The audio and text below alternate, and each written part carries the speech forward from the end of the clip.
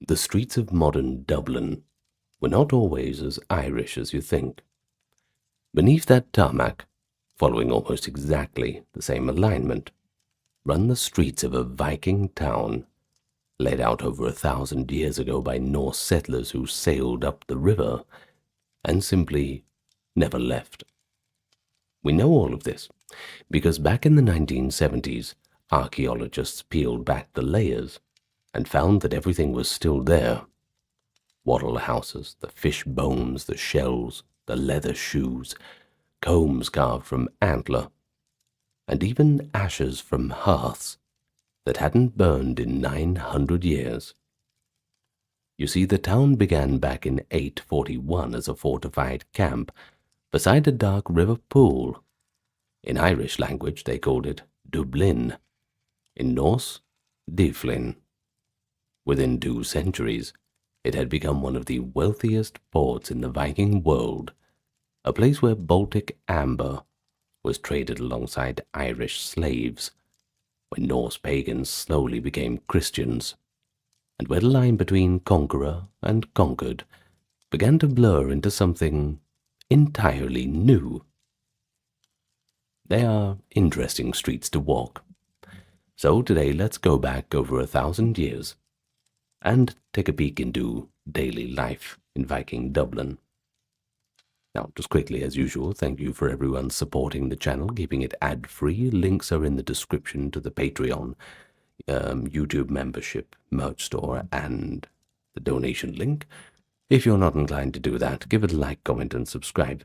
That's good enough for us. Anyway, let's begin. Enjoy the video. So, the story of Viking Dublin doesn't begin with a town in the traditional sense, more of a military camp. You see, when the Norse first appeared on Irish shores in the late 8th century, they came as raiders. They targeted wealthy, poorly defended monasteries on the Irish coastline and river valleys, all of which had accumulated generations' worth of precious metalwork, manuscripts, and livestock. And it was all just there for the taking. The monks weren't really trained in fighting back raider Vikings. Certainly not on their list of things to do. So the annals of Ulster records provide the first major Norse raid on Ireland in 795, when the island of Recru, probably modern Brefflin Island, was burned and plundered. For the next half-century, the Norse pattern in Ireland was predominantly one of seasonal raiding. You'd show up in the spring, take everything that could be carried, depart before the Irish could organize an effective military response, and sail off into the sunset. The monasteries of the Irish coast were systematically looted. The monks who survived wrote about it with traumatized repetition in the annals, recording destruction after destruction with a helpless cataloging impulse, as if the act of writing down what had been burned and who had been taken could somehow contain the catastrophe. The transition from seasonal raiding to permanent settlement happened gradually and unevenly, and the key innovation was the Long Fort, a fortified harbor enclosure in which a Viking fleet could winter in, making raiding a year-round enterprise rather than just a summer one. The Long Fort at Dublin in 841 was the most significant of these establishments. Its precise location is debated. It may have been slightly upstream from the later town, but its general character is well understood. A defended enclosure, probably defined by a ditch and a bank, large enough to hold a fleet of longships drawn up on shore and the several hundred men who crewed them, positioned at a point on the Liffey where the river was navigable from the sea but also accessible to the Irish interior. The Dub Linn, the black pool formed by the confluence with the Poddle, provided sheltered anchorage in conditions that exposed Liffey could not guarantee. The Long Fort was a camp, but not quite yet a town. But it did attract the functions that camps attract when they become permanent: trade, craft production, the settlement of families, the construction of more durable and long-lasting buildings. But the Irish didn't just simply accept this.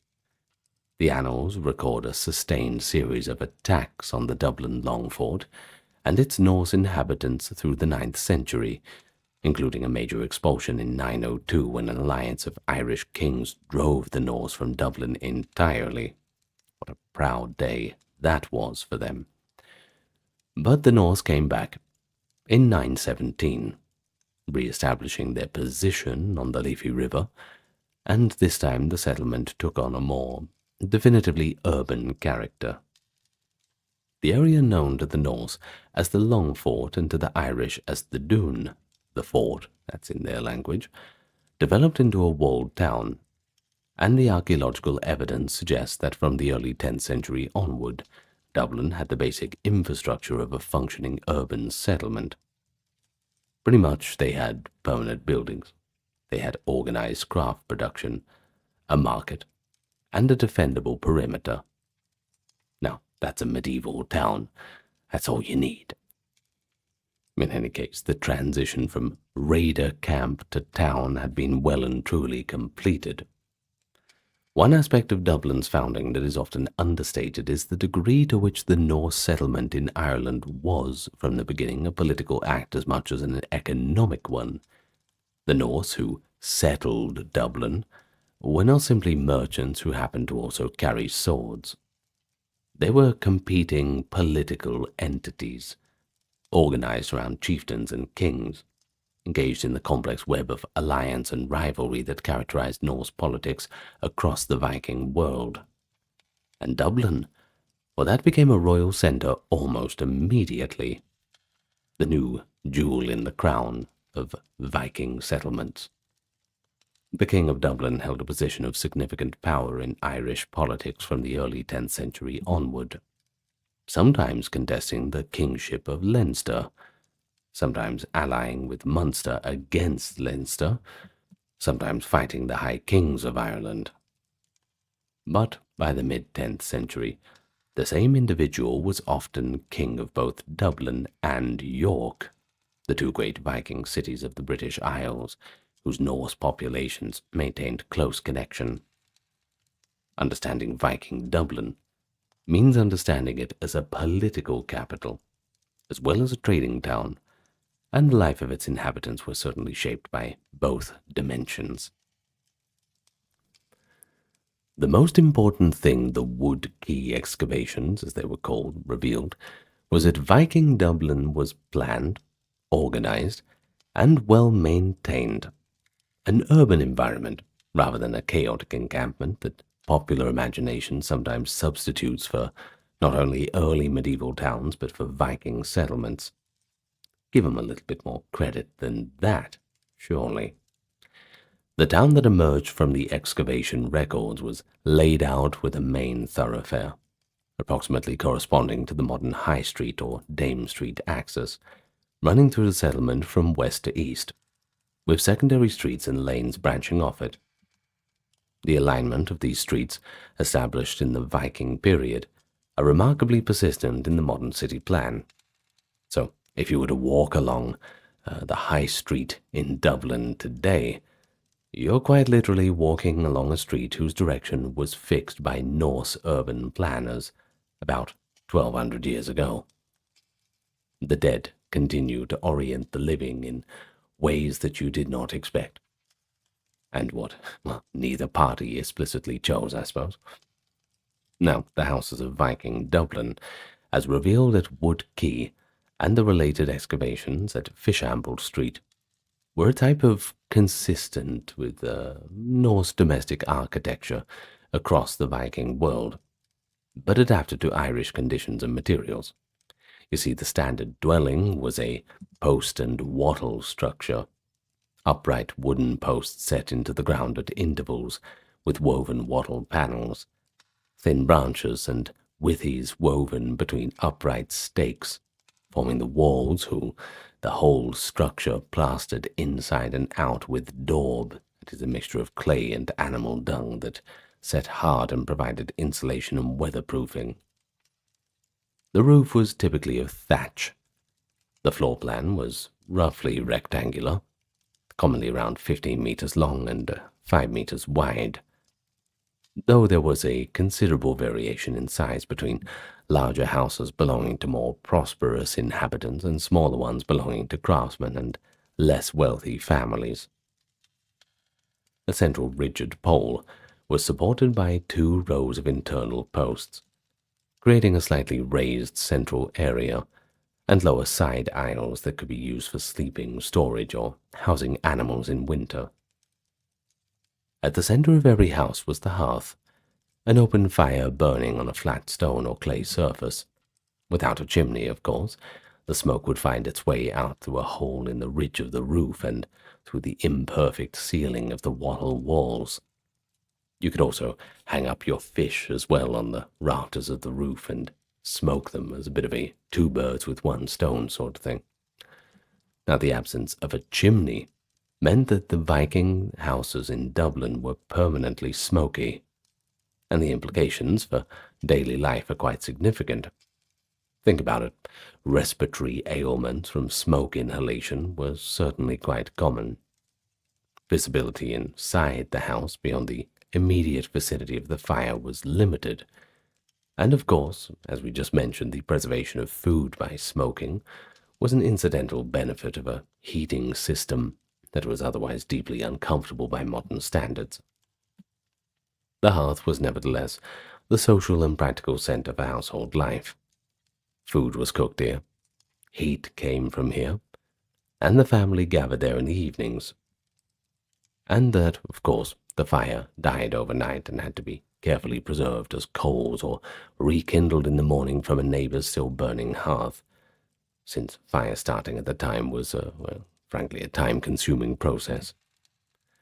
The evidence from the Wiki middens, the refuse deposits that accumulated alongside and eventually beneath the houses over generations of occupation, gives us an extraordinary detailed picture of what daily life was like.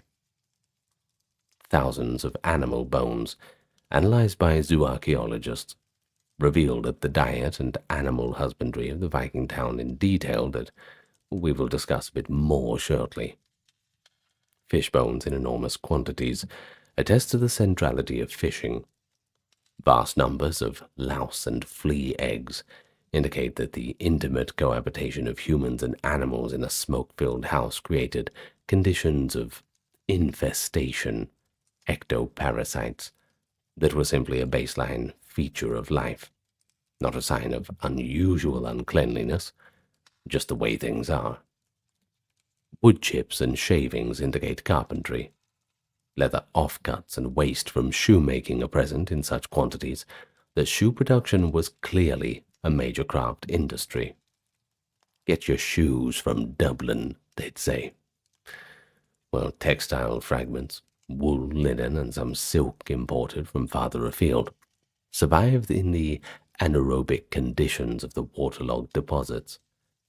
And human coprolites, that is, preserved human feces, which sounds unpleasant to discuss, but hey, they are an extraordinary source of information about diet, intestinal parasites, and the contents of people's last meals. Well, they've been analyzed to reveal diets heavy in grain, fish, and wild plant foods, and intestinal parasite loads that were essentially universal. The town was divided into defined plots, property boundaries that can be traced in the archaeological record through successive building phases, and this suggests a level of urban property law and administration that complicates any lingering image of Viking settlements as purely anarchic. When a house decayed or burnt, which happened quite regularly given the combustible nature of wattle and daub construction, albeit in a settlement of closely packed buildings, the new house was built on the same plot, slightly raising the ground surface with the debris of the previous structure, literally built on the ruins of your old house. This process of successive rebuilding over the same footprint produced the stratified archaeology that Wiki revealed. That was layer upon layer of occupation, each representing a generation or two of habitation, the whole compressed into a vertical sequence of the town's development, readable like the pages of a book. Well, that's if you know the language. Now, above everything, Viking Dublin was a commercial city. Money runs the world, right? And that hasn't changed in 1,000 years. The range and sophistication of its craft industries and trading connections places it firmly in the cosmopolitan network of the Viking world, a network that, at its fullest extent in the 10th and 11th centuries, links Scandinavia to Byzantium, Newfoundland to Baghdad, and Dublin to, well, everything. The town's position on the Liffey, accessible to both the Irish Sea and the Irish interior, made it a natural entrepot, a point where goods from diverse sources were aggregated, processed, and redistributed, and where different economic systems met and exchanged. The craft evidence from Wood Quay and Fishamble Street is remarkable for its diversity and quality. Antler working was a major industry. We mentioned it in the introduction, so it must be good. The tines of red deer antler were cut, shaped, polished into combs, the most common luxury personal object in the Viking world, by the way, as well as knife handles, gaming pieces, and decorative pins. The workshop debris from comb making is identifiable in the archaeological record as characteristic offcuts and waste of antler that has been sawn and split, complete antler tines with sections removed, unfinished comb blankets, failed pieces discarded during manufacture, and so on. A comb from Viking Dublin was a quality product. It required skilled craftsmanship. The teeth were cut with a fine saw. The spacing had to be precise enough to perform the comb's primary function of grooming and louse removal, and the decorative incised patterns that ornamented the backs of better quality combs required both artistic sensibility and fine tool control. Not easy. You had to know what you were doing. But of course, you could get a cheap comb or an expensive one, depending on who made it and what they made it from. Now, what about metalworking? Yes, that was practiced in Dublin at a sophisticated level too. Iron, bronze, silver, lead, you had it all. And the products ranged from utilitarian iron tools and weapons to fine jewelry. The oval brooches, the tortoise brooches, ringed pins, and elaborate penannular brooches recovered from Dublin represent a metalworking tradition that synthesized Norse and Irish decorative conventions into a distinctly Hiberno-Norse style. The interlace patterns of Irish manuscript art, meeting the animal interlace of Norse ornamental tradition in pieces that would have been immediately recognizable as Dublin-esque to any informed eye of the Viking world. Silver was the primary monetary metal of the Viking world. Coins were used, but bullion silver weighed on portable scales was equally as valid as a medium of exchange, and Dublin's role as a trading centre required significant silver working capacity. Hack silver, i.e. pieces cut from silver ingots, arm rings, and coins to provide exact weight for transaction, is found in Dublin alongside scales and weights that were the everyday instruments of commercial life. Amber working was another significant Dublin craft, and it speaks directly to the town's position in long-distance trade networks. Baltic amber, fossilized tree resin found primarily on the coast of the Baltic Sea, particularly in the region of modern Poland and Lithuania, was the prestige decorative stone of the Viking world, valued for its warm honey color, lightness, pleasant smell when worked, and the mysterious static electricity it generates when rubbed. Amber reached Dublin from the Baltic via Norse trade networks connecting Scandinavia to Ireland, and Dublin craftsmen worked it into beads, pendants, and gaming pieces. The presence of amber waste, i.e. the chips and fragments left over from shaping raw amber, in the archaeological record confirms that amber was being worked in Dublin itself, rather than arriving as finished goods. And that indicates a local industry of some scale. How big that scale was, well, maybe we'll have to wait to find something more substantial. An amber bead from Viking Dublin represented the convergence of Baltic geology, Norse maritime trade, and Irish urban craft in a single small object that a Dublin woman might have worn at her throat or plaited into her hair. The port itself, the reason for the town's existence, handled a volume of variety of trade goods that connected Dublin to most of the known world. Finds from Dublin contexts include silks from Byzantium, spices that could only have come from the Middle East or further east, wine from the Rhineland and France, whetstones from Norway, soapstone vessels from Shetland and western Norway. Really a bit of everything. As for export, Dublin exported wool, hides, and slaves, which we'll talk about in a minute, along with the manufactured goods of its craftsmen. The Irish Sea was the town's highway, and the Norse seafarers who navigated it with their shallow draft, highly maneuverable longships and nars, that is the Norse cargo vessel, broader and deeper than the warship, made Dublin a node in the maritime trading system of genuinely global reach. Now, I told you I'd talk about slavery, so let's get to that. You can't really have an honest account of Dublin without addressing the institution that was, by volume and economic importance, one of the town's primary industries.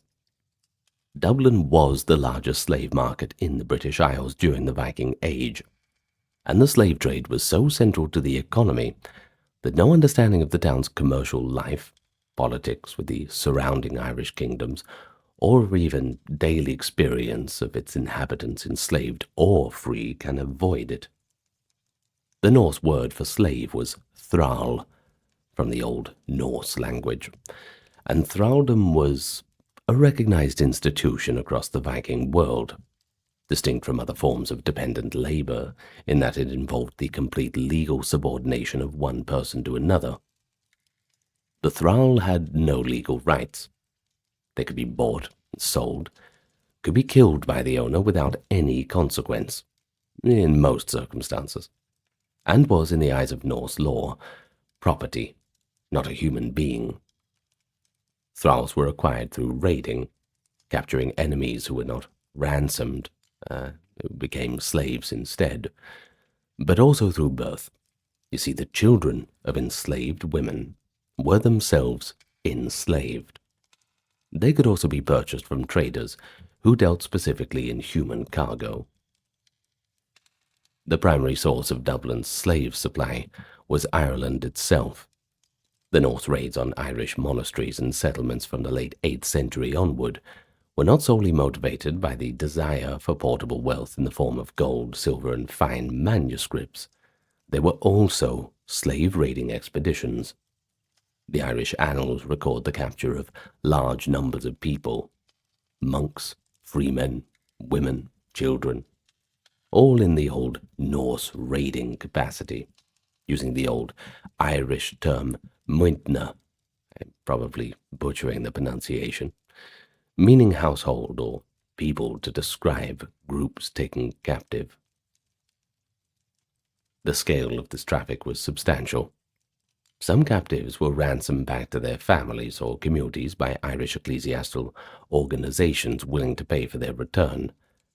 Others entered the Dublin slave market and were sold on to Norse settlers in Iceland, Scotland, the Orkney Islands, or to traders who carried them east along the Russian river routes to Byzantium and the Islamic world. And you don't want to end up there. Or perhaps to buyers within Ireland and Britain. The Irish Sea was, during the peak of Viking raiding activity, a thoroughfare for the trade in Irish people. The physical infrastructure of the slave market in Dublin is not directly visible in the archaeological record. We don't have any slave pens, auction platforms, and no obvious dedicated facility, but its existence is well attested in textual sources and can be inferred from the town's commercial geography. The market area of Viking towns, centered around the modern Christchurch Place, was the hub of the town's commercial life in Dublin, and human merchandise would have been traded through the same mechanisms as other commodities. Just another stall at the market, basically. An Arab traveller, Ibrahim ibn Yaqub, who visited northern Europe in the 970s and left a remarkable account of Norse commercial life, describes the slave trading as a routine feature of the Norse merchant world, noting the presence of enslaved people of diverse origins in Norse markets and commenting on the prices obtained for different categories of captive. His observations were made primarily in northern Germany and Scandinavia, but they do reflect conditions that applied equally to Dublin, which was fully integrated into the same commercial system. The human cost of the industry is partially visible in the Irish Annals records of specific raids and captures, but the full scale of it can only be estimated and imagined. Claire Downham and other historians of the Viking Age in Ireland have argued that the cumulative impact of Norse slave raiding on Irish society in the 9th and 10th centuries was significant enough to influence patterns of settlement, the fortifications of monastic sites, and the political alliances formed by Irish kings to defend against Norse attacks. The construction of round towers at Irish monasteries, those distinctive Irish structures that survive across the country today, is partly attributable to the need for a defensible refuge for monks and their valuables during the Norse raids. A tall, narrow tower, with the door several meters above ground level, provided a retreat that a raiding party without siege equipment couldn't easily break through. The Round Towers of Ireland are, among other things, a monument to the fear of the Dublin slave market. But it is worth noting that the Irish were not simply passive victims.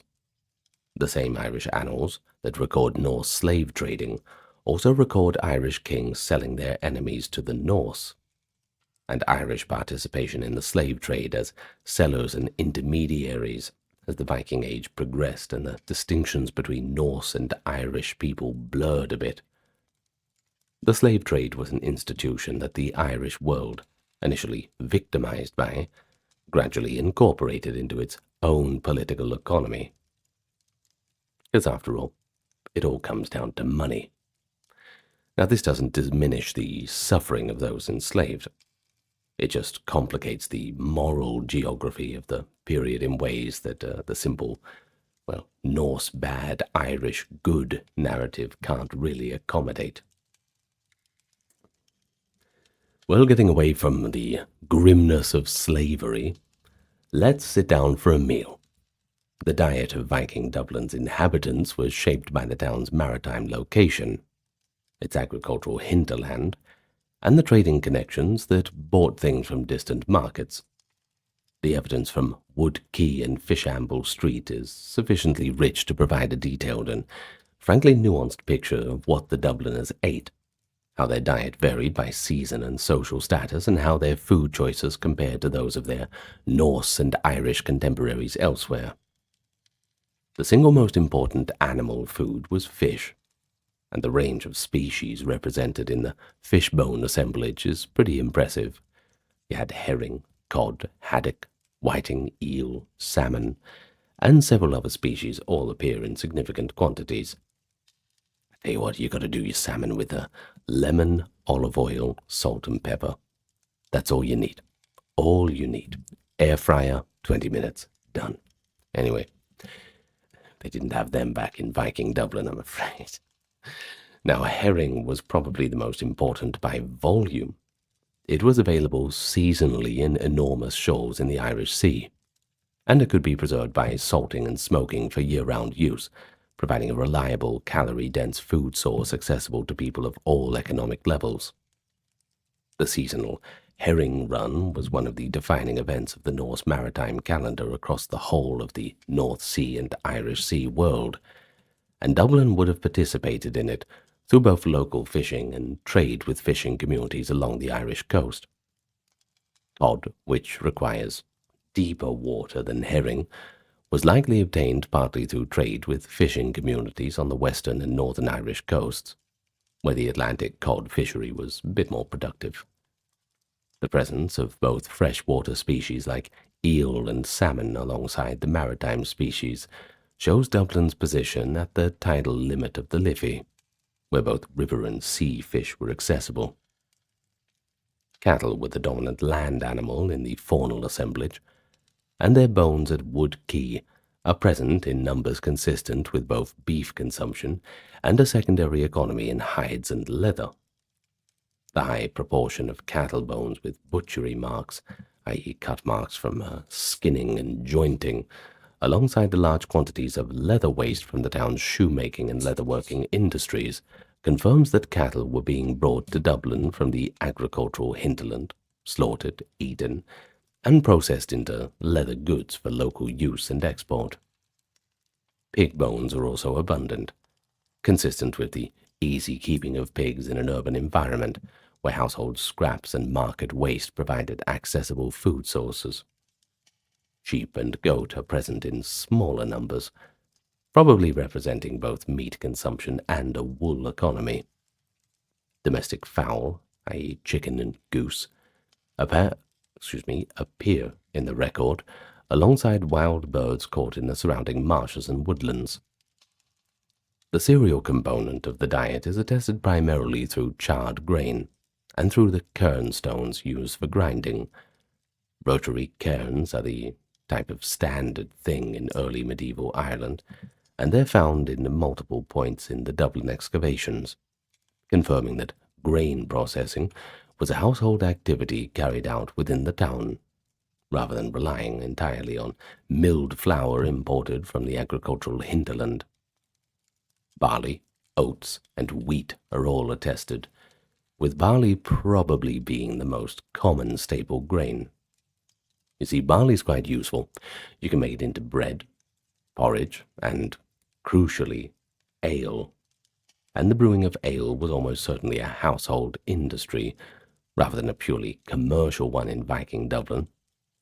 Though large-scale commercial brewing surely also existed to supply the taverns and markets of a busy trading town. Wild plant foods, i.e. hazelnuts, apples, blackberries, elderberries, appear in the organic remains and would have provided seasonal dietary supplements, as well as a raw material for flavoring and preserving. The Arab traveller Al-Tartushi, who visited the Norse trading town of Hedby in Jutland in the 10th century and left a detailed description of the life there, provides a useful outsider perspective on Norse food culture that can be applied cautiously to Dublin.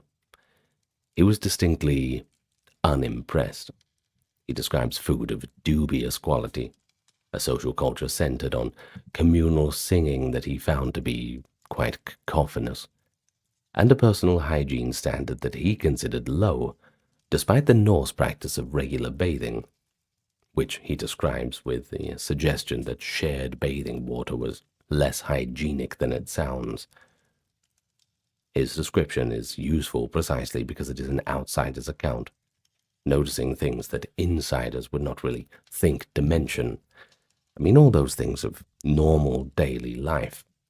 People don't really write down, what they brush their teeth with and, what they're eating for breakfast. It's not important to them, but things that seem normal to one group of people are strange and worth recording to another, which is why it's good to have outsider perspectives.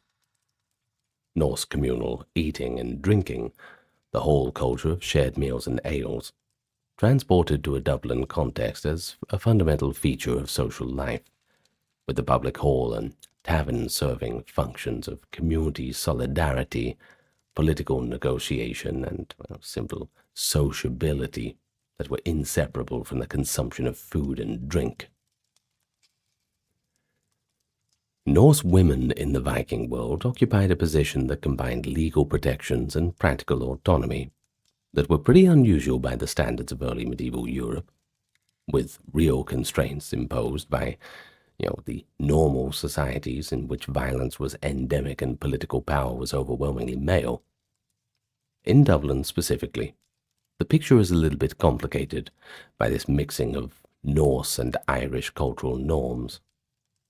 The influence of Christianity on social practices as the town converted, and the particular circumstances of a settlement society, in which the initial Norse male settlers acquired Irish wives and concubines, producing children who were Hiberno-Norse in both genetic and cultural identity. Norse law, as codified in the Scandinavian legal texts of the 11th and 12th centuries, which preserve older oral traditions, gave women the right to inherit property, to divorce their husbands, and in defined circumstances to manage household property independently, and to appear as witnesses in legal proceedings. Like we said, pretty progressive for the medieval world. The household was, in the Norse social framework, explicitly a female domain. The mistress of the household held the keys to the storerooms and the household chest as a symbol of her authority over the resources and household economy. Food production, textile manufacture, the management of slaves, that was her job. This domestic authority was real and significant in a world where the household was the primary unit of economic production. The burials of women from Viking Ireland, including several from the Dublin area, give us a bit of material evidence for women's lives. Female graves from the Viking age in Ireland typically include personal ornaments, oval brooches worn at the shoulders to fasten the overdress, necklaces of beads in amber, glass, and jet, rings for the fingers and for the arms, alongside domestic implements including keys that symbolized household authorities, spindle whorls in wool spinning, and occasionally knives and other working tools. The oval brooches are particularly significant because they are quintessentially Norse female dress accessories, not found in Irish female burials before the Viking period, and their presence in Dublin area graves confirms that Norse female dress practices were maintained in the settlement community. Some graves include both Norse-style ornaments and objects of Irish manufacture, once again showing that Hiberno-Norse cultural hybridization. Textile production was one of the most important female occupations in Viking Dublin, as in all pre-industrial societies where clothing represented a significant investment of time and material. Wool spinning and weaving were household industries at every social level, with the spindle whorl, the small flywheel used to weight and spin the spindle during thread production. You know the one I mean. It's hard to explain. Among the most common objects found at Viking Dublin sites. Textiles were produced for household use, for exchange within the community, and potentially for export as part of Dublin's trading economy. The quality of Viking textile production in Ireland is evident from surviving fragments. Twill weaves of considerable technical sophistication, some with tablet-woven decorative borders, using wool that was carefully sorted, dyed, and spun to produce consistent thread weights. Children in Viking Dublin grew up in a world of close social mixing, Norse and Irish, Christian and pagan, free and slaved. And that must have produced a kind of cultural complexity difficult to manage from an adult perspective, but perhaps simply normal from the child's. Irish was spoken in the streets, alongside Old Norse, and the Norse of Dublin accumulated Irish loanwords at a rate that reflects deep linguistic contact, rather than the distant coexistence of parallel communities. Irish names appear alongside Norse names in the genealogies of Dublin's ruling families within a few generations, and the personal names visible in the historical record, names like Amleb, the Irish form of Olaf, or Imar, the Irish form of Ivar, are themselves evidence of cultural synthesis at the most personal level. To be a child of Viking Dublin was to inhabit an identity that was in the process of becoming something new. You just weren't really sure what that was going to be yet. But of course, what about the religious life? Well, that was all characterized by the same sorts of transitions. Gradual, contested, and never entirely clean.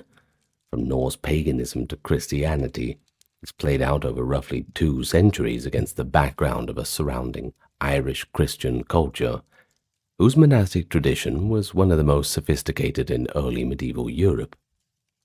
Understanding that transition requires holding 2 things in mind: the genuine vitality and complexity of Norse pagan religion, and the practical pressures that pushed the Dublin Norse toward the Christian faith of their Irish neighbors and trading partners.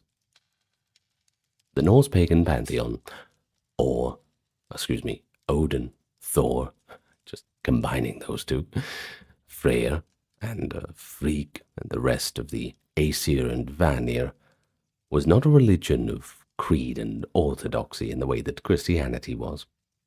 It was a set of mythological narratives, cultic practices, and ritual observances that were embedded in daily life and seasonal cycles without requiring this formal institutional structure. A Norse pagan in Dublin might pour out a libation before eating, invoke Thor during a storm at sea, hang a Thor's hammer amulet at his neck for protection, and participate in seasonal blots, these communal sacrifice festivals, without any of these actions requiring the guidance of a specialized priestly class. The Norse religious specialist, the Gothi, combined religious, legal, and social authority in a way that was more akin to a community elder than a priest in the Christian sense, and the Gothi's primary functions were maintaining good relationships with divine powers and conducting the sacrificial rites that express those relations rather than managing an individual spiritual life through confession and absolution. The Norse who settled in Dublin encountered a Christianity that had been the religion of Ireland for nearly 400 years, deeply embedded in the cultural life of the country, and associated with the monastic tradition of extraordinary learning and artistic achievement, the same monasteries that the Norse had been systematically raiding and burning. Bit awkward, isn't it? The irony of the situation's considerable. The culture that the Norse raiders were destroying was also the culture whose religious framework they were, over several generations, gradually adopting. The process was facilitated by intermarriage with Irish Christians, the commercial advantages of being co-religionists with the Irish merchants and rulers with whom Dublin needed to do business, and by the gradual inculturation of children raised in households where Irish mothers shaped the domestic religious environment. By the mid-10th century, the Dublin Norse were at least formally Christian, and by the 11th century they were building their own churches. The earliest phase of Christchurch Cathedral, by the way, founded by the Norse king of Dublin, Sigtyrg Silkbeard, around 1028. Now that's a Sigtryg, It represents a culmination of this whole process. And that's an old church. Coming up on 1,000 years, huh? Pretty impressive. The transition was a bit messier than the official narrative suggests, however. Graves from the Viking period in Dublin and its vicinity show both Norse pagan burial practices, grave goods, including weapons, personal ornaments, food offerings, somewhat, and Christian burials without any grave goods. Some graves have a bit of a mix, a Christian burial orientation, but with personal objects included. This archaeological ambiguity reflects a lived religious reality in which formal conversion and the continued maintenance of older practice coexisted in ways that neither Christian missionaries nor Norse traditionalists would have entirely approved of. The famous story preserved in later sagas of Norsemen wearing Thor's hammer and cross amulets simultaneously, hedging their bets in the divine arena, while traveling in areas where one religion or the other was locally dominant. It captures something real about the pragmatic religiosity of Norse traders and settlers navigating a mixed-up world. The impact of this religious transition on daily life was substantial.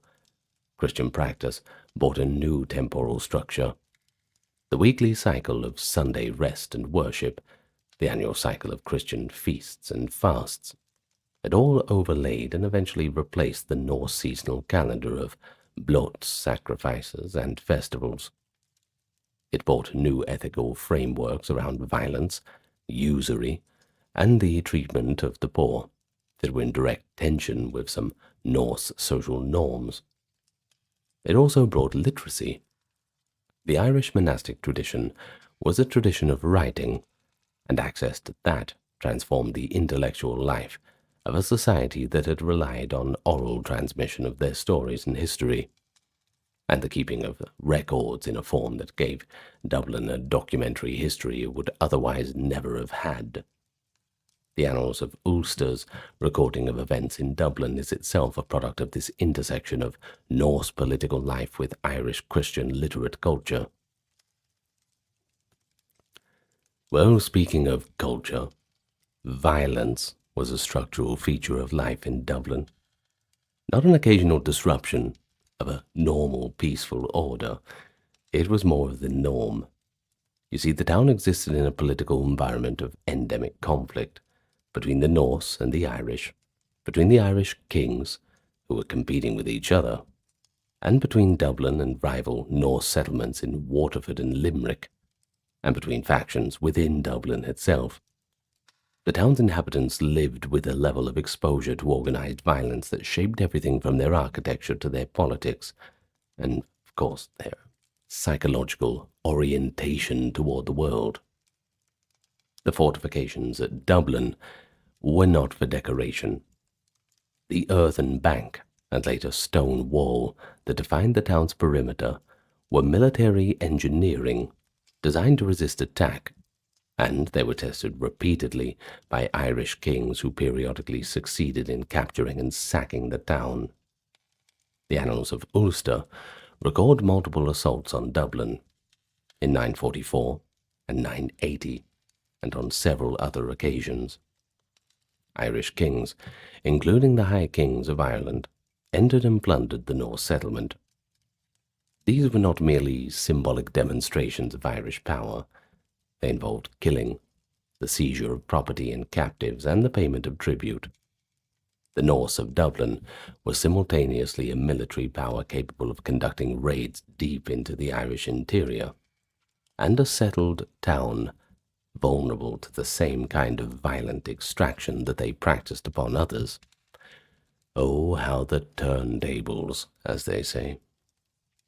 The political life of Viking Dublin was managed partly through the Norse institution of the Thing. I know, right? It's a Norse word. Basically, it means an assembly from the Old Norse word thing, at which free men gathered to resolve disputes, make collective decisions, and hear proclamations of law.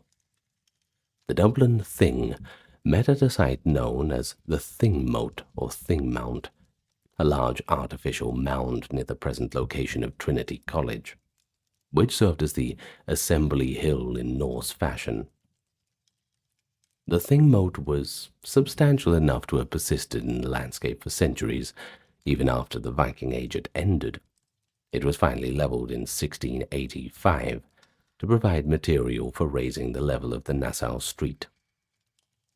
Its survival for 700 years after the effective end of Viking rule in Dublin testifies both to the scale of the original structure and to the persistence of the physical marks that the Norse left on the Irish landscape. The Battle of Clontarf in 1014 is the event most associated in popular consciousness with the end of Viking Dublin, and it is one of the most misrepresented events in Irish history too. There is a conventional narrative, that is that the High King Brian Boru, leading a united Ireland against the Norse invaders, defeated them and died on the monument of victory, or rather the moment of victory, thereby expelling Vikings from Ireland. And this sort of story has this heroic sacrifice at the end. The problem is, It's one of those stories that has basically no historical accuracy. It sounds great, but it's just not quite true. The actual battle was a conflict between Brian Boru's Munster forces, allied with some Connacht and Leinster kings on one side, and an alliance of the Leinstermen, the Dublin Norse, and Norse mercenaries from Orkney and elsewhere on the other. It was, in other words, a conflict between competing Irish political factions, one of which happened to include the Norse of Dublin as allies, which was probably a good group to have with you when you're in a bit of a pinch. Several of the Norse contingents fighting against Brian were commanded by Irish kings who had their own reasons for opposing Munster hegemony. Brian Boru did indeed die in the battle, that's for sure, but he was killed in his tent after the fighting had finished, according to sources by a fleeing Norse warrior named Brodir. And, well, the Irish did indeed win the battle, just not in the way the embellished story says. But Clontarf didn't manage to expel the Norse from Dublin. They continued to exist as a distinctive cultural and political community for another century and a half, maintaining their own kings. Sigtric Silkbeard, who had been the king of Dublin at the time of Clontarf, went on ruling for another decade and a half after the battle, and their own commercial and cultural life was maintained too. What Clontarf ended was the possibility of Norse political dominance over Ireland as a whole. After this battle, it just wasn't going to happen. The ambition that had briefly seemed achievable in the late 10th century when powerful Dublin kings contested high kingship was all but melted away. After Clontarf, Dublin was a significant town within a primary Irish political framework, rather than the capital of a potential Norse kingdom of Ireland. The transformation was very real, but it was political rather than demographic. The Norse of Dublin did not leave. They continued to live, trade, and intermarry with their Irish neighbours until the cultural distinction between Hiberno-Norse and Irish became essentially meaningless. It was all about assimilation, not expulsion. So there's a little snapshot for you, huh? Daily life in Viking Dublin. I don't know. There are other places with less slavery in the ancient and medieval world that I'd rather be living in. I suppose Viking Dublin's a bit different because it's not like Pompeii or any of these other towns that had this great crescendo that ended everything. You see, the Norse identity of the town's inhabitants dissolved into that broader Irish Christian culture of the 12th century. And then, of course, there was the Anglo-Norman invasion of Ireland, the harrying of the North after that happened, which brought new rulers whose relationships to the Norse-Irish heritage of Dublin was one of appropriation rather than continuity. Now, the last Norse king of Dublin, Hasculf mac Torquail, was expelled by the Anglo-Normans in 1171 and executed after an unsuccessful attempt to retake the city.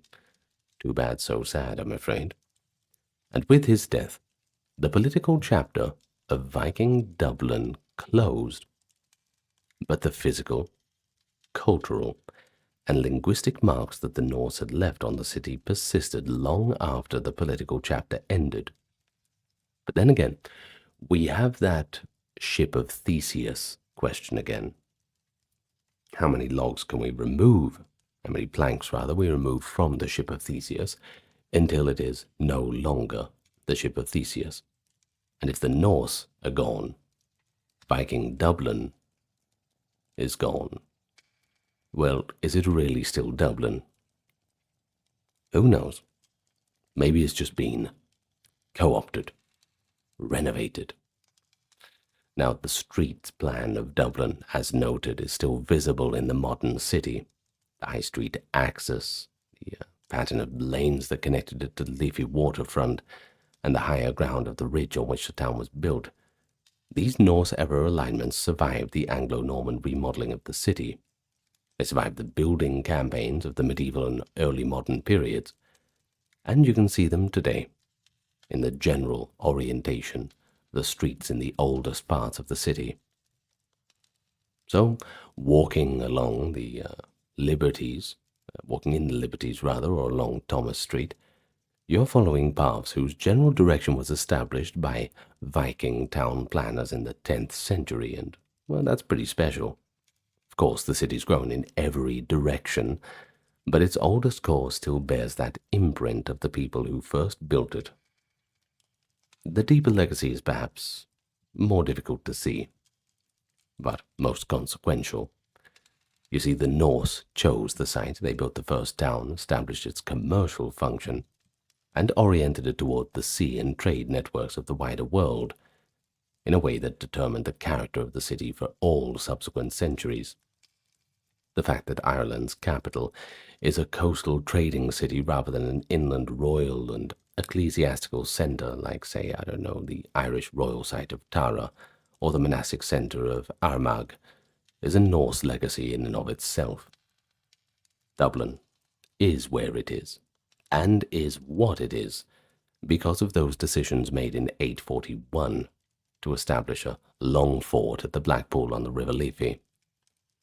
Every subsequent little chapter of the city's history, the Anglo-Norman colony, the Protestant Pale, the Georgian squares, the GPO and the Easter Rising, the modern European capital, it's all been written on a foundation that the Norse settlers laid.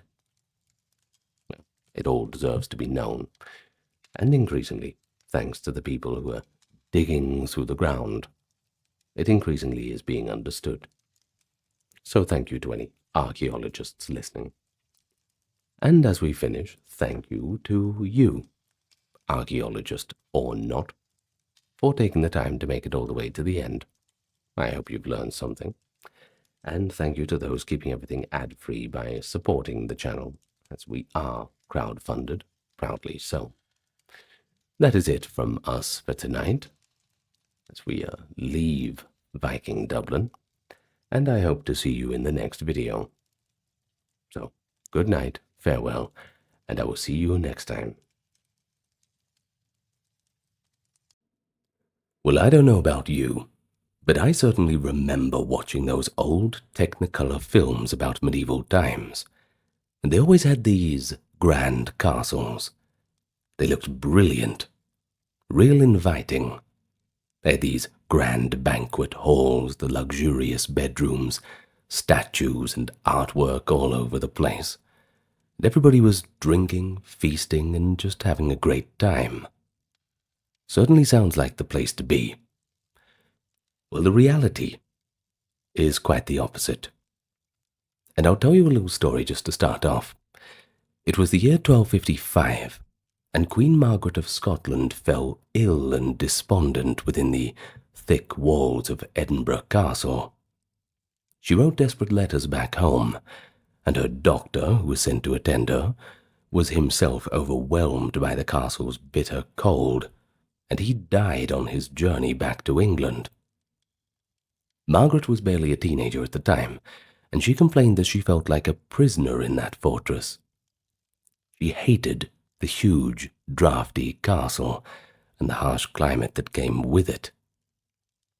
Now, this episode is a far cry from that romantic image of those Technicolor films, and indeed life inside a medieval castle, especially during the High Middle Ages, was rife with hardship and discomfort. While castles were symbols of power and refuge in times of war, they were frequently cold, dark, unsanitary, filled with rats, and just downright miserable places to live, albeit very safe ones. And so today, we are going to talk about why living in a castle was actually pretty terrible. Let me welcome you to the channel first. Hello to everyone. Good to have you back here with me. Now, all of this channel is ad-free. That's every single video, so you don't have to worry about being interrupted. And this is because we're supported, rather than by ads, than by the people on Patreon, YouTube memberships, and those who choose to donate or go to the merch store. But if you want to support, you're already doing it. It's good to just have you with us. If you like, you can tell your friends, do the like, subscribe, and comment and hype button thing, but otherwise just enjoy the content. In any case, that's enough about that, and let's begin our journey into the misery of castles. Now, if there's one thing that I want you to remember, it's this. It's that the castle was not built as a holiday retreat. It was built as a fortress. It was war purpose. First and foremost, they were military structures. They were designed to withstand sieges and intimidate enemies. Providing cozy living quarters, well, that wasn't really the priority. The architecture of a castle, thick stone walls, narrow windows, lofty battlements, it prioritized defense over comfort. Castles were often built on high hills or exposed cliffs to gain a strategic vantage point. And that lofty location meant strong winds and cold temperatures battered the castle walls, and the interior spaces could be terribly drafty. The great halls and towers of stone keeps were notoriously damp and chill, especially in the wet climates of northern Europe. In the early Middle Ages, many castles weren't even made of stone, by the way. The Motte and Bailey castles of the 11th century were wooden fortifications atop earth mounds. And these timber castles were quick to build, but they certainly had their own problems. They were extremely vulnerable to fire and the elements, and they offered very little insulation from the weather. There are accounts, too, of attackers simply burning wooden castles to the ground, and of the inhabitants suffering as rain and wind pierced the thin walls. It's no wonder that King William I, that is, William the Conqueror, began replacing wooden castles with stone ones as soon as he could. Yet even stone construction, while sturdier and more fire-resistant, created a stark and unyielding living environment. The stone walls might not burn, but they trapped cold and dampness inside. Because castle design emphasized fortification, comfort was always an afterthought. Little effort or expense was devoted to what we today call infrastructure for living. For example, there was no central heating system, obviously, no plumbing, and often very limited natural light. Building a castle was enormously expensive and labor-intensive, requiring the efforts of hundreds of masons, carpenters, blacksmiths, and laborers, not to mention tons of stone and wood. Virtually all that effort went into the castle's defensive features: the high curtain walls, massive gatehouses, moats, and strong towers. There was no equivalent effort to install anything beyond fireplaces for a bit of warmth and comfort, or sanitation beyond simple latrines. Medieval nobles seem to have accepted that discomfort was simply part of life, particularly life in a fortress. Once again, you're trading safety for comfort. Now, a castle was a military base and seat of power. If you wanted luxury, you might retreat to a manor house in a safer region, or a hunting lodge in summer. But in troubled times, the castle had to be home. It is telling, too, that nobles and even kings were often itinerant, moving from castle to castle rather than staying put. A traveling household would pack up beds, tapestries, carpets, and even plants in pots, and carry these comforts from one residence to another. Now, this does suggest that no single castle had everything needed for comfortable living. When a lord was absent, a castle's rooms were shuttered and largely empty. And when the lord arrived, servants hurried to furnish and warm the chambers as best as they could. Most castles, at any given time, actually housed a relatively small permanent household, just a garrison and a few staff, so large sections of the building might be unused and mouldy. The noble family would occupy the castle only for part of the year before moving on. This peripatetic lifestyle was partly practical, as not to overburden the food resources of one estate, but on the other hand, it also meant that they did not have to endure the drawbacks of any single castle for too long. In other words, even medieval lords rotated their living quarters, implicitly acknowledging that staying in one cold, isolated castle indefinitely, well, that would be quite unpleasant. But one of the greatest complaints about castle living certainly was the cold. An old stone castle in winter is basically like living in a refrigerator. The thick masonry walls made it safe against enemies, sure. Well, that also meant the interiors were very difficult to heat. In a typical castle great hall, the primary source of warmth was a fire in the hearth. In earlier medieval times, this was an open fire, right in the center of the hall, with the smoke rising to a hole in the roof. People would gather around it, but if anyone a few yards away they might still be shivering. By the late 12th and 13th centuries, architects began to incorporate wall fireplaces with chimneys in castles. These fireplaces, essentially large stone fireplaces built into the wall, improved heating somewhat, but they directed smoke outside too, and radiated heat into the room more effectively than a central fire pit did. But even so, a single fireplace could not effectively heat a vast hall or multiple adjacent rooms. But castle dwellers found different ways to cope with the persistent chill. They relied on portable braziers, metal pans holding coals, that is, to bring heat to specific spots. They hung tapestries on the stone walls to serve as insulation as well as decoration. These heavy woven hangings helped cut down on drafts. In some castles, certain rooms were actually fitted with primitive insulation.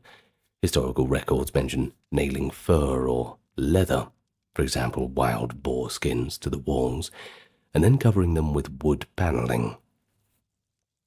Well, this would somewhat reduce the cold radiating from the stones.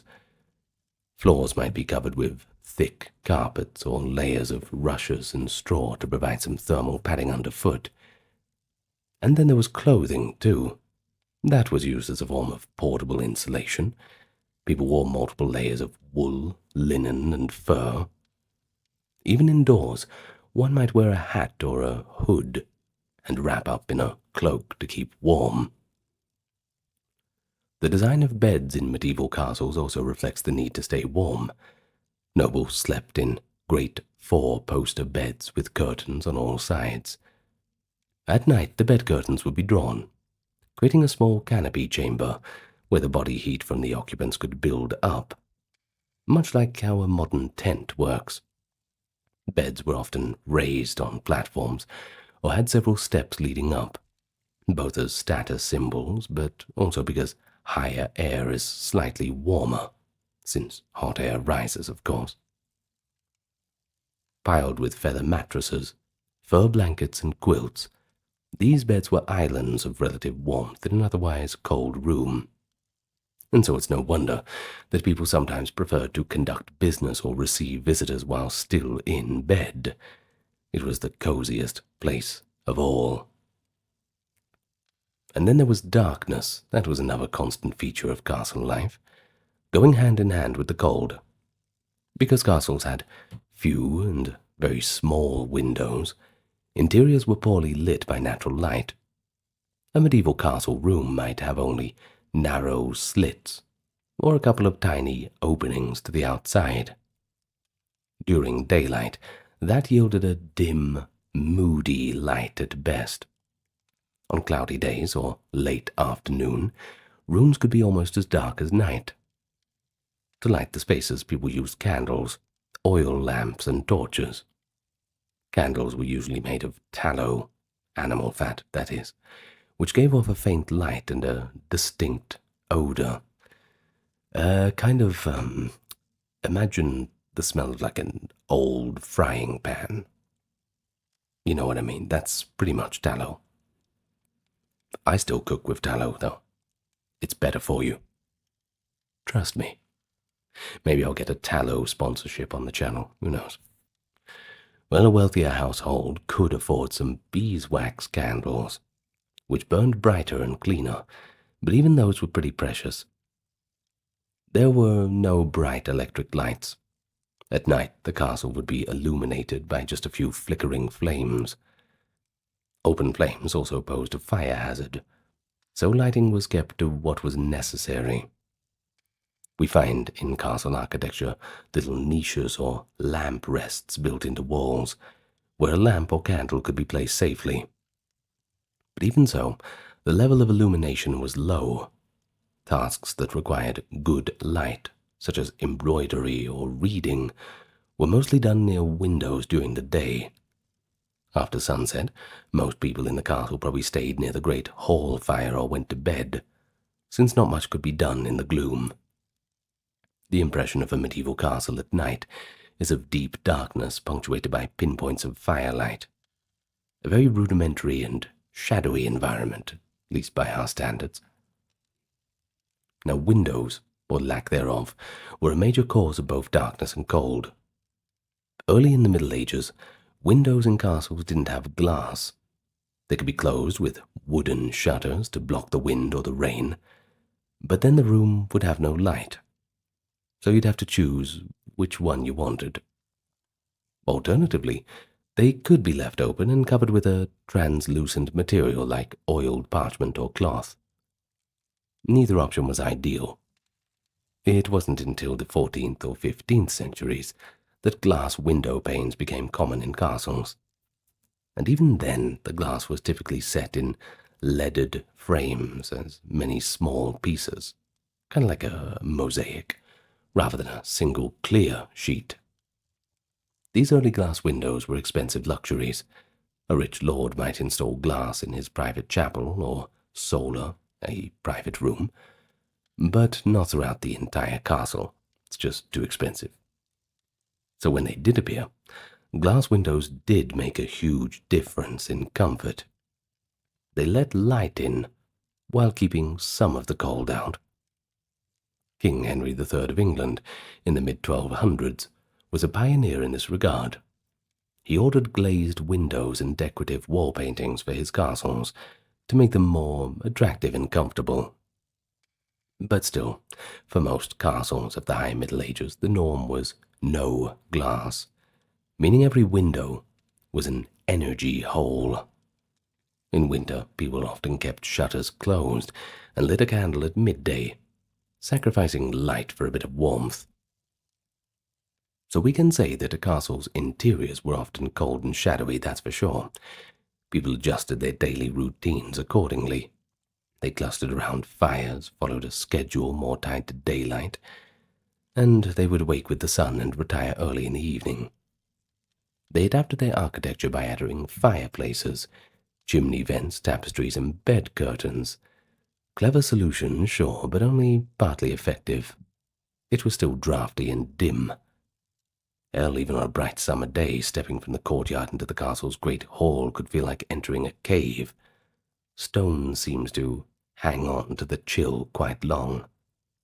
And on winter nights, even layers of blankets and a roaring hearth fire couldn't fully dispel the chill from those walls. Well, the next thing, of course, is the situation with hygiene and sanitation. Another serious challenge. You see, medieval people did not have the benefit of modern plumbing or even the understanding of germ theory. And castles, being large communities, well, they had to manage waste and water in basic ways, which were often quite unpleasant. Take the toilets, for instance. Known in castles as garde-robes or privies, a garde-robe was typically a small chamber built into the thickness of an outer wall. with a simple hole in a stone seat. You could imagine that would be quite cold, too. Oof. Well, this hole led to a chute or shaft that emptied out the waste. In many castles, that shaft dropped everything straight down outside the wall, often into the moat or a ditch at the base of the castle. So anyone walking close to the castle walls would know where the privy outlets were by the smell and refuse on the ground. Other castles had cesspit arrangements. The shaft ended in a pit or a vault that periodically had to be shoveled out by the workers. Neither solution was exactly sanitary by modern standards, but it was hard to avoid the smell. The word garde-robe literally means guard robe in French, and one explanation is that people hung their clothes in these toilet closets because the foul odors were believed to repel the moths and fleas, thereby protecting or guarding the robes. It's a telling detail that medieval folks were willing to tolerate the smell if it helped kill the insects and vermin in their garments. Castle designers did what they could within the knowledge of the time to mitigate the odor. They often placed latrines in towers or locations that caught the least breeze from inhabited courtyards. Some garde-robes were set over running water, a stream or river under the castle, so that waste would be carried away, effectively an early form of a later sewerage management, albeit just using gravity and water flow. Many privy rooms had small ventilation windows to allow fresh air. The floors of these rooms might be covered with rushes or straw infused with sweet-smelling herbs to mask the scent and soak up any liquids. Additionally, the walls were sometimes whitewashed with lime plaster, which has antibacterial qualities and could reduce the foulness in the air. But despite all these measures, castle latrines were certainly malodorous places. One 13th century nobleman, after visiting a particularly notorious castle, quipped that the only thing harder to endure than its dungeon was its privy. Well, for wiping, since toilet paper didn't exist yet, people just used natural materials. Common choices were straw, hay, grass, moss, or leaves. The wealthy might use scraps of linen. Archaeologists have even found smooth ceramic pieces, which they call pessoi, borrowed from the ancient Roman practice that might have been used to scrape oneself clean. Well, none of these options sound very comfortable. In any case, afterwards these materials would be tossed down into the cesspit or moat with everything else. But aside from garde-robes, people also relied on chamber pots for convenience. At night or in bad weather, rather than trekking through chilly corridors to the privy, a noble might use a chamber pot kept in their room. Basically a bowl or a bucket, often with a lid. Servants in the morning had the unenviable duty of emptying all the chamber pots, usually by dumping them into the nearest outside cesspit or over the wall. It was easy for corners of the courtyard or the bases of towers to effectively become open sewers because of this. Water supply, too, in a castle was crucial but challenging. A good castle had its own well inside the walls to provide fresh water for drinking and cooking. If the well water tasted bad or was insufficient, water would have to be fetched from outside, another vulnerability during sieges. For washing and cleaning, large barrels or cisterns might collect rainwater. People did not bathe or wash clothes with the frequency we do today, partly because clean water could be scarce and heated water was a luxury. And when it came to personal hygiene, medieval attitudes differed from our own, but they were not entirely oblivious. People knew the value of cleanliness to some extent. They washed their hands before meals as a matter of etiquette and health. Dirty hands were known to corrupt food and offend company. Daily washing, at least of the face and hands, was customary for the nobility. Bathing the entire body was less frequent, but not unheard of. Bathhouses existed in many medieval towns, where men and women, often separately but sometimes together, could go for a soak in a large tub. Within castles, a noble might have a wooden tub brought to his or her chamber for an occasional bath. Servants would heat dozens of buckets of water over the kitchen fire and lug them upstairs to fill these tubs. The wealthy used fragrant soaps or oils in the bath too, but still drawing a hot bath was a special event, maybe done once a week, maybe monthly, but certainly not daily. It just wasn't practical. But yes, people would still wash the sensitive areas, the face and all the rest. Many people probably got by with sponge baths too, wiping down with a damp cloth for everyday cleanliness. Don't believe that stereotype that people were just never bathing and didn't care about hygiene. It's a bit of a anti-colonial slur, I suppose. Well, one reason frequent bathing fell out of favor in the medieval West compared to, say, the Romans was a concern that it might actually be unhealthy or immodest in some areas. Some devout individuals believed that too much bathing was a sign of vanity, or it washed away the natural protective oils of the body. And there were even some extreme ascetics, like certain saints or church figures who refused to bathe for months or years as a form of pious suffering. Thomas Becket, the Archbishop of Canterbury, for example, was found after his death to be wearing a hair shirt swarming with vermin as part of his penance. Of course, such extremes were not the norm for people, but they gave an idea of how cleanliness could be seen in a spiritual light. Most people did bathe at least when they could, and certainly laundered their clothes, but the absence of running water made this a bit of a difficult task.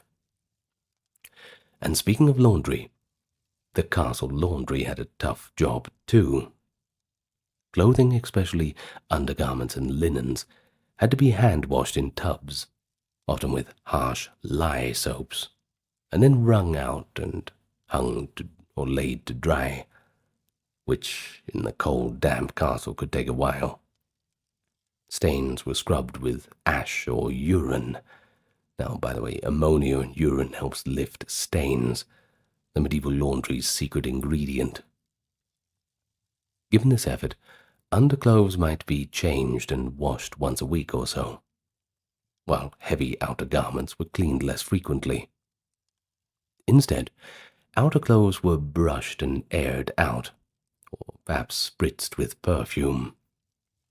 All these factors contributed to a baseline of odor that modern people would find quite offensive. A castle had many smell sources, whether it be human waste, body odor, smoke from fires, stale cooking fumes, damp from the stone and rushes, and just the general scent of too many people living too close together. There are medieval references to sweetening the air, burning incense or sprinkling floors with flower petals during festivals, which indicate that they were aware of unpleasant smells and tried to counteract them. However, with the best will in the world, a medieval castle could never smell clean in the way a modern house does. At least I hope your house smells clean. Well, of course, where cleanliness was lacking, pests were not far behind. Castles were no exception. They couldn't defend against that. In fact, their large stores of food and numerous inhabitants made them veritable magnets for various vermin. Rodents were a perennial problem. Grain stores, kitchens, and pantries attracted mice and rats. These creatures would nibble on stored grain, gnaw through sacks, and leave droppings practically everywhere. Cats were kept in castles specifically to hunt the mice. Many illuminations, that is, paintings in medieval manuscripts, show cats stalking rodents in kitchens or dining halls. A literal medieval form of pest control. In fact, that's pretty much the reason why we domesticated cats in the first place. Terriers and other small dogs might also help catch rats. But despite the feline and canine patrols, it's pretty much impossible to steal a castle against determined rodents. A rat can squeeze through surprisingly small cracks, and medieval buildings were full of them. Thus, rats in the cellar or scurrying behind walls at night wouldn't have been an unusual sight. Aside from the damage to food, these rodents carried fleas and diseases. We certainly know in hindsight that black rats and their fleas contributed to spreading the Black Death in the 14th century, for example. Medieval people did not understand all this, though, but they do know that where rats went, disease often followed. Certainly put 2 and 2 together on that front. And in general, they were just unpleasant to look at, so no one really wanted them around. And then there were insects. They were another bane of the castle dweller. Fleas, lice, bed bugs, they were the most troublesome. Nearly everyone had to deal with lice at some point, hence the use of fine-toothed combs found in archaeological sites. People also tried preventative measures. For instance, they wore linen undergarments because linen could be boiled and washed, and that would kill the eggs, whereas wool, which was worn on top, was harder to clean thoroughly. Even castle dwellers changed their linen shirts and shifts regularly for this reason. They might sleep naked, or in a clean shift, and have their bedding laundered to avoid pests. Nonetheless, in an era without pesticides or modern hygiene, complete eradication of lice or fleas was unattainable. A poem from the 12th century humorously describes a knight being bitten by fleas and lamenting that his lofty status cannot save him from these lowly tormentors. And fleas were rampant, partly due to all the animals, dogs, cats, horses, chickens. They all lived around the people. A castle's hounds, for example, were usually kept in kennels, but likely brought their share of fleas into the wards. Rushes strewn on floors provided hiding spots for insects, especially if they weren't changed frequently. There are records of people fumigating rooms by burning certain herbs or incense to drive out bugs, a practice that would temporarily stun some insects, maybe. Then there were the bed bugs, which infest mattresses and wooden bed frames. They might have also been present. Medieval beds were not like the modern ones. They were often made of straw-filled ticks, that is, mattresses resting on wooden slats or rope webbing. These provided plenty of crevices for bed bugs. We don't find explicit references to them in medieval texts as often as lice and fleas, but given the environment, we can pretty safely say they lurked around. Bites and itchiness must have been part of the background discomfort. So, to combat the pests, people employed herbal repellents. Sweet-smelling plants like lavender, mint, penroyal, and wormwood were known to have some insect-repelling qualities. Women would sometimes tuck lavender sprigs among stored linens. Cedar chests were used for clothing storage to deter moths. The previously mentioned practice of hanging cloves in the garderobe to smoke out fleas is another example of medieval pest control. Additionally, bathing and washing did help reduce personal parasites. Nobles who could afford to bathe more frequently and wear freshly laundered clothes would have to suffer less from these things than peasants who had one set of clothes caked on for long periods. But still, even kings and queens occasionally scratched flea bites. There is one anecdote that claims Queen Isabella of France in the 14th century was so annoyed by fleas in her chamber that she had her ladies make little fur gloves for her dogs because she suspected fleas were coming from the dogs sleeping on her bed. Whether or not that story is true, it does show that infestations were a normal concern. But beyond the small pests, castles sometimes had bigger nuisances. Bats. They might roost in the attics of towers. Bats could fly in through open rafters or arrow loops and build nests in roofs. And then there was the ubiquitous fly in summer, drawn to kitchen waste and latrine areas. Without window screens, swarms of flies would buzz in the kitchen and the great hall, requiring servants with fly whisks to keep them off the food during meals. Any food left out was an open invitation to rodents and insects, so castles stored food in pantries with heavy doors, and they put leftovers in covered containers when possible.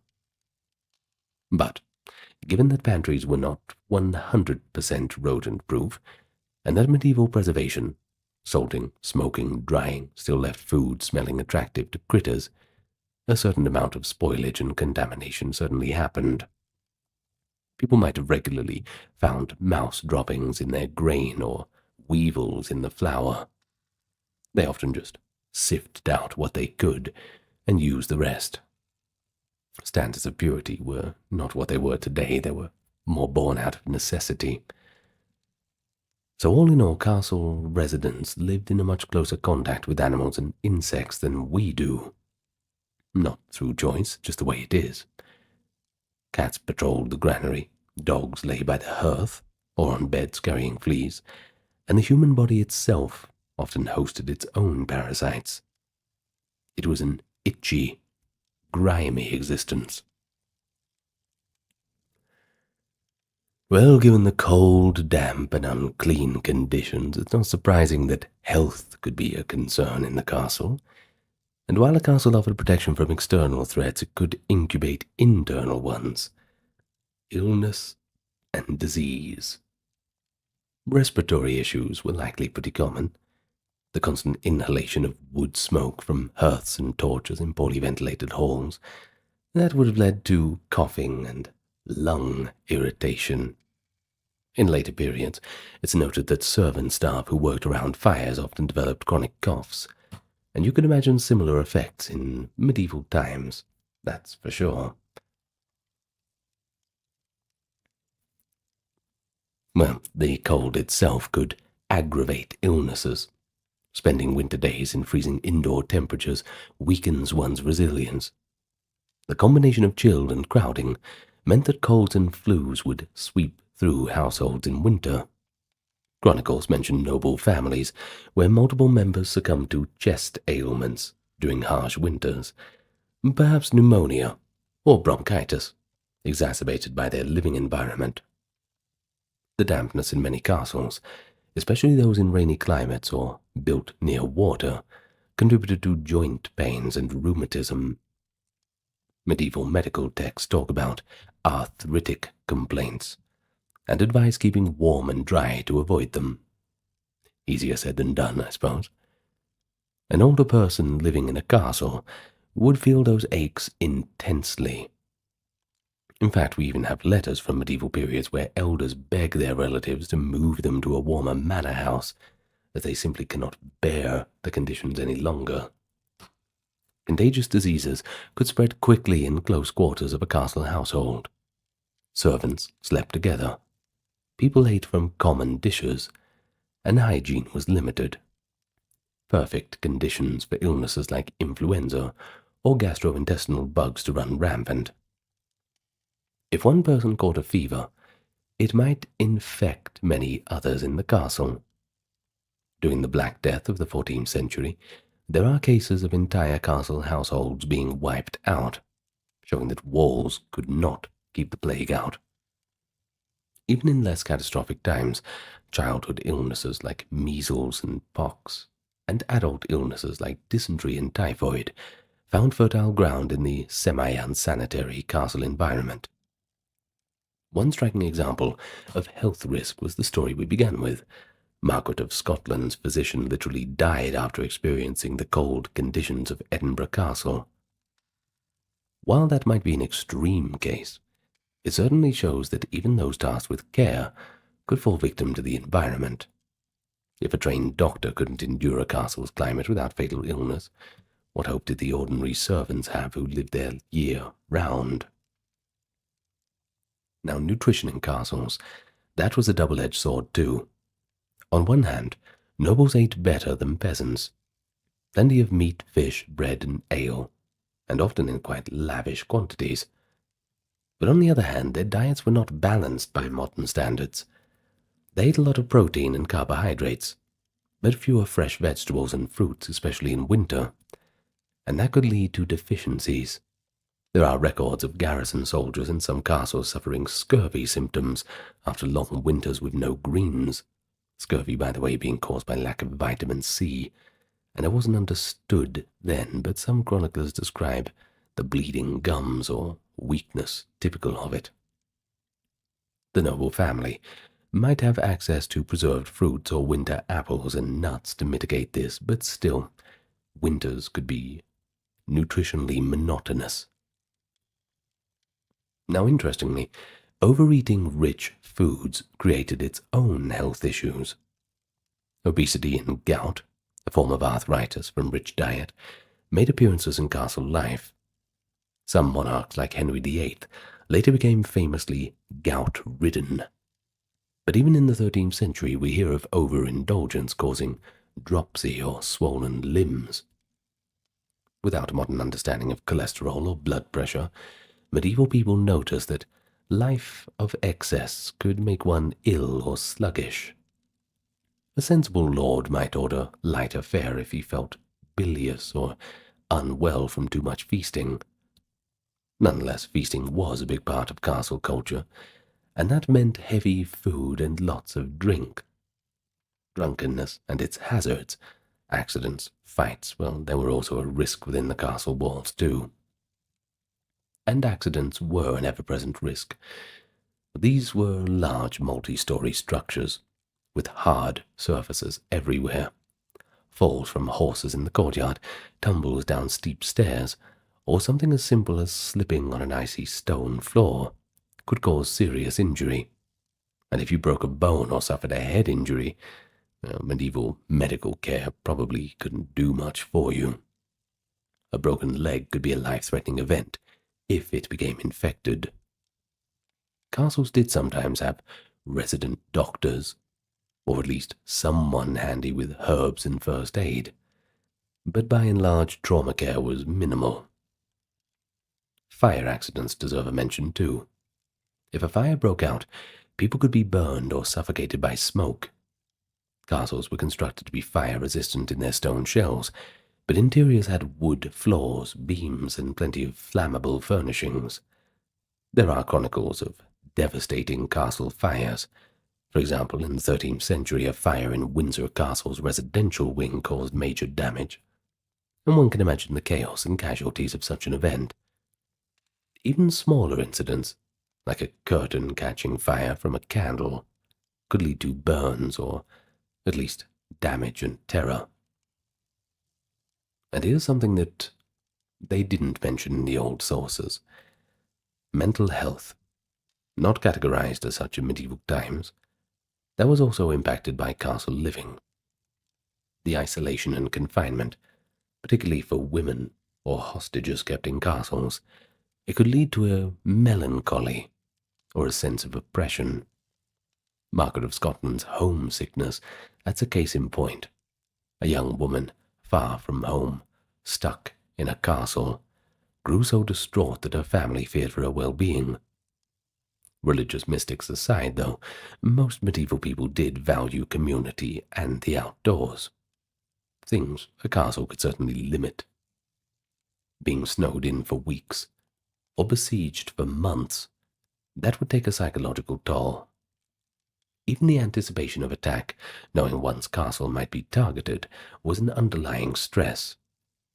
People in castle communities often lived with the knowledge that tomorrow might bring war to their doorstep, an anxiety that must have hovered, especially in frontier or disputed regions.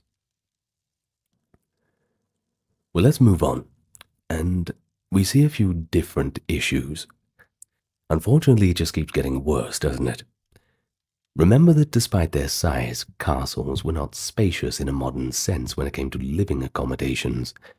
Space was allocated based on hierarchy, and privacy was a rare commodity. Most people in the castle lived in close quarters with others, and personal space was extremely limited. The lord and lady had private chambers, a solar or a great chamber, But even those were not entirely private. Those rooms were usually occupied by the lord and lady along with immediate attendants. A lady in waiting might sleep on a truckle bed, which is a low bed, pulled out at night in her mistress' room. A lord might have his squire or bodyguard dozing just outside his door or at the foot of his bed. Servants routinely came in and stoked the fires, delivered meals, cleaned, and helped with dressing. Privacy in the sense of being utterly alone was virtually unheard of for high-status individuals. They were constantly observed or accompanied. For the castle staff and garrison, living conditions were communal by necessity. Men-at-arms might bed down in a shared barrack-style room or in a great hall. At bedtime in a busy castle, the great hall could transform into a dormitory for dozens of people. Imagine the floor covered with straw pallets or folded blankets where knights, squires, and servants all find a spot to sleep. Only the lord's closest circle might have separate bedrooms. Even those held more than one person quite often. Junior servants and guards sometimes slept in makeshift spots, perhaps in the kitchens for warmth, in gatehouses, while on duty, or in lofts above stables. They slept wherever space was permitted, like college students, basically crashing out wherever they can, but with even fewer comforts. This crowding meant that noise was constant, and that privacy was just non-existent, a foreign concept. If you lived in a castle, your personal conversations could easily be overheard. It was normal to conduct even sensitive business with others within earshot, relying on loyalty or secrecy. If a noble couple wanted a truly private conversation, they might just walk outside the castle walls, or send everybody away from their chamber. But even then, someone might be lurking around. Privacy as we think of it, a closed door, assurance of solitude, was a luxury not afforded to many.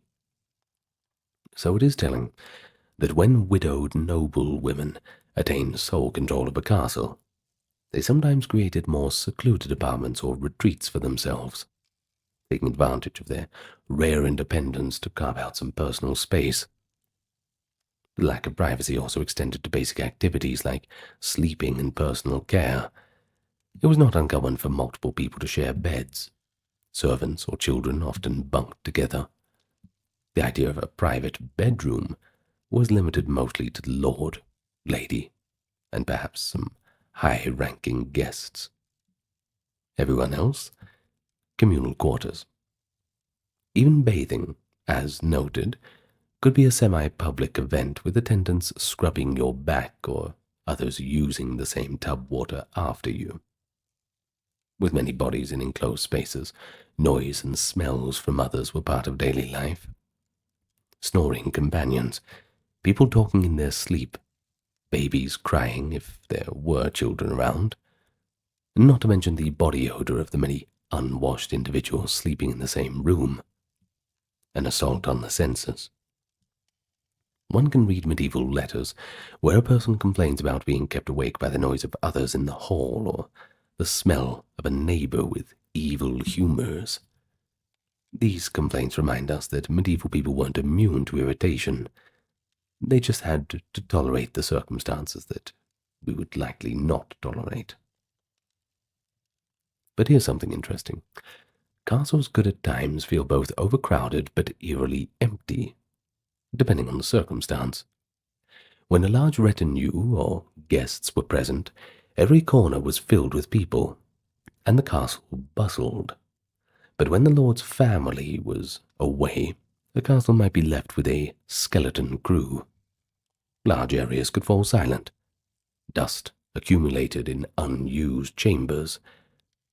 A certain loneliness, described in some accounts by castle caretakers, called castellans by the way, who remained to keep the place running while others were gone away on their different errands. They speak of the wind whistling through the empty halls, once filled with laughter and voices. or of feeling uneasy going alone into quiet sections that were normally busy. The architecture of a castle, with its echoing stone, could amplify that loneliness when the population was low. All the difficulties of castle living that we have discussed so far occurred during ordinary times, when things were at their most ideal. But when a castle came under siege, everything multiplied and compounded. A siege turned a castle from a refuge into a trap. The very walls that kept attackers out also locked the defenders and any hapless non-combatants inside, often with dwindling supplies and mounting horrors. One of the first problems in a siege was food and water. A well-prepared castle stored a good amount of grain, salted meat, and ale in the cellars. But no matter how well stocked, if a siege went on long enough, rationing would set in. Historical records of sieges are full of references to starvation and thirst. During sieges in the Crusades, for instance, there are tales of defenders eating horses, dogs, and even rats when things got dire. Nothing wrong with eating a horse, though, I tell you. A horse is a good meat. Don't judge me. When I was in Japan the first time, I got taken to a horse restaurant, and I couldn't say nay to that. Well, anyway, in a famous 13th century siege of Chateau Galliard in France, the garrison expelled the women and children from the castle, hoping the besiegers would let those non-combatants through. But instead, the poor souls, hundreds of them, were trapped between the walls and the enemy camp and slowly starved. A tragic illustration of how a castle could become a coffin for those inside or nearby. But closer to our High Middle Ages focus, we have the siege of JSTOR Castle in 1469 in England. Slightly later medieval period, but very illustrative, as mentioned earlier. Well, Margaret Paston and her people endured a siege where their supplies ran out. Letters from that siege describe how they were, quote, in sore lack of victuals and gunpowder, and how men lost heart when they realized that no one was coming to rescue them. Ultimately, starvation and exhaustion forced them to surrender. A siege could thus nullify a castle's value. A mighty fortress is useless if the people inside it are too weak from hunger to fight. Sanitation and disease in a siege would become even worse than usual. If using the latrine was dangerous because of enemy arrows, people would resort to indoor buckets, quickly turning living quarters into foul, stinking pits. Garbage could not be taken out. Bodies of those who had died from disease or bombardment might have to be hastily dumped over the wall, or even left lying in courtyards during intense conflict. Contaminated water sources were a big issue too. Attackers sometimes poisoned wells or rivers feeding the castle. Even without enemy action, water in cisterns could grow stagnant.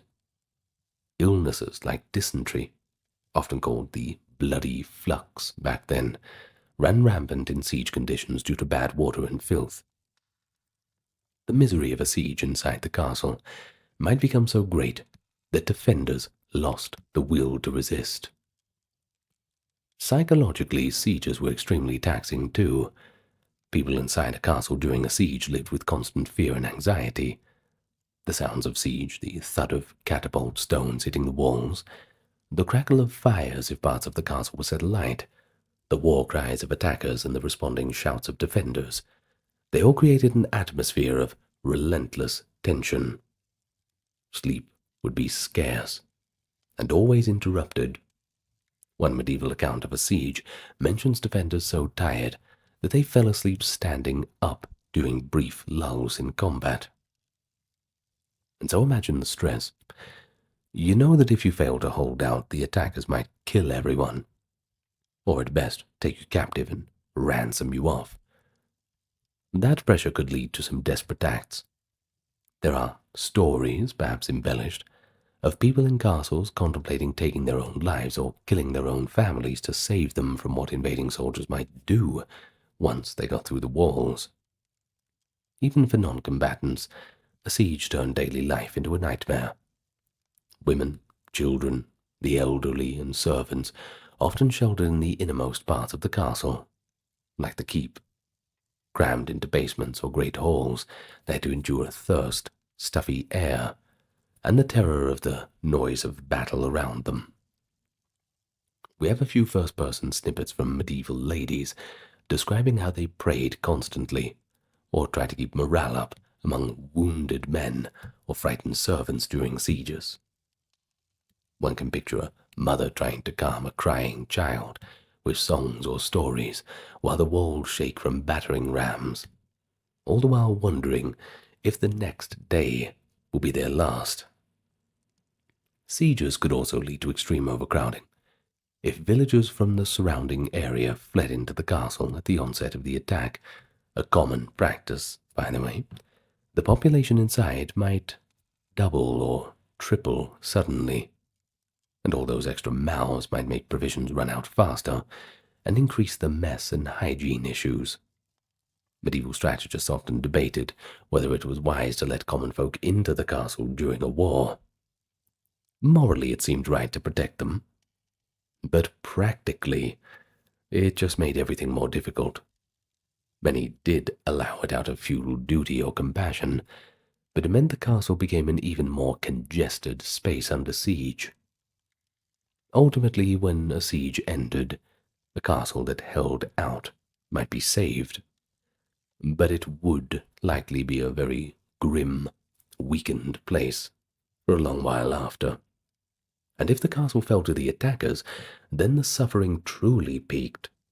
Victorious troops often looted and killed in a conquered castle as a reward for their struggles. One hopes that many inhabitants might be spared for ransom or mercy, but medieval warfare is medieval warfare, so don't hold out hope for too long. A castle was no safe haven in that context. It could become the scene of a massacre, or be burned by the enemy, just to make a point. And so, from the outside, the medieval castle inspires awe, with its towering walls and great halls. But as we have learned, the lived experience inside was far from glamorous. It meant coping with a host of hardships: the bone-chilling cold, the perpetual darkness, rudimentary sanitation, vermin underfoot and overhead, and the constant communal living with very little reprieve. A castle was a fortress, yes, but for its inhabitants it could also feel like a drafty stone cage. But over centuries castles did evolve. By the late Middle Ages, many castles were incorporating more comforts: better chimneys, glazed windows, larger living quarters separate from the drafty great hall. Eventually, the fortified castle gave way to the unfortified stately home, essentially when gunpowder made castle walls obsolete. Nobles seized the chance to build residences for comfort and show rather than defense. But in the high medieval era, the defensive mindset ruled. Comforts were only added sparingly, and always within the limits of not compromising security or draining too much wealth. But you have to remember that medieval people themselves were resilient and adaptable. They had ways to make the best of castle life: rich, spicy foods to enliven a limited diet, colorful decorations to brighten the gray walls, and music and storytelling to pass those long dark evenings. A winter in a castle might be grim, but at least you had feast days and entertainments. Despite all the misery, people laughed, loved, and lived their lives in these castles, despite all the discomfort. And they likely developed certain hard lines and hardiness, rather. When you've never known central heating, you simply wear your cloak and get on with it. Picture a medieval castle under siege, where amid the chaos, a defiant knight stands atop the battlements, ready to fight to the end. In one legendary standoff in 1152, King Stephen of England threatened to catapult a hostage child against a castle wall unless the garrison surrendered. The boy's father, the knight John Marshall, shocked everyone by coldly replying he still had the hammers and anvils to forge a better son. Incredibly, the king balked, and the child, William Marshall, who would later become famous as the greatest knight of his age, survived. This is just one little anecdote that sets the stage for our journey into the lives of medieval knights who defied kings, broke oaths, and in general just shattered the expectations of their era. We're going far from the courtly paragons of chivalry in the storybooks.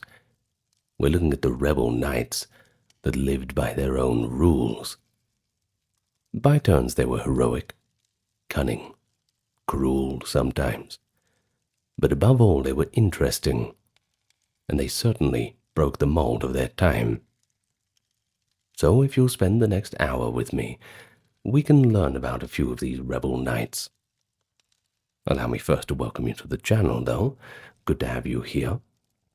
And I will begin with the customary thank you to those who are supporting on Patreon, YouTube memberships, and those who check out the merch store and the occasional donation through Super Thanks and the PayPal link.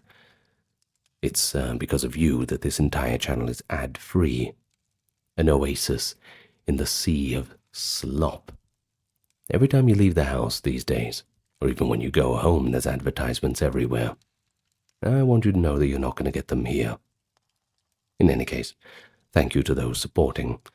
And if you're not in a position to support, well, how about you just like the video, leave a comment, subscribe, and tell your friends about it. That's really going to help us out. But all that being said, let's get on with the video now. Well, let's begin in 1066, or rather in the few years after it, this time of Norman conquest. Most of England bowed to William the Conqueror's iron rule, and those who didn't, well, they got the pointy end of it. But there was one region, the Isle of Ely, a swampy enclave of rebel resistance, and they refused to yield. It was here that an English nobleman named Hereward earned the nickname the Wake, meaning the watchful, leading a band of outlaws and refugees in defiance of Norman authority. Now, though he was not a knight in the Norman sense, Hereward was every bit the warrior chieftain, and later folklore would remember him as an archetypal English rebel knight. So that's why we're including him. According to monastic chronicles like the Liber Eliensis and the Anglo-Saxon Chronicle, Hereward had been exiled in his youth and returned to find his family lands seized by invaders. Burning for revenge, he raised a revolt in the Fenlands. And in 1070 to 71, when a Danish fleet briefly joined the English uprising, Hereward and his allies seized the Isle of Ely as a fortress. King William besieged the isle, determined to root out this last annoying little pocket of resistance. And what happened next passed into legend. The Normans were unable to penetrate the treacherous marshes by force, so they resorted to psychological warfare. They erected a wooden siege tower and placed a witch atop it. This sorceress, perched high above the reeds, began hurling curses at the English rebels, loudly prophesying their doom. Interesting strategy, that's for sure, and the Normans hoped that fear and superstition would break the defenders' resolve. But Hereward was not so easily cowed. As the witch chanted, the English launched a sudden counterattack. They set fire to the dry reeds and rushes of the marsh. One 12th century account claims the flames caught onto the wooden siege tower itself. With a crack of timbers and a billowing of smoke, down the tower went. The unfortunate witch, overcome by fire and fear, fell to her death. The Liber Eliensis tartly records, quote, "She who had come to bring death upon others perished herself first by a broken neck." In the confusion, though, Hereward's men even managed to rout part of the besieging army. King William, unaccustomed to such humiliation, certainly being on quite a winning streak at the time, was said to be furious and deeply unnerved by the failure.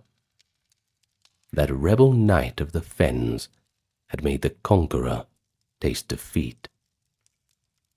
But ultimately, Ely fell, not through a battle, but through treachery. Bribed monks supposedly guided Norman troops through a secret path, and the rest was pretty unpleasant. But what about Hereward?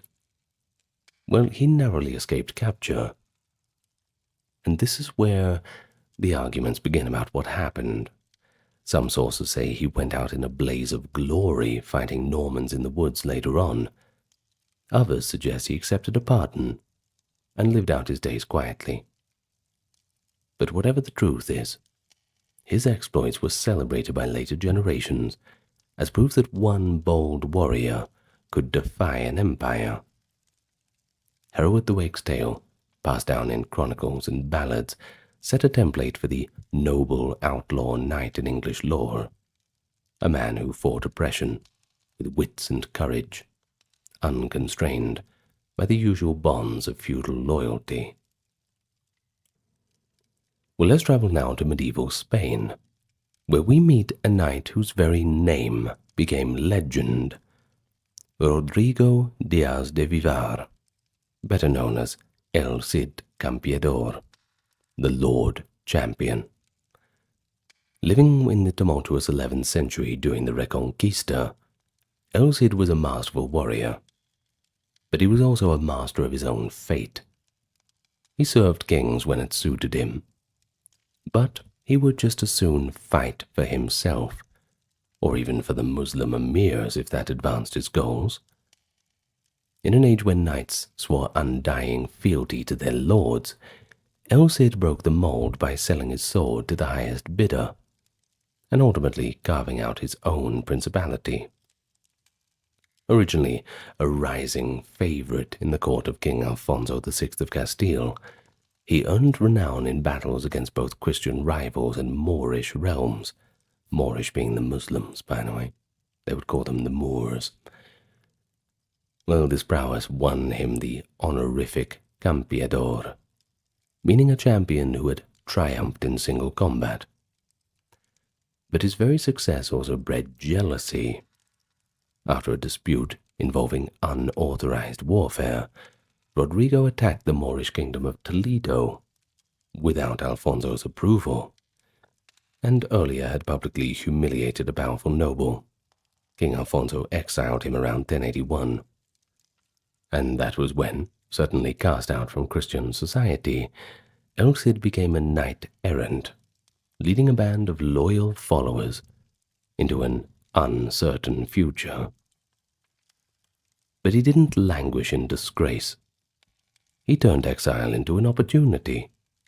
He offered his military genius to the Muslim emir of Zaragoza, and for nearly a decade fought as the emir's champion.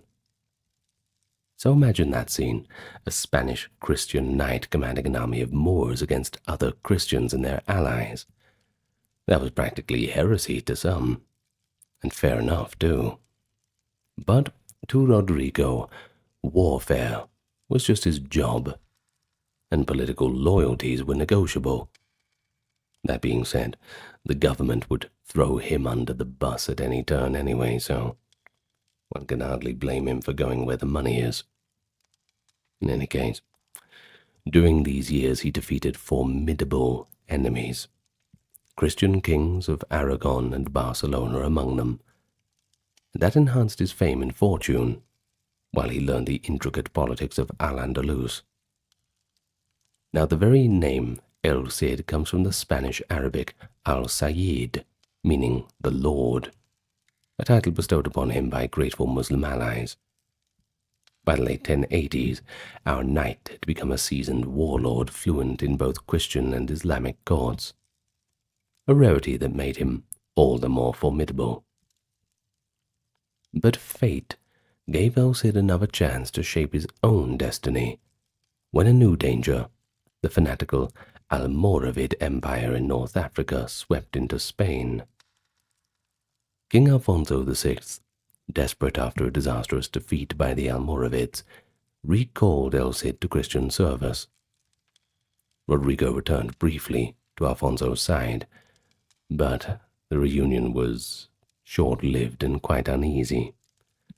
Soon he was off again on his own, pursuing the greatest prize of his career, the rich Mediterranean city of Valencia. Through shrewd diplomacy, siege warfare, and occasional treachery, El Cid took Valencia from its Muslim ruler in 1094. He then installed himself as effectively an independent prince. Though he paid lip service to King Alfonso, in practice he ruled Valencia as his personal domain, a Christian lord of a largely Muslim city, even striking coins in his name. So for the remaining years of his life, El Cid held on to Valencia against all newcomers, the Almoravid armies, the rival Spaniards too, cementing a legacy that straddled the line between outlaw and hero.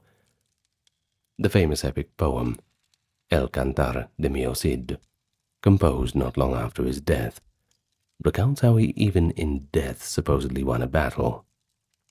His corpse, armored and set upon his horse, terrified the besieging Moors of Valencia into flight. Now, in reality, after Rodrigo's death in 1099, his widow surrendered Valencia to the Almoravids in 1102. Must have been turning in his grave. Well, the Cid's autonomous lordship had ended. But the fact remains that for a few shining years, a knight with no crown made himself king in all but name. His story is embroidered with many colorful anecdotes reflecting his wiliness.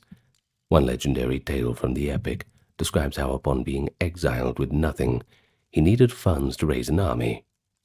He cleverly filled 2 heavy chests with sand and persuaded 2 moneylenders in Burgos to loan him a large sum, telling them the chests were full of gold and jewels as collateral.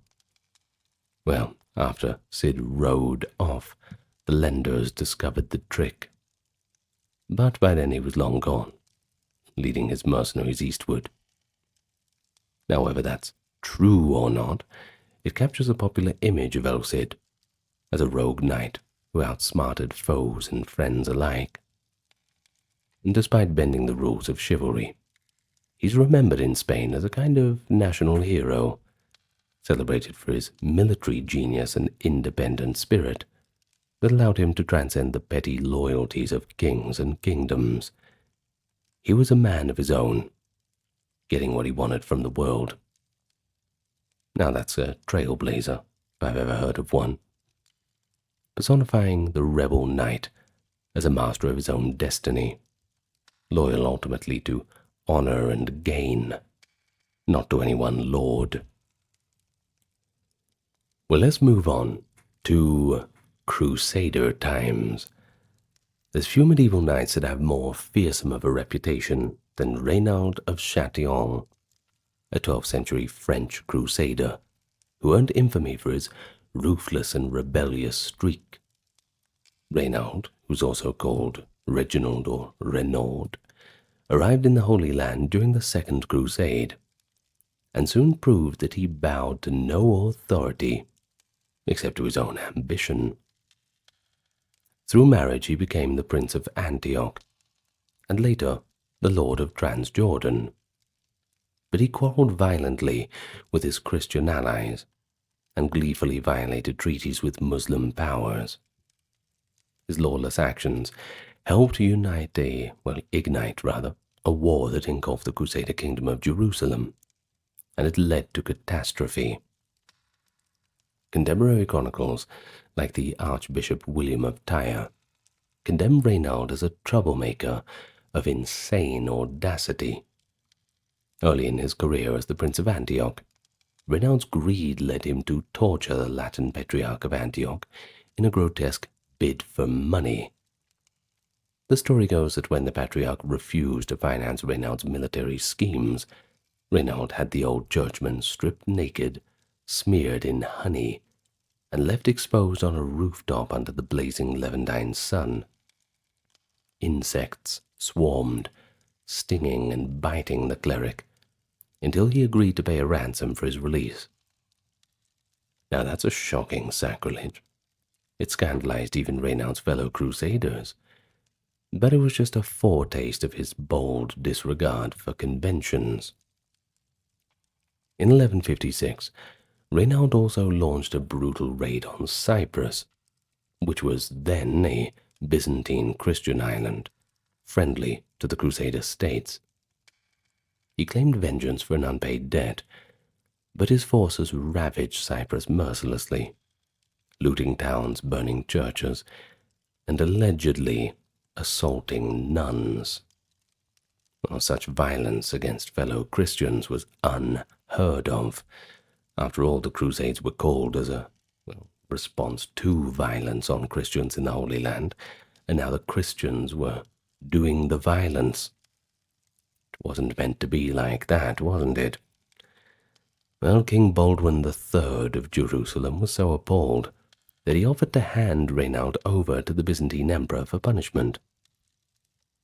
Well, Reynald was not going to have that. To save himself, Reynald had to literally grovel for imperial mercy. I'm talking on both knees, kissing the feet. He traveled to Constantinople and reportedly did cast himself at Emperor Manuel's feet with a rope tied around his neck, begging forgiveness. Any sort of cred that he had earned from his exploits certainly gone with that. It's very hard to look cool after that one. But I think the Emperor maybe just pitied him, because the Emperor decided to spare him. But that humiliation was seared into memory. William of Tyre wrote, "The glory of the Latins was turned to shame." Fate removed Reynald from the stage for a while. He was captured by Muslim forces in 1161, and he spent the next 15 years rotting in a dungeon in Aleppo. Many likely hoped that that was the end of him. But in 1176 he was released for a hefty ransom or in a prisoner exchange, and he came roaring back into the political scene. He soon married a wealthy heiress, Stephanie of Mili, which made him Lord of Crac-de-Moab and Carac in Transjordan, two crucial castles controlling the caravan routes south of the Dead Sea. He was older, but unrepentant. Reynald now held a position where his recklessness could have even greater impact on the kingdom's fate. And he wasted no time in provoking the Muslim leader Saladin, who by the 1180s had united Egypt and Syria and loomed as the greatest foe of Christendom. When a truce was in place between King Baldwin IV of Jerusalem and Saladin, yes, that's the one with leprosy, Reynald flatly ignored it. In 1181, he attacked a rich caravan traveling between Egypt and Syria. Not an act of war, but more of banditry, and one that violated sworn peace. Now Saladin was understandably furious and demanded that the king of Jerusalem rein in his vassal. But Reynald arrogantly refused to return his plunder. Emboldened, he then undertook one of the most daring and to Muslimize sacrilegious exploits of the age. He built ships, had them carried in pieces on camelback to the Red Sea, and in 1182 launched a pirate fleet. Renaud's crews raided ports and preyed on merchant vessels, spreading panic that the Crusaders might even strike the holy cities of Mecca and Medina. One raiding party actually reached the town of Rabig, not far from Mecca itself, before Saladin's navy hunted them down. Now this audacity, a Frankish lord desecrating the Red Sea, Islam's home waters, escalated Saladin's determination to annihilate the Crusader presence. Even fellow Crusaders viewed Renaud as a liability, yet he continued to play kingmaker. In 1186, after the death of Baldwin IV and his nephew Baldwin V, Renaud supported the controversial coronation of Guy de Lusignan as King of Jerusalem. That same year, Renaud struck another caravan, reportedly capturing Saladin's sister in the process. Well, this final outrage pushed tensions to the breaking point. Saladin swore an oath to personally kill Renaud for his treachery. War erupted in 1187, with Saladin invading the kingdom of Jerusalem on a mission with a bit of revenge and conquest mixed together. The climax came at the Battle of Hattin in July of 1187, where Saladin's forces crushed the Crusader army. Renaud of Châtillon was among the captives brought before Saladin. The Sultan offered a drink of iced water to the defeated King Guy of Lusignan as a sign of mercy. But when Guy handed the cup to Renaud, Saladin intervened. Sharing a drink symbolized a promise of life, and Saladin had no intention of sparing Renaud.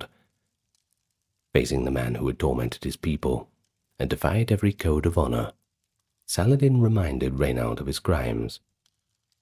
And then, keeping his vow, Saladin drew his sword and personally beheaded Renaud. One chronicle describes Saladin's strike cutting through Renaud's shoulder. His guards finished the grisly work of decapitation. The other Crusader captives looked on in stunned silence as Renaud's lifeless body was dragged away. And thus ended the tale of Renaud of Châtillon, a knight who gained infamy as a pirate, a warmonger, and an oath-breaker. In the aftermath, Christian writers often blamed Renaud for having wrought ruin on the kingdom by goading Saladin into war. And they're quite right to do so. Because indeed, within months of Hattin, Jerusalem fell, and the Crusader kingdom went into its death spiral. Renaud's rebellious career shows how one unprincipled knight, acting out of greed and arrogance, could ruin the entire plan, altering the course of history forever. He is remembered as the epitome of the rogue knight. Fearless, lawless, but ultimately self-destructive. But not all rebel knights fought solely with the sword. Some wielded words just as lethally. Our next story is about Bertrand de Born, a 12th century Occitan knight from France's Limousin region, famed both as a warrior and as a troubadour poet. He used his poetry to stir up conflict and rebellion, earning himself a lasting infamy. In fact, Dante Alighieri placed Bertrand in hell as a sower of discord in his work The Divine Comedy, which I did do a 14-hour reading of, by the way, if you're interested in that. Well, Bertrand's life demonstrates how a knight could defy the social order, not only by direct action, but by cunning manipulation and incendiary rhetoric. Let's get a bit of background first. Bertrand was lord of the castle of Hautefort, and from the start he proved to be quite quarrelsome. He fought a protracted civil war against his own brother for control of their family lands. More consequentially, Bertrand involved himself in the tumultuous Angevin politics of King Henry II of England's dominions in France. The Plantagenet royal family was beset by rivalry. Henry's sons, Henry the Young King, Richard the Lionheart, and others, repeatedly rose in rebellion against their father. Bertrand de Born took full advantage of the strife.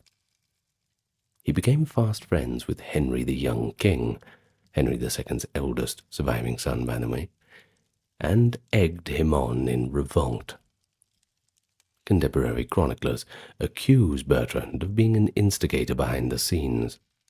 He penned verses glorifying warfare, and even satirical political poems mocking peace. In one of his poems, Bertrand exalted that, quote, "I love the joyous time of Easter, that makes the leaves and flowers come out, and I love to see on the meadows tents and pavilions spread." Now, of course, he's referring to an encampment. Seems to revel in the sights and sounds of battler's delight. This warrior poet idealized the chaos of feudal conflict. According to legend, he addressed the young king as "my lord," and encouraged him not to submit to his father's will. Some later writers even claimed Bertrand's tongue was the serpent that poisoned the bond between Henry and his heir. Though this may exaggerate the role, there were plenty of genuine grievances that drove the rebellions. He just didn't make it any better. Nevertheless, Bertrand fought alongside Henry the Young King in the rebellion of 1173 to 74, and again in 1183. And while King Henry II eventually crushed these uprisings, and the young king died of dysentery during the campaign of 1183, on his deathbed, the prince reportedly expressed regret and asked for his father's forgiveness. King Henry, in his grief, came to believe that Bertrand de Born's meddling had helped turn his son against him. There is that old saying, "Your child is only one friend away from complete disaster." One medieval account has Henry II memorably declaring that Bertrand had always sought to kindle war, and that his songs had kindled the fire of strife between father and son. Well, the fallout for Bertrand was severe. After losing his patron and ally, he was besieged by none other than Richard the Lionheart, who at the time was still loyal to his father. Richard stormed Bertrand's castle and briefly sent Bertrand to prison. Facing the wrath of the Angevin king, Bertrand changed tune and begged for clemency. He supposedly composed a humble lament for the king's death that moved Henry II to mercy. According to a possibly apocryphal story, Henry II himself restored Bertrand's lands after hearing his contrite verses, a testament to the power of poetry even in war. So Bertrand de Born thus survived his brush with royal fury, and when Richard the Lionheart later rebelled in turn and became king in 1189, Bertrand served Richard and even went on the Third Crusade with him. The restless troubadour knight continued to stir up trouble in King Richard's quarters with King Philip II of France, writing biting satires urging Richard to war. Only in his old age did Bertrand retire to a monastery, perhaps seeking spiritual absolution for his lifetime of troublemaking. Now, we mentioned Dante Alighieri. He was writing over a century later and delivered the final verdict on Bertrand's legacy. In Dante's Inferno, that is Canto 28, The poet meets Bertrand de Born among the sowers of discord in the eighth circle of hell. Bertrand is depicted carrying his severed head like a lantern, a symbolic punishment for a man whose scheming tongue tore apart the bond between Henry II and his son. Dante has Bertrand's damned soul proclaim, quote, "Thus I carry my brain, alas, separated from its source which is in this trunk. In me you may see the perfect contrapasso," contrapasso being punishment fitting the sin. Well, it's this final gruesome image that immortalized Bertrand as the archetype of the knight who glorified and incited rebellion. But history might treat Bertrand de Born with a little bit more nuance than Dante's poetic justice allows. He was, after all, acting in a feudal world where rebellion was just another tool of ambitious nobles, and many shared blame in the conflicts he joined. Yet his own contemporaries recognized a dangerous cleverness in him. He blurred the line between knight and propagandist, showing how a sharp pen could amplify the impact of a sword. In any case, Bertrand's life reminds us that not all rebel knights were outcasts, or I suppose we could say lone wolves. Some like him thrived in the world of noble politics, using their wit and a little bit of violence interchangeably to shape events to their liking. Now let's look at another one. By the 13th century, discontent with royal rule sometimes led to entire factions of knights and nobles collectively rebelling. The figurehead of one of the most dramatic of such uprisings was Simon de Montfort, the Earl of Leicester, a French-born nobleman who became the leader of England's barons in a revolt against King Henry III. Montfort's rebellion, the Second Barons' War between 1264 and 67, wasn't a selfish grab for power alone. It had an ideological tinge, aiming to reform the realm's governance. But in the process, Simon de Montfort showed how a rebel knight could, at least for a time, wield more authority than the king himself. Simon de Montfort was a younger son of a famous Crusader family. His father led the Albigensian Crusade in southern France, one of the more dirtier crusades, I think. Simon came to England, married King Henry III's sister, and rose to prominence at court. Initially a trusted advisor, he later grew critical of the king's mismanagement and favoritism toward the foreign courtiers. Many English barons shared those grievances, which centered on heavy taxation and the erosion of feudal rights. Eventually, discord led to the Provisions of Oxford in 1258, an attempt by the baronial party to impose a constitutional framework on the king. Montfort was at the forefront of pressing Henry III to accept these reforms. When the king backtracked on the agreements, Montfort and his allies raised armies.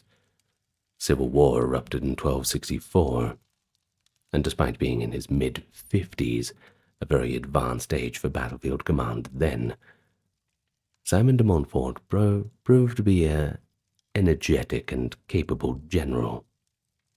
At the Battle of Lewes in May of 1264, he led the baronial forces to a stunning victory over the royal army.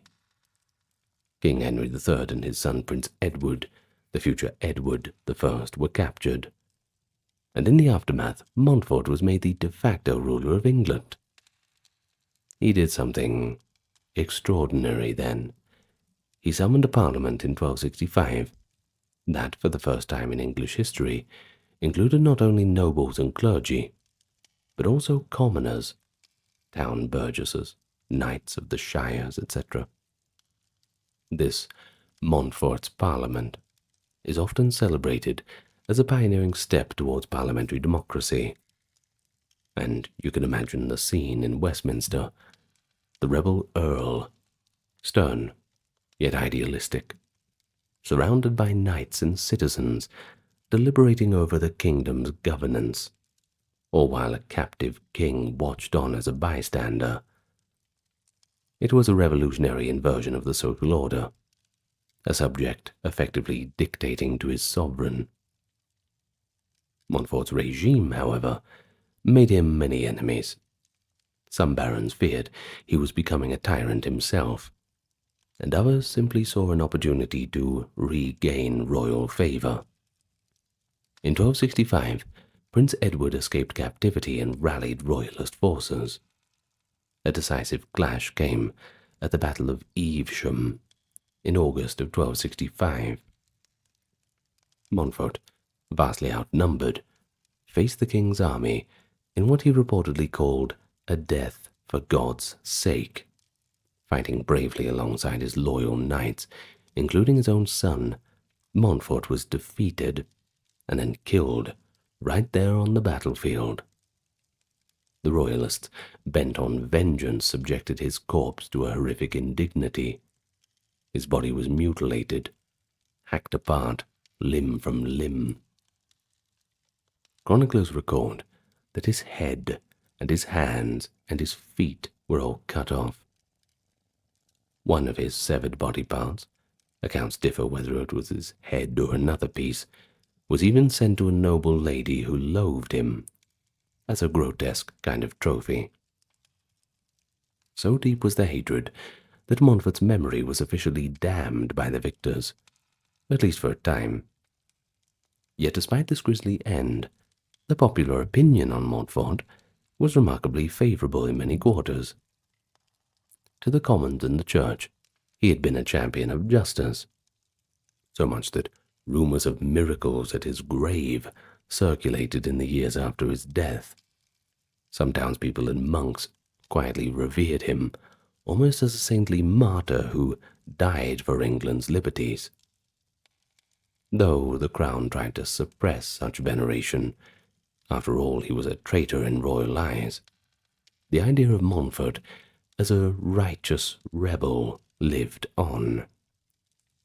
Centuries later, historians would praise him as the founder of the House of Commons for his parliamentary innovations. Simon de Montfort's rebellion shows the dual faces of a knight's legacy. On one hand, he was a traitor who broke his oath to the king and met a traitor's fate. On the other hand, his cause, reforming royal government, was vindicated in the long run, and his method, calling an assembly of the realm, set a precedent for more representative governance. Montfort operated in the grey space between feudal obligation and higher principles. His life and death illustrate how a rebel with a clear vision, a strong sword arm that is, could, albeit briefly, remake the political order. But they also warn that medieval power struggles were unforgiving. Even a noble cause might end on the cutting block if fortune turned against you. But of course, no video about rebel knights is complete without the Scottish Wars of Independence, where knights fought to throw off the English domination.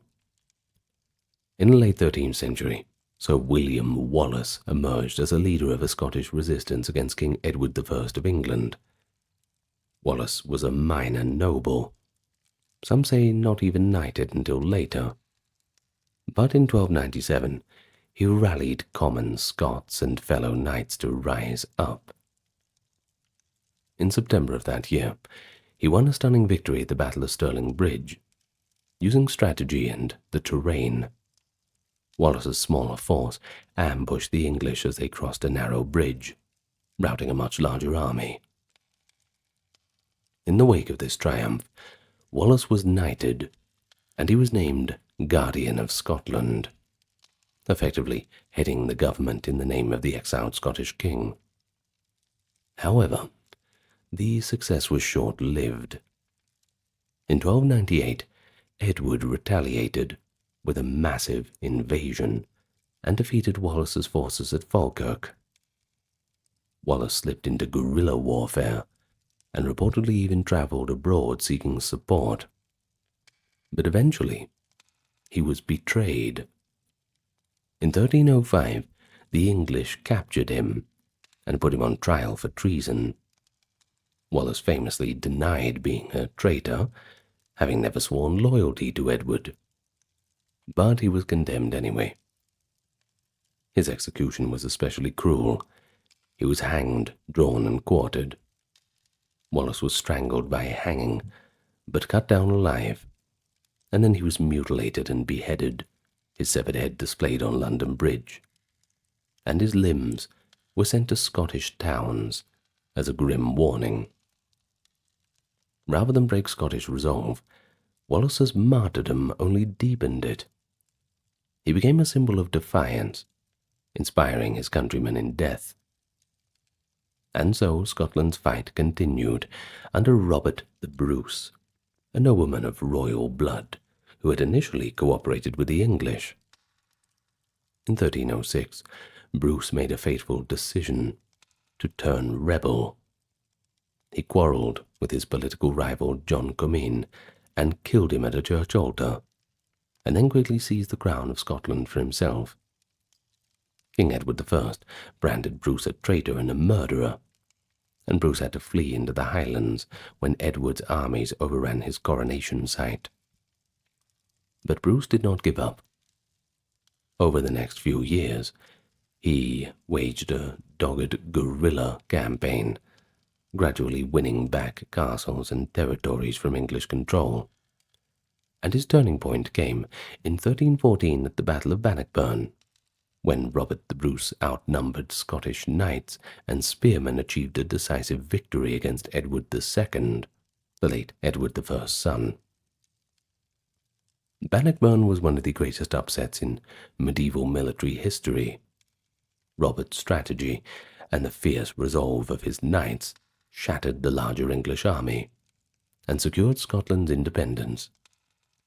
In the years after, Robert solidified his rule, and eventually the English crown agreed to recognize Scotland's sovereignty. And so Robert the Bruce, once a rebel in hiding, reigned as an acknowledged king until his death in 1329. His journey from outlawed knight to victorious monarch showed that a rebellion, if successful, could be recast as patriotism. And together, the stories of William Wallace and Robert the Bruce showed two sides of the fight for freedom. One knight paid with his life. Another got a crown. But not all rebel knights fought over crowns or countries. Some took up arms for religious reform and paid the price. Let's talk about Sir John Oldcastle, an English knight and one-time friend of King Henry V. But he also became a leader of the Lollards, a proto-Protestant religious movement critical of the Catholic Church. Oldcastle's convictions drove him to rebellion against the king he had once served, making him an early martyr figure for the cause of reform, but also a traitor in the eyes of the crown. Sir John Oldcastle, Lord Cobham, had distinguished himself in an early career. He was a veteran soldier who fought bravely in King Henry IV's wars against the Welsh and in France. He was a jovial companion to Prince Hal, the future Henry V, in the prince's wilder youth. Shakespeare later immortalized a fictionalized version of this prince and knight camaraderie in the character of Falstaff, originally named Oldcastle in the early drafts, until protests from Oldcastle's descendants forced a change. But unlike Shakespeare's cowardly comic Falstaff, the real Oldcastle was serious-minded and devout. By around 1410, Oldcastle had embraced Lollardry, a movement inspired by John Wycliffe's teachings. Lollards advocated for scriptures in English, criticized the wealth of the church, and questioned doctrines like transubstantiation. Now, transubstantiation, by the way, is basically, from my understanding, you know how they do the wine for the blood and the crackers for the body. Well, they say that, well, once you drink the wine, once it goes into your body, it literally turns into the blood of Christ. Same with the crackers. Once you eat the crackers, you swallow them, well, then it turns into the body of Christ. That's transubstantiation. If anyone wants to correct me in the comments, please go ahead. It's probably a bit more complicated than that. Well, in any case, this put them on a collision course with the church authorities and the monarchy, which saw heresy as a threat to social order. Initially, because of Oldcastle's favour with Prince Hal, he was shielded from prosecution. However, once Henry V became king in 1413, he felt obliged to crack down on heresy to please the church and solidify his rule. In 1413, Oldcastle was arrested and tried for heresy. Presented with articles of faith to recant, he refused. The chroniclers say that in dramatic interrogation, Oldcastle defended his Lollard beliefs unabashedly. He was convicted as a heretic and sentenced to burn. But he managed a daring escape from the Tower of London just a few days before his execution. Now a wanted outlaw, Oldcastle did not flee the country as some might. Instead, he organized a plot to overthrow King Henry V. He and fellow Lollards planned an uprising in early 1414. They would gather secretly at St. Giles Fields outside London, incite the populace, capture the king, and enforce reform, perhaps even instilling a more sympathetic ruler or council. Henry V, forewarned of the conspiracy, ambushed the would-be rebels, and the result was chaos. Dozens of Lollards arrested and later executed. But Oldcastle slipped away, yet again, becoming a fugitive for several years. The king issued proclamations for his capture, painting him as a diabolical traitor. Oldcastle, for his part, allegedly plotted to kidnap the king on multiple occasions, and maintained clandestine contacts with other dissenters. He evaded capture through a mix of luck and the help of sympathetic commoners who sheltered him. Finally, in late 1417, Sir John Oldcastle was betrayed and seized in Wales. And by this time, Henry was in France waging war, the Agincourt campaign and beyond.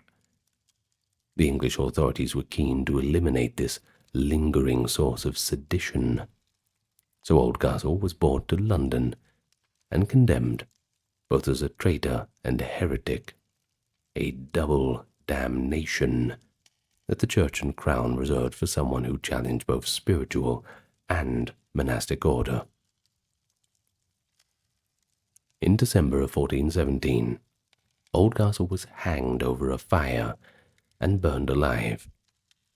This method, simultaneous hanging and burning, was unusual and symbolically potent, signifying punishment for both treason and heresy.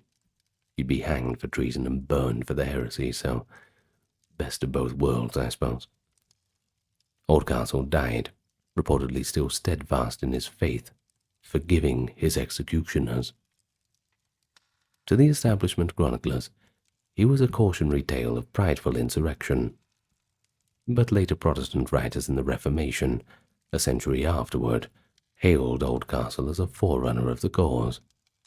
The good Lord Cobham, who died for the true faith against a corrupt church and a tyrant king. Well and truly by the side of the Lord in heaven, as they say. Now, this rebellion was thus rooted in ideology more than in feudal politics or ambition. He wasn't trying to become a king, he wasn't trying to get rich, he was just doing what he thought was right spiritually. But it does demonstrate that the knightly class, typically seen as pillars of the old order, could also harbor new ideas. And when those ideas collided with loyalty to a king, Oldcastle chose principle over allegiance. A pretty unusual and risky stands for a knight. Now I think we've saved the best till last. Chivalry held that a true knight should protect the innocent and uphold virtue. But the next figure grotesquely inverted that ideal. Gilles de Rais, a French knight of the 15th century, went from celebrated war hero to a perpetuator of some of the most heinous crimes imaginable. And while not a rebel in the political sense, Gilles rebelled against every moral and religious law, committing evil on a scale that made him a rebel against humanity itself. Once, Gilles de Rais was the kind of knight young men idolized. Born to great wealth, entitled Baron de Rais, he even fought alongside Joan of Arc in 1429 during the 100 Years' War. At about 25 years old, Gilles distinguished himself by his fearless fighting in battles such as the Relief of Orléans. He was honored with the title Marshal of France, one of the highest military ranks, as a reward for his service. And by all appearances, he was a shining example of French knighthood, brave, devout, and loyal to King Charles VII, at least outwardly. But after the war, things changed. Gilles de Rais had extravagant tastes. He maintained a private army and spent lavishly on luxuries, theatrical pageants, and alchemical experiments. His fortune began to dwindle, and he quarreled with family over his reckless spending. In an attempt to recoup wealth or gain forbidden knowledge, he turned to the occult. He patronized sorcerers or alchemists that promised the secrets of the philosopher's stone or demonic summoning to find hidden treasure. And it was during this period that Gilles began a hidden career of unspeakable crime, the kidnapping, sexual abuse, and murder of children. Rumors whispered of a missing peasant boy last seen near Gilles' castle. It took years for suspicions to surface publicly, partly because de Rais was a noble with the power to intimidate or silence accusers. But by 1440, the Bishop of Nantes had gathered enough testimony to take action. Arrested and put on trial, Gilles de Rais eventually confessed, under threat of torture, by the way, to a catalogue of horrors. According to the trial accounts, he admitted to sacrificing over 100 children. Some accounts say possibly 200, in a perverse spree spanning over 8 years. He and his accomplices would lure young boys and occasionally girls from the countryside by offering food or employment as pages. The children as young as 6 years old were then brutally violated, killed, and their bodies burned in the furnaces. The descriptions from witnesses and Gilles' own confessions are quite ghastly, detailing how he derived sadistic pleasure from the rituals of torture and death. The court and spectators were aghast that a man of noble blood, a knight who fought under the sacred banner of Joan of Arc, could commit such abominations. Some wondered if madness or demonic influence had overtaken him. Gilles remained unrepentant until facing imminent execution, when he made a final show of penitence. In October 1440, he was hanged and burned. His ashes were then cast into the river, as if to erase his presence from the earth. The shocking case of Gilles de Rais sent tremors through medieval society. Here was a knight who broke the code of chivalry in the most extreme way possible. Instead of protecting the weak, he preyed upon them. Instead of honoring God, he was said to have invoked devils. It was a betrayal of everything that knighthood stood for. And yet it happened under cover of Gilles' lofty status. Many historians consider Gilles de Rais as one of history's first documented serial killers, and we've talked about him a bit in the Serial Killers of Medieval France video. His trial transcripts survive too, allowing us to hear the voices of medieval peasants who tearfully recounted how their children vanished, and of servants who stumbled upon charred bones in their master's fireplace. But hold your horses. It is worth noting that some later skeptics have speculated whether Gilles might have been a victim of a political or a church plot, just as Joan of Arc had been. But the weight of evidence and his own admission strongly support his guilt.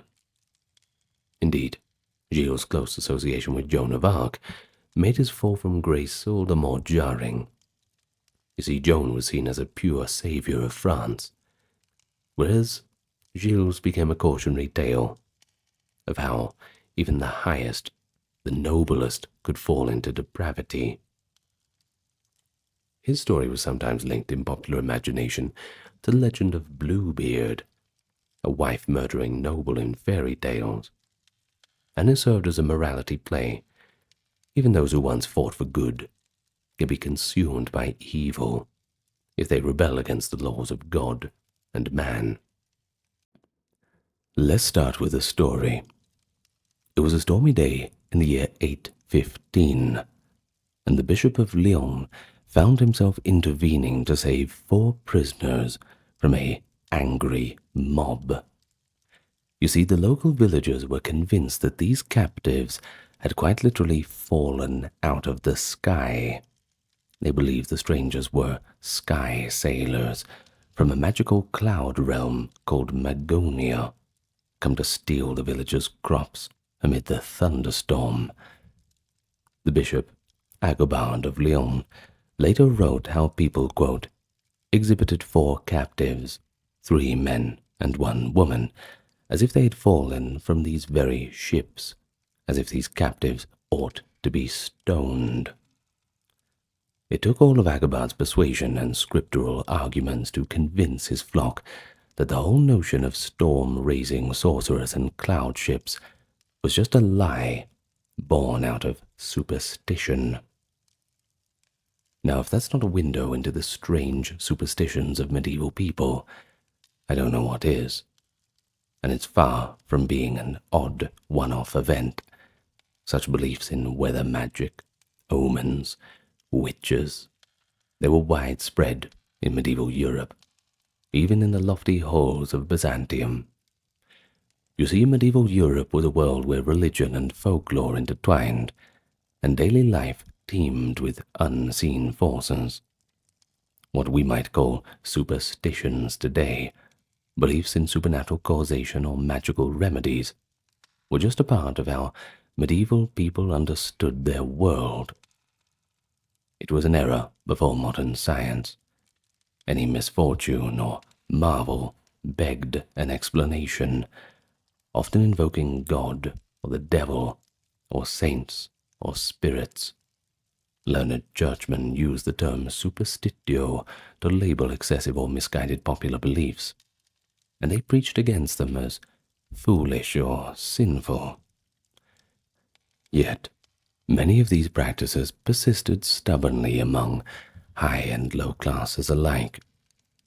So from portentous comets blazing in the sky to witches casting curses in the dark, the medieval imagination populated the mysterious cosmos with signs and hidden meanings. And that is what we're here to discuss today. Medieval superstitions, omens, portents, protective charms, ghosts, miracles, witches, and of course, folk cures. Through all of these stories, I think we'll see not only an interesting and amusing medieval life, but quite a spiritual one that carries deep roots in folklore. And of course, all that helps us to understand how the medieval mindset made sense of this mysterious world around them. Now, before we get into that, I'm just going to welcome you to the channel. Anybody new here, I invite you to click that subscribe button. And if you're coming back, it's good to see you again. Now, this entire video, along with all the other videos in the playlist sections, is ad-free. You won't get any interruptions, so you can enjoy it all the way to the end without having to worry about jarring ads coming in and ruining the whole thing. Well, this is made possible because we are supported on this channel by the generous Patreon members, the YouTube members, the occasional donation on Super Thanks with YouTube and the PayPal link, and of course the merch store. If you're interested in that, well, you'll find the links of where you need to go in the pinned comment, video description rather, or the channel description. Now, with all that being said, let's get on with the video for today. Well, one of the most common forms of medieval superstition was the interpretation of omens, that is, unexpected and random occurrences or natural phenomena, generally seen as indicators of future events. Now, medieval people, especially in folk tradition, believed that the natural world was rich with signs deliberately placed by divine or supernatural forces. Everyday happenings could thus carry a hidden message about fortune or perhaps doom. For example, it was said that if a dog howls inside a house, someone in the house will soon fall ill or perhaps even die. Seeing a magpie bird cawing on your roof meant a visitor would arrive soon, whereas encountering a hare on the road was unlucky and portended misfortune on your journey. But on the other hand, finding a stray horseshoe on the ground was a token of good luck and would ensure your well-being for the day, one of many folk omens recorded in medieval sources. Now, many such omens were highly local or specific, as you might understand. A 15th century English list of superstitions, for instance, which is a golden source for a video like this, of course, advised people never to begin a new project on certain evil days of the year. Notably, 3 perilous Mondays that fell in April, August, and December. Well, if you did begin a project on one of these days, superstition dictates that disaster would soon follow. And even sneezing carried a supernatural risk.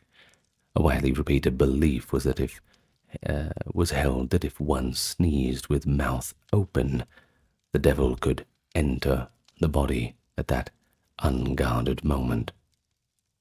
The protective response was to quickly utter, "God bless you," a habit that originated, it was said, as a medieval precaution to ward off Satan's intrusion.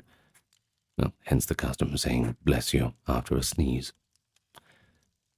Well, such examples show that how even the smallest incidents of daily life were certainly woven into a larger web of meaning. A medieval farmer or craftsman paid attention to the behavior of animals, the timing of seasons, odd incidents, fearing that they might signal a coming sickness, bad luck, or even death. But beyond the domestic sphere, ordinary portents in nature were taken quite seriously. Medieval chroniclers and histories are full of reports of bizarre phenomena interpreted as omens from heaven.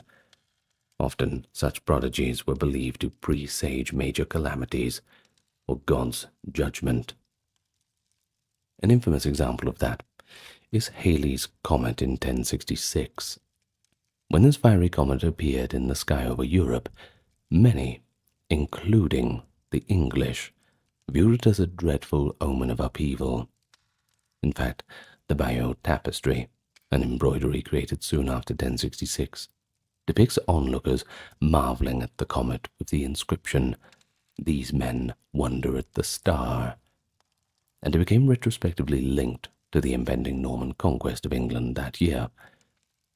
Likewise, earlier in 793, Northumbrian observers recorded, quote, "dragons flying through the sky in flames," likely a comet, perhaps an aurora, shortly before a Viking raid struck the monastery of Lindisfarne. Of course, to the medieval eye, The terrifying vision had been a divine warning of the Viking onslaught to come, and certainly the days following it were not very pleasant.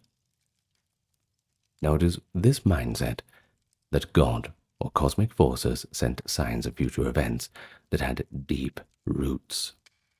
Early Christian theologians like St. Augustine had actually cautioned against credulous belief in omens, calling it foolish and, at worst, potentially demonic. Augustine argued that any apparent pattern between an omen and a subsequent event was mere coincidence, or perhaps a trick of the demons.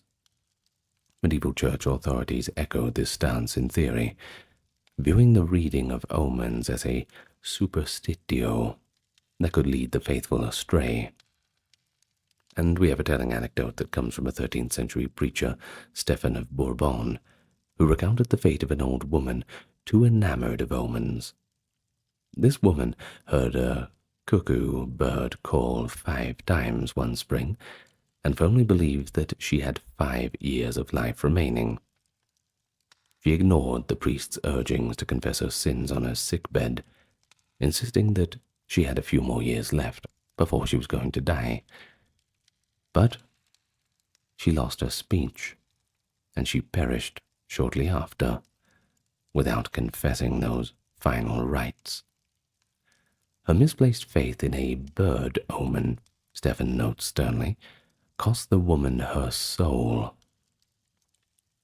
Well, perhaps it's an apocryphal tale, but it shows how medieval clergy often repeated such cautionary tales to warn against trusting in omens. Yet, the very need for so many sermons and condemnations show how persistent and appealing these beliefs were. The common folk, and indeed many nobles, simply found it natural to see a meaningful pattern in unusual events. If lightning struck the church tower, perhaps it was a sign of God's anger. A child born with a caul, that is, an amniotic membrane over its head, people whispered that the child would have second sight.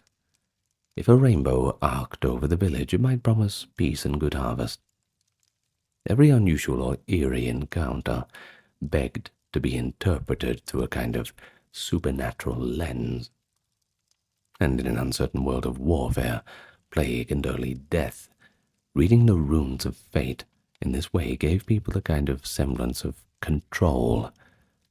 Omens and portents thus formed a kind of popular divination in medieval life, a way to peek at God's book of destiny through those little gaps of strange events. But perhaps no superstition in the Middle Ages had more dire consequences than the fear of witchcraft. The belief that certain people, usually women, could harness dark supernatural powers to harm their neighbors. It was widespread in Europe by the later medieval period. While the earliest Middle Ages saw relatively few witch trials, and of course church doctrine often dismissed folk tales of night-flying witches as delusions, by the 14th and 15th century the idea of a witch as a devil-worshipping villain had gripped the popular imagination. This was the most famous medieval superstition, and it led to genuine panic, and of course that panic led to violence. An estimated 200,000 people accused of witchcraft were executed across Europe in the mid-15th century, though the peak of witch hunts did come in the early modern era. In medieval law, witches were blamed for almost any unexplained misfortune. If a sudden storm devastated the crops or sank a ship, villagers might whisper that a local witch had raised the tempest through sorcery. Indeed, as we saw, farmers in Agobard's time were paying supposed weather wizards to prevent hailstorms, and lynching them when storms struck despite the charms. Witches were thought to curse people and livestock, spread diseases, spoil milk and butter, and just generally wreak havoc out of either malice or demonic influence. But even more fantastically, people believed witches could shapeshift into animals. Popular imagination often cast witches as transforming into cats, rabbits, or crows to sneak about and do unseen evil. A raven croaking ominously at night, or bats flitting around the eaves were dreaded signs. It was said to be bad luck if you saw bats in flight or heard their cries, because it meant that witches who were in league with bats were active in the darkness. Similarly, black cats acquired an unlucky reputation precisely because of their association with witches' familiar spirits. Another widespread fear was witches interfering with human fertility and sexuality in rather monstrous ways. Medieval penitential manuals and later witch-hunting guides contained startling references to such beliefs. As early as the 11th century, the churchman Burchard of Worms wrote of superstitious villagers, who believed a witch could magically steal a man's private parts, an illustration created by the devil to sow fear. Well, by the 15th century, this bizarre idea had become quite a lurid legend. The notorious witch hunter's manual, Malleus Maleficarum, in 1487, describes witches who not only make men's members disappear through enchantment, but even keep collections of them as pets. Well, one passage recounts with sober credulity that some witches took members in large numbers, 20 or 30, and shut them up together in a bird's nest, where they moved about like living things, eating oats and feed. According to this tale, a bewitched man seeking to recover his lost organ was directed by a witch to climb a tree and take any one that he fancied from such a nest. Well, when he tried to grab the one that was particularly large, some reason they'd always go for that one, the witch quipped that it belonged to a local priest and was thus off limits. Now, that's a pretty strange story, isn't it? But it was recorded as fact by Heinrich Kramer, the same one who wrote the Malleus Maleficarum, and it speaks to how powerful and vivid belief in malicious witchcraft had become by this time. But it is important to note that not all medieval authorities were eager to endorse such things. In earlier medieval centuries, church doctrine was actually skeptical about the witch's supposed power. A famous church law from the 900s, often attributed to Regino of Prum or the Canon Episcopi, declared that women who claimed to fly by night with the pagan goddess Diana were suffering, quote, illusory dreams induced by the devil. The law insisted that anyone who believed such flights were real had strayed from the faith. In other words, the official position at this time was that the night rides of the witches and gatherings were nothing but imaginary temptations, very far removed from any reality. Bishops like Agobard, as we saw, flatly denied that any human could conjure storms or truly transform into beasts. Those were the powers of God alone. Nonetheless, the common people's fear of maleficium, that is, evil magic, only persisted, and by the later Middle Ages, the tide had turned. Many theologians and inquisitors came to accept that devil-worshipping witches were a very real and present threat. They conceived of organized conspiracies of witches sworn to Satan, meeting at midnight Sabbaths, casting vile spells, and even desecrating the Christian Eucharist in their rituals. Though exaggerated, these ideas fueled persecution, and by the 15th century, secular and ecclesiastical courts did begin hunting suspected witches in earnest, especially in parts of Switzerland, Germany, and France. The result was quite tragic. Countless women and some men executed due to panic and superstition alone. Of course, where there is fear of evil magic, there was also a thriving array of counter magic and protective superstitions. Medieval people didn't see themselves as helpless victims of dark forces. Rather, they believed there were apotropaic, that is, evil averting measures. A new word for both of us, I suppose. Apotropaic measures that one could take. Now, these often blended folk wisdom with the Christian faith, so older practices now put into a more modern light. So thus, alongside witches' curses, we find horseshoes, herbs, amulets, holy blessings employed to guard against them.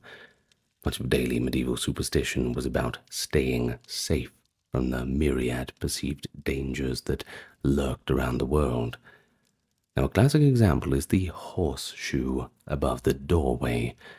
And we discussed this a little bit in some of the folklore videos that we'd done, but we'll talk about it too today. So as we had noted earlier, finding a discarded horseshoe was lucky. Medieval folk took that further by nailing horseshoes over the thresholds of their homes, and of course barns too, to repel witches and evil spirits. An iron horseshoe, especially one lost by a horse naturally, that is, not removed by human hands, was thought to carry the horse's protective power.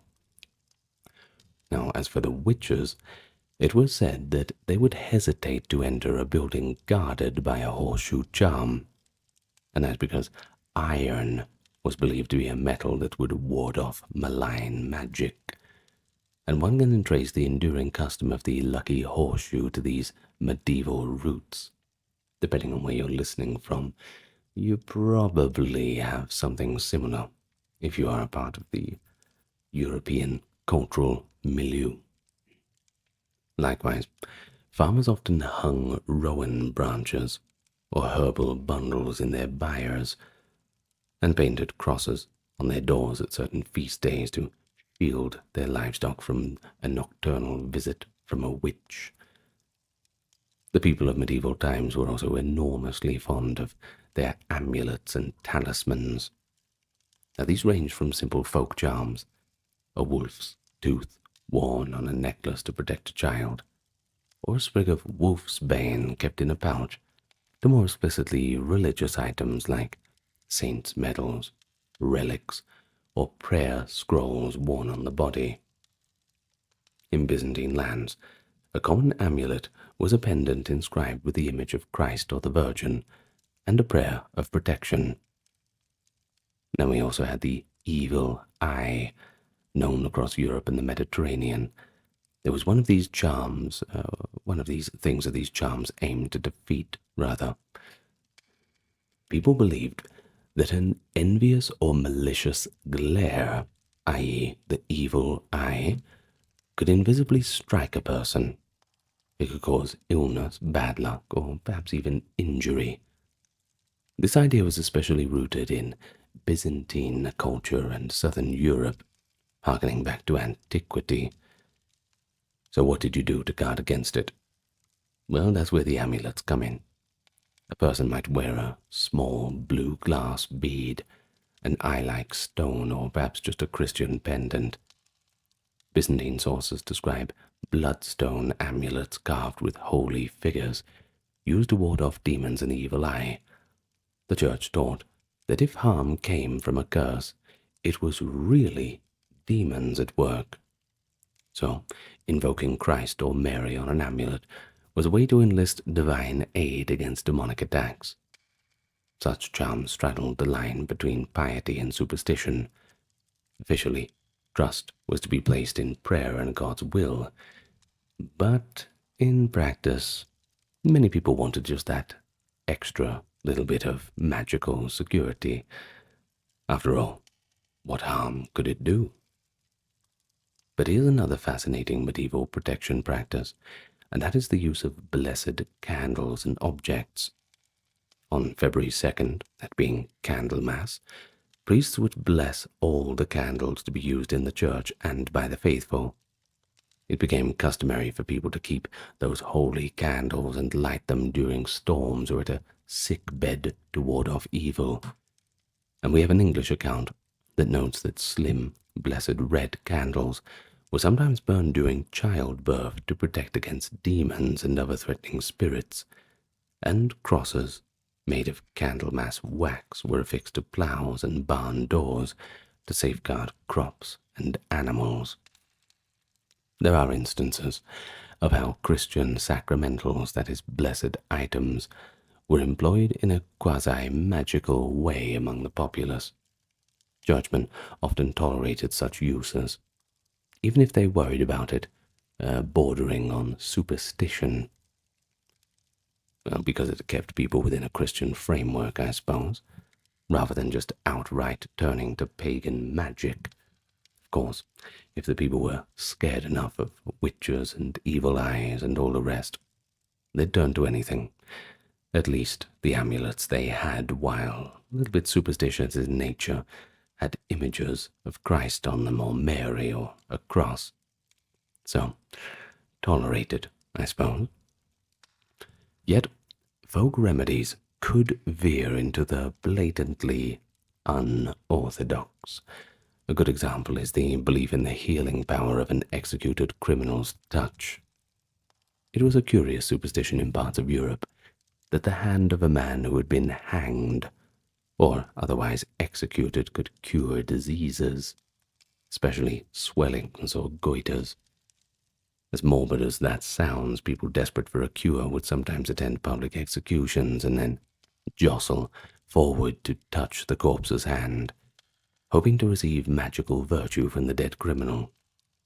And in some cases, the right hand of an executed man was even dried or preserved as a talisman, not notably the Hand of Glory, which legend says could be used by thieves to stupefy inhabitants of a house.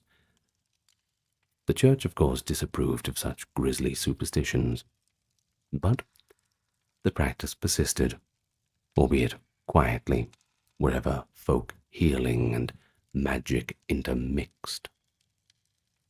But most people saw no contradiction between using these charms and being devout Christians. After all, they were clutching their charms and praying to God for help. So what harm could it do? They would pray to God and the saints and also carry that amulet just in case. A little bit extra, kind of a dagger in the back pocket in a spiritual sense.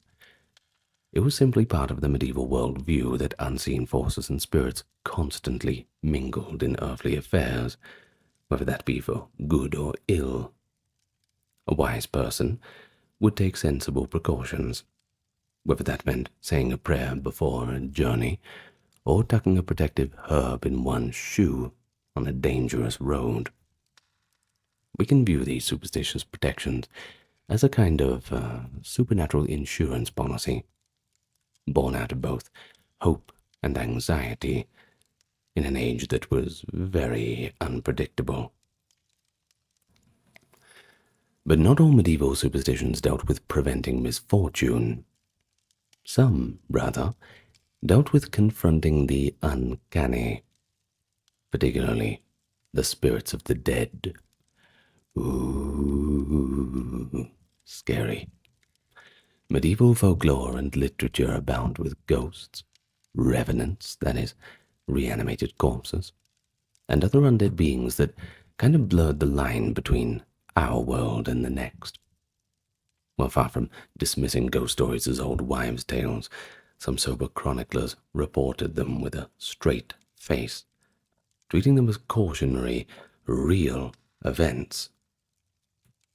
While one of the earliest and most intriguing accounts of the Walking Dead comes from the 12th century English historian William of Newburgh. In his History of English Affairs, amidst accounts of political events, William kinda goes off the beaten track a little bit, and pauses to assure the reader that, quote, "It would not be easy to believe that corpses come out of their graves and wander about, did not frequent examples of it in our own times fully testify to it." He then proceeds to recount several hair-raising cases of revenants in England. In one story, a recently deceased man in Yorkshire rises from his grave at night and proceeds to haunt his village. This blood-drinking corpse, for he apparently attacked people, so terrorized the locals that eventually they appealed to the church. The Archbishop of York sent a holy letter of absolution to be laid on the corpse's chest in the tomb. Only after this religious ritual did the revenant cease its nocturnal activities. In another case, William relates, the restless dead body of a sinful priest was seen roaming near his former abbey, howling in anguish because he had been buried without proper penance. A brave monk, armed with an axe, waited by the grave one night. When the revenant emerged, the monk struck, driving it back. The next day, the community exhumed the corpse and found it unnaturally decayed, or rather undecayed, with fresh blood from the wound, confirming that it had indeed been walking around. They promptly burned the body to ashes, and hopefully that put the spirit at rest. Now, such stories, of course, straddle the line between superstition and spiritual lesson. Medieval writers often presented ghost or revenant tales as moral examples. The dead return to urge the living to do penance, or perhaps as punishment for sins unresolved. Yet it is clear that many ordinary people believed in these nightmarish beings quite literally. The phenomenon of the vampire, though that term was not used in the West until later, overlaps with these medieval revenants who sometimes sucked blood or oppressed the living. William of Newburgh frankly remarked that if he were to record all of the stories the undead he had heard, it would make too long a digression, and that implies that such accounts were indeed numerous. Although rather unfortunate he went back to just talking about the politics, I think we'd rather hear about the supernatural stories than that. A little less dry, of course. Well, another famous spectre in medieval lore was the Wild Hunt, also known as Harlequin's Hunt, a ghostly procession of damned souls sweeping through the night sky. The first known detailed account comes from Orderic Vitalis, a Norman monk writing around 1130. Now he recounts how in 1091 a priest named Walkelin in France encountered a phantom army of men, women, clergy, and knights riding through the darkness. They were burdened with crimes and punishments, and Walkelin realized that he was witnessing the troop of lost souls, Familia Harlequini. He even recognized some recently deceased neighbors among the woeful crowd. One of the ghostly knights seized Walkelin and scorched him for refusing to carry a message to the living, only letting him go when Walkelin cried upon the Virgin Mary for help. The frightened priest found his cloak had been singed by the demon's fiery hand, physical proof of his otherworldly encounter. Tales of this phantom army, or wild hunt, soon spread across Europe, often evolving into local legends involving figures like King Arthur or other folk heroes, leading the furious host. Churchmen interpreted it as a vision of souls in purgatory, a dire warning to sinners on earth. But we can also see it as a classic medieval superstition, the belief that on certain nights, especially around winter feasts, the barrier between the living and the dead grew so thin, the damned rode out in visible form, screaming and warning the living to be a bit more pious, otherwise end up like them. Well, for the medieval populace, ghosts and revenants were not merely entertainment for fireside storytelling, but rather they were part of a cosmology in which the dead could interact with the living. People took measures against troublesome spirits, just as they did against witches. For example, burying bodies at crossroads, or with a stake through the heart to prevent them from rising. That is a practice attested in some medieval burials, by the way. The church, by and large, accepted the appearance of ghosts, usually to convey a moral message or request prayers, though it denied that vampires or corpse devourers had any real power beyond what the devil might fabricate as an illusion. Still, as with other superstitions, the belief of the common people in literal undead beings proved to be quite resilient. It answered deep fears about death and the afterlife, fears that in a pre-scientific age found expression in folklore. So by telling spirits who walked, communities perhaps processed the very real presence of death in daily life, envisioning it and, in some sense, mastering it through their own stories and rituals. But what we can do now is move a little bit away from the illicit and dark sides of things. You see, many were tied to devotion and faith when we look at the realm of superstition. You could certainly drift into that definition. The medieval Catholic Church promoted veneration of saints and their relics, but it struggled to keep that veneration from becoming, let's say, overly credulous, or at least magical in its character. That line between piety and superstition was often quite blurry, and since a sincere prayer, to St. Barbara for protection from lightning, for example, might slide into the notion that a medallion of St. Barbara guaranteed one would not be struck by lightning, effectively treating the object as a magical charm. Church writers would call the latter attitude superstitious, but to the layperson it was a part of concrete faith. Well, it just reminds me of a little story. I used to be a kindergarten teacher. If any of you know, I'm not sure if I've mentioned that before. But back in the day, I used to wear a ring to school. It was a ring with a black gem in it. And the kids would sometimes ask me, they'd say, "What is it? What's that ring? What is it?" And I would tell them that it was a ring for keeping dinosaurs away. And they would tell me, "Well, that's ridiculous." I said, "Well, do you see any dinosaurs?" Right. A few of the kids believed it. Anyway, from then on, it was my dinosaur prevention ring. Well, back to the video. Just thought I'd share that little aside with you. Nothing to do with medieval superstition, but it just came into my head. In any case, the cult of relics provides an illustration of this kind of superstition. Throughout medieval Europe and Byzantium, relics, that being physical remnants of saints or objects associated with Christ and the saints, were treasured for miraculous powers.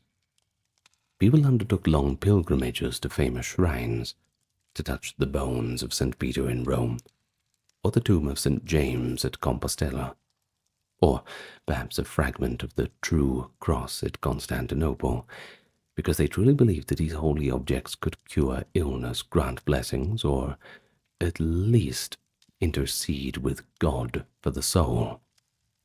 There was a telling line from Geoffrey Chaucer's The Canterbury Tales in 1387, or at least around 1387. It describes how pilgrims go to Canterbury to seek the holy, blissful martyr, St. Thomas Becket, that them hath holpen when that they were sick. In short, they travelled to Becket's shrine because they firmly believe that the saint has helped the sick and will do so again. A mindset where miraculous healing is, expected as a matter of course, I suppose. Now, relics were often credited with truly astonishing miracles. In medieval narratives, restoring sight to the blind, resurrecting the dead, stopping plagues and natural disasters. In fact, in the Byzantine capital of Constantinople, the revered relics of the true cross and the Virgin Mary's robe were paraded along the city walls during crises and sieges, with the belief that these holy objects would somehow repel the enemies. And indeed, chroniclers dutifully report that sieges did miraculously lift after such processions, reinforcing public faith in the relic's protective power. Didn't help them very much in the 15th century, but story for another video, of course. In Western Europe, similarly, tales abounded of how a local saint's relic saved a town from famine or perhaps cured an entire village of the Black Death. Now, modern historians might view these accounts with a bit of skepticism, but at the time they were simply an accepted reality. At times, popular fervor around saints spilled over into outright folkloric cults that alarmed church authorities, sort of going into heretical territory here.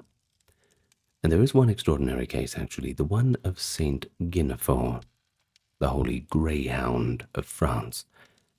Yes, that is exactly right. Not a person, but a dog.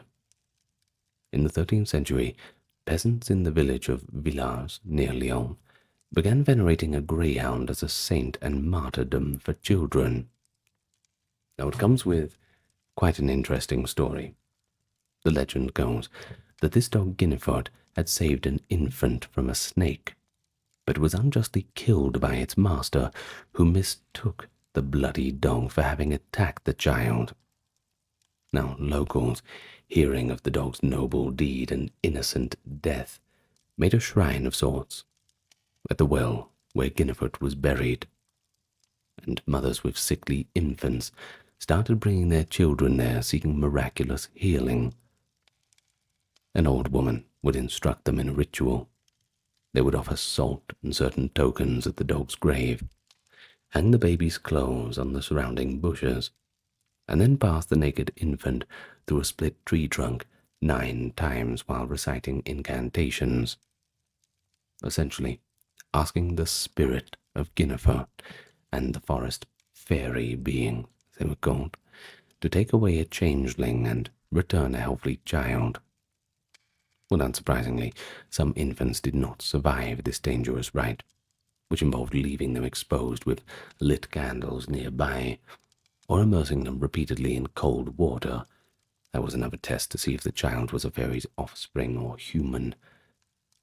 When word of this occult healing practice reached the ears of the church, they were not very pleased.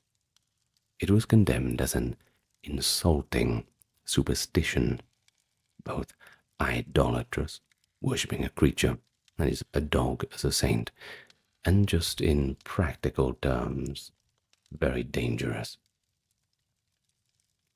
Well, Stephen of Bourbon, the Dominican preacher who investigated, was horrified. He preached against the cult of St. Guinevere, unearthed, and burned the dog's remains, and had the local lord forbid any future gatherings at the site. Yeah, I tell you what, Stephen of Bourbon, he has lost points with me there. They should have just let the good boy be a saint. In any case, his own report preserved the memory of just how far common people's faith in folk miracles could go, and they were so desperate to cure their children that they blended a Christian saintly veneration with older pagan-like rites, that is, tree magic and fairy lore, creating a syncretic superstition at which the learned could only shake their heads. But come on, they should have just... I mean, there's nothing wrong with it, surely. The tale of the brave dog rescuing the child and fighting the snake, and then getting wrongly accused. I think it's a good story. I suppose we can say that they should have left sleeping dogs lie. Well, in comparing these saint-related beliefs to other superstitions, you can certainly find an interesting difference in tone. When medieval people attributed a marvel to a saint or a god, It was seen as good magic, a miracle, not witchcraft. However, the church worried that when people treated holy things in a excessive way, you see, wearing a relic as a personal charm, for instance, or using the mass or sacramental bread in magical rituals, well, I suppose it was kind of frowned upon, at least in an official capacity.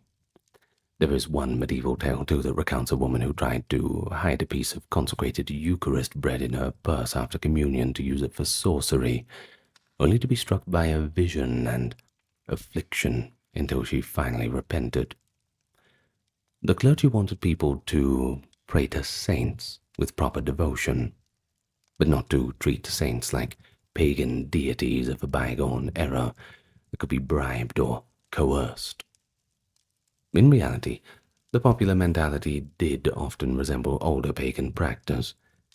Medieval Christians might promise votive offerings at a shrine in exchange for a cure, a practice not unlike offering in a pagan temple, I suppose. Or they might just attribute misfortune to neglecting a certain saint's feast day. Attitudes like that, they're kind of hard to distinguish from superstition. But nonetheless, it is worth noting that the church itself fostered some superstitions in the guise of faith. The ceremony of the royal touch is a case in point. Starting in the late medieval period, kings of England and France claimed the divine gift to heal scrofula, that is a form of tuberculosis, by simply touching sufferers. Crowds of the sick would line up for the monarch's healing touch, convinced that the king's anointed hands could channel the power of God. This quasi-magical royal ritual persisted for centuries, blurring the line between sacred miracle and, I suppose, even a little political propaganda. But similarly, the profusion of relics, whether they were authentic and sometimes they were fake, in late medieval times, from vials of the Virgin's milk to splinters of Noah's Ark, testified to an almost insatiable appetite among the faithful for tangible connections to the supernatural. Savvy observers noted the potential for fraud and superstition in this relic mania. The 16th century Protestant critics would later ridicule medieval Catholicism as drowning in superstition, pointing to these flamboyant uses of relics and images as evidence. Carrying home a flask of holy water from a distant shrine was not irrational, but it was rather an act of hope and trust that spiritual forces would care for the physical world. So how do we sum all of this up? Well, the strange superstitions of medieval people from a modern vantage point, they often evoke amazement, or even amusement. How could someone think that a cloud ship of Magonia was stealing crops, or genuinely fear that a witch might turn into a cat and hex their cow? They seem strange, but don't worry. In a couple hundred years' time, some of our beliefs might seem strange as well. But as we get into these beliefs, we suddenly uncover an internal logic and a window into medieval psychology. Superstition flourished in the Middle Ages precisely because it served a practical emotional need. It offered up explanations for the unexplainable. Why did a harvest fail? Maybe it was a witch that cursed us. Perhaps we neglected a certain saint on their festival. It has to be some reason, right? It provided rituals and responses to cope with dangers, from saying a blessing after a sneeze to marking the door with a cross or a horseshoe against evil. It even gave communities ways to articulate social tensions. For example, the witch stereotype, often targeting outsiders or perhaps inconvenient women as scapegoats when misfortune struck. But it would be wrong to think that medieval people were simply gullible or uniformly ignorant. Not only wrong, but frankly quite rude to think so. Many educated minds then criticize superstitions in terms not unlike our own. We have records of feudal lords mocking auguries, theologians forbidding charms, and physicians attributing lunacy to natural causes rather than the cycles of the moon. The medieval world contains skepticism alongside its belief. But for the majority, given the scientific knowledge of the era, just believing in something, be it malevolent or miraculous, was more comforting than believing in nothing behind events. The bias towards seeing intention or agency, whether divine or diabolic, in life's little twists and turns is a deeply human trait, one that our ancestors exercised liberally. Whether you believe it's God's will, karma, the universe, we still do this today. Or even just saying bad luck, believing in the concept of luck itself, is, well, frankly, superstitious. Now, even within the Christian framework, official doctrine could not answer every question or heal every ill. So the common people had to fill the gaps in with folk tradition, passed down through generations. Much of that tradition predated Christianity itself, rooted in the old pagan customs adapted over time. Medieval Europe and Byzantium thus inherited a rich tapestry of lore, that evil eye from antiquity, the fairy and changeling beliefs from Celtic and Germanic myth, the astrology from the Greco-Arabic learning, and so on. The Church, of course, worked to Christianize these elements, sometimes successfully, sometimes superficially. There's only so far you can Christianize a deeply pagan practice.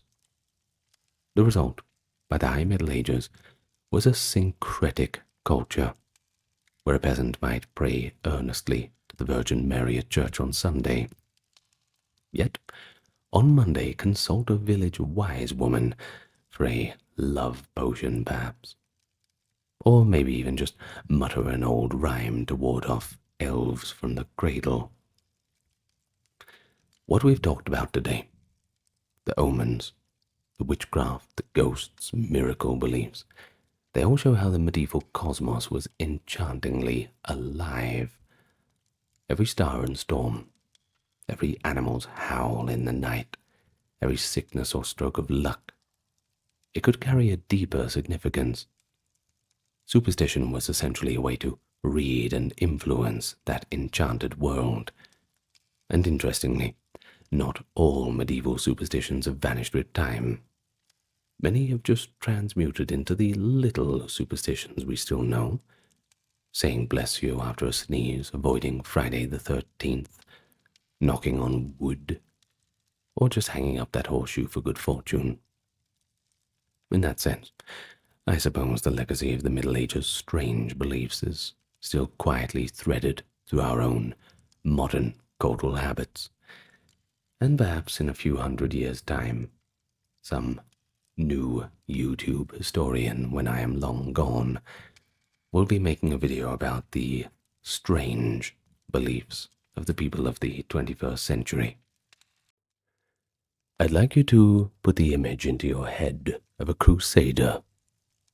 He is marching out on campaign to the Holy Land, into battle not only with sword and shield, but carrying something special. He has a fragment of wood, and it's not just a normal piece of wood, but this is believed to be a fragment from the very cross upon which Christ was crucified. And now picture an army halting to kneel before this splinter of holy wood, or perhaps a saint's bone, a Christian relic. They pray for divine aid before the clash of swords.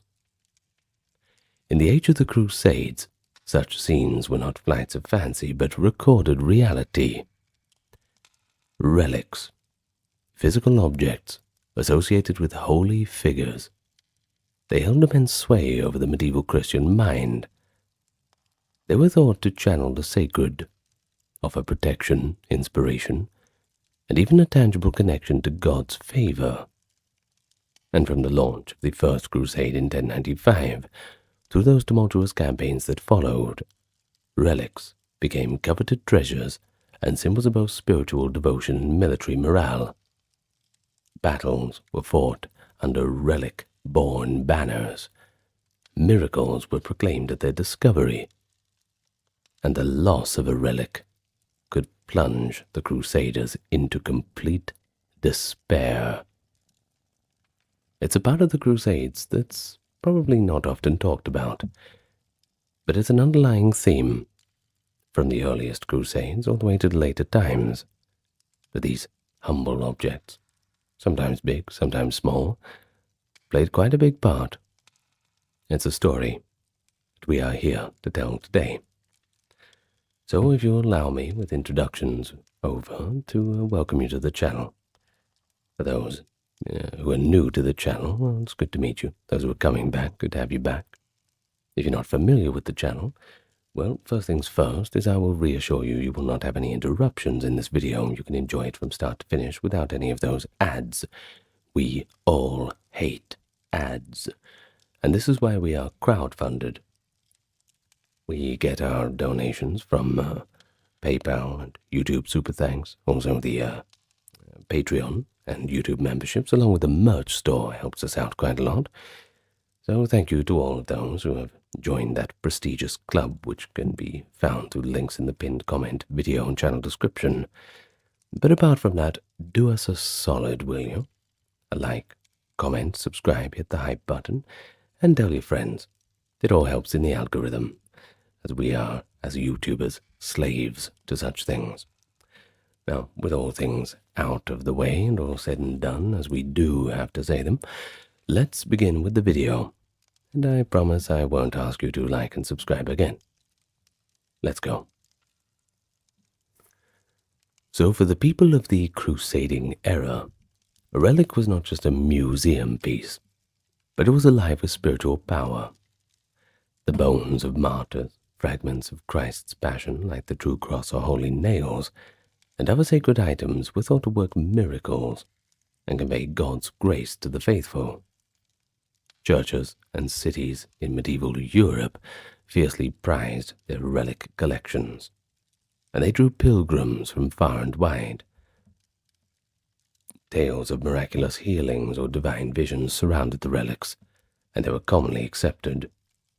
This intense relic veneration formed the backdrop against which Pope Urban II called the First Crusade in 1095. When Urban urged Christian knights to liberate the Holy Land from Muslim control, he framed the mission in profoundly spiritual terms. The goal was not only to reclaim sacred territory such as Jerusalem, but it was also to rescue the holy places and the treasures within. The tomb of Christ, the true cross, and many other relics, from what many crusaders saw as an incoming desecration, and in some cases an ongoing one. Although no contemporary transcript of Urban's sermon at Clermont survives, later accounts emphasize the spiritual rewards of the crusade and the sanctity of the cause. It is clear that the thought of reuniting Christendom with its holy relics and sites was quite a powerful motivator. Medieval crusaders described their journey as an armed pilgrimage. They wore the cross on their garments and marched with the zeal of people on a holy mission, quite literally, to the land of the Bible. Well, even before leaving Europe, many crusaders armed themselves not just with swords, but with their own relics for protection and blessing. According to chroniclers, it was common for leaders and priests on the First Crusade to carry cherished relics from home. Bit of a good luck charm.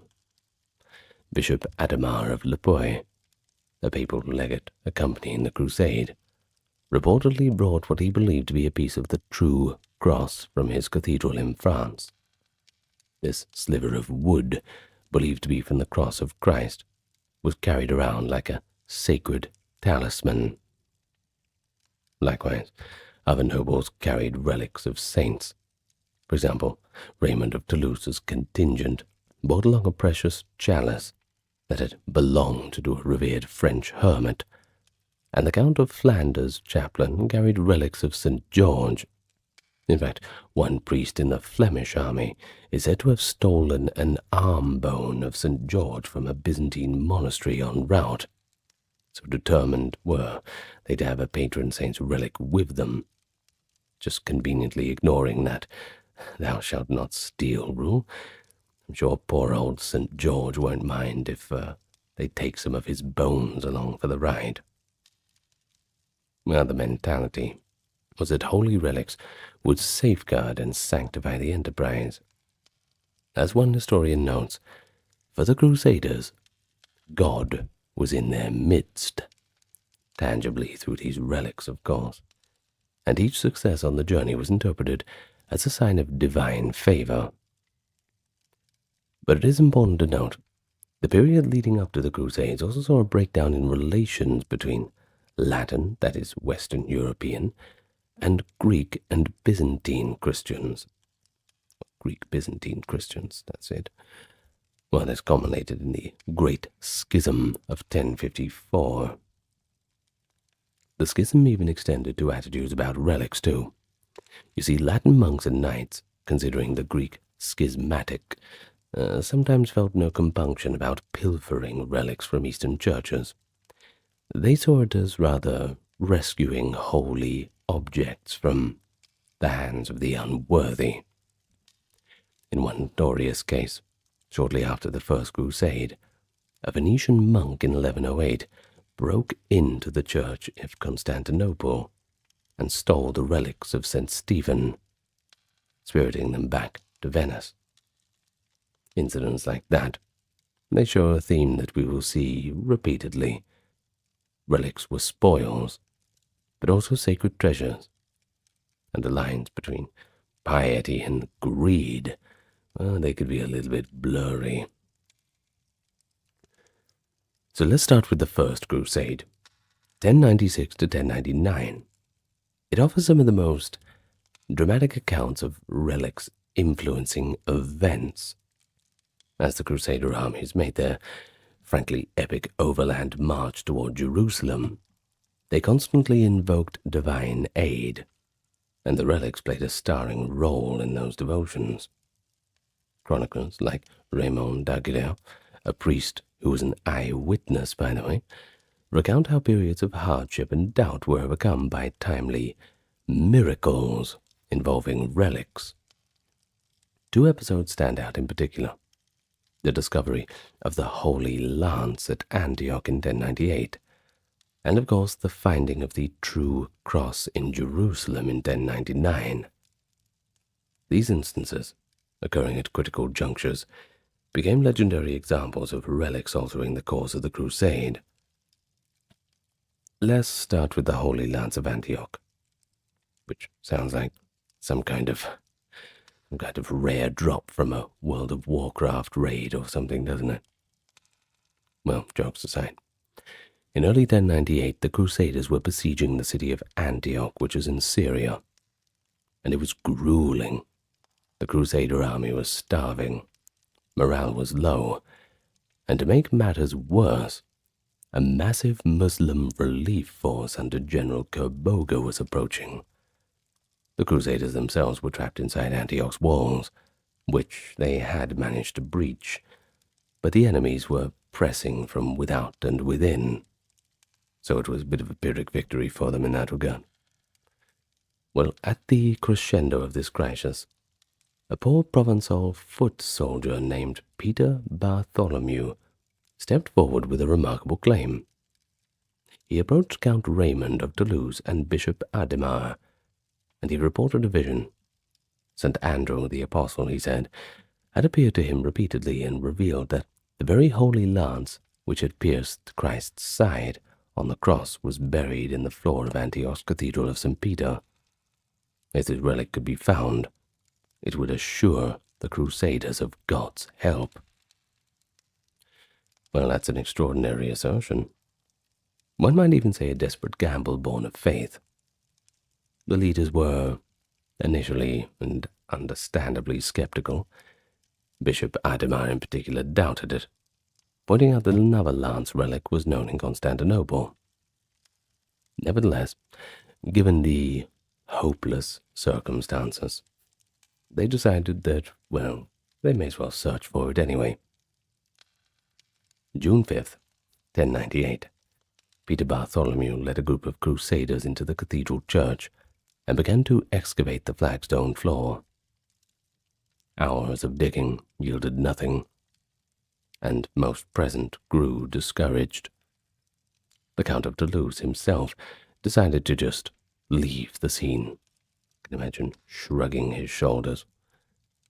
But at that moment, Peter Bartholomew dramatically jumped into the pit, and according to accounts, he soon shouted with joy, brandishing an iron object, the head of a lance. Those around him erupted in exultation, hailing it as a miraculous discovery of the Holy Lance itself. Raymond d'Aguilera, who was present, wrote that when the lance point emerged from the earth, quote, "What great joy and exultation then filled the city I cannot describe." The effect on morale was electrifying. The besieged crusaders, who had been on the brink of despair, now believed they possessed a literal token of God's favor, kind of like having the lightning rod from Zeus himself. Carrying the purported Holy Lance before them as a standard, the revitalized army of the Crusaders marched out of Antioch to face Kerboga's forces. And in the ensuing battle, they scored an astounding victory, routing a much larger Muslim army. Many of the Crusaders attributed this triumph to divine intervention granted through a relic. Some reported visions of saints and angelic knights riding alongside them in battle. In any case, in the minds of the faithful, the discovery of the lance had proved to be the turning point, a miracle that saved the First Crusade. But then the modern historians come in and just ruin all the fun. I'm sorry to say it. But of course, many of them debate the authenticity of Peter Bartholomew's lance. You see, even at the time there were doubters. Bishop Ademar remained unconvinced, and he privately suspected that there was fraud or self-delusion. And indeed, Ademar's skepticism was borne out when some months later, Peter Bartholomew volunteered to go an ordeal by fire to prove his honesty. He walked through a blaze, carrying the lance, and he suffered fatal burns, which, well, discredited the relic in the eyes of many. Nevertheless, at the crucial moment outside Antioch, belief in the lance's power was very real, and it had very tangible consequences. The lance was kept by Count Raymond's entourage thereafter and became an object of rivalry among leaders. Ultimately, the fate of the relic is murky. Sources say that the Holy Lance of Antioch was later sent to Constantinople for safekeeping, and still later perhaps to Western Europe. There were already other claimants to the title of Holy Lance in Byzantium and Rome, a reminder that relic duplication and controversy were not uncommon. But authentic or not, the impact of Peter Bartholomew's lance on the First Crusade success is undeniable. It's just another example of how a powerful narrative around a relic could galvanize an army. Well, next, let's talk about the Saints' march to Jerusalem. After Antioch, the crusading host continued southward, gathering any other relics they could get along the way. The chronicles mention that as the Provençal army left Antioch, a local priest guided them to a church, where relics of 4 saints, including St. John Chrysostom and St. Cyprian, were hidden. The Crusaders dutifully packed these relics to accompany them on the road to Jerusalem. One amusing anecdote, from Raymond d'Aguilera illustrates this mindset quite nicely. Apparently, the Crusaders found a small casket of unidentified bones along with a few named relics. Well unsure of whether to bother carrying unknown relics, one of the priests hesitated. This was until he had a dream of St. George, who chastised him and identified the bones of those as a saint who wished to join their pilgrimage. Now, suitably admonished, they carried the mysterious relic as well. Stories like that might be embellished. Use your imagination a little bit. But they do reveal the Crusaders saw themselves as moving under the patronage and company of these heavenly saints. Quite literally via the relics in their baggage. In any case, finally, in the summer of 1099, after a grueling 3-year odyssey, the crusading armies reached the prize, Jerusalem. The holy city was heavily fortified and held by a Fatimid Egyptian garrison. The siege of Jerusalem between June and July 1099 was that climactic crescendo of the First Crusade. And by this point, the Crusaders had endured extreme hunger and losses. They were far from home. They were completely outnumbered, and attempting what must have seemed quite impossible, to storm the most sacred city in Christendom by force. And it is here that relics and ritual again took the center stage in a dramatic fashion.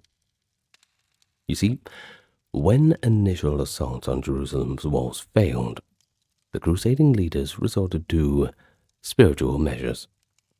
They declared a period of fasting and penance for the whole army, hoping to purge any sin that might be causing God to withhold victory.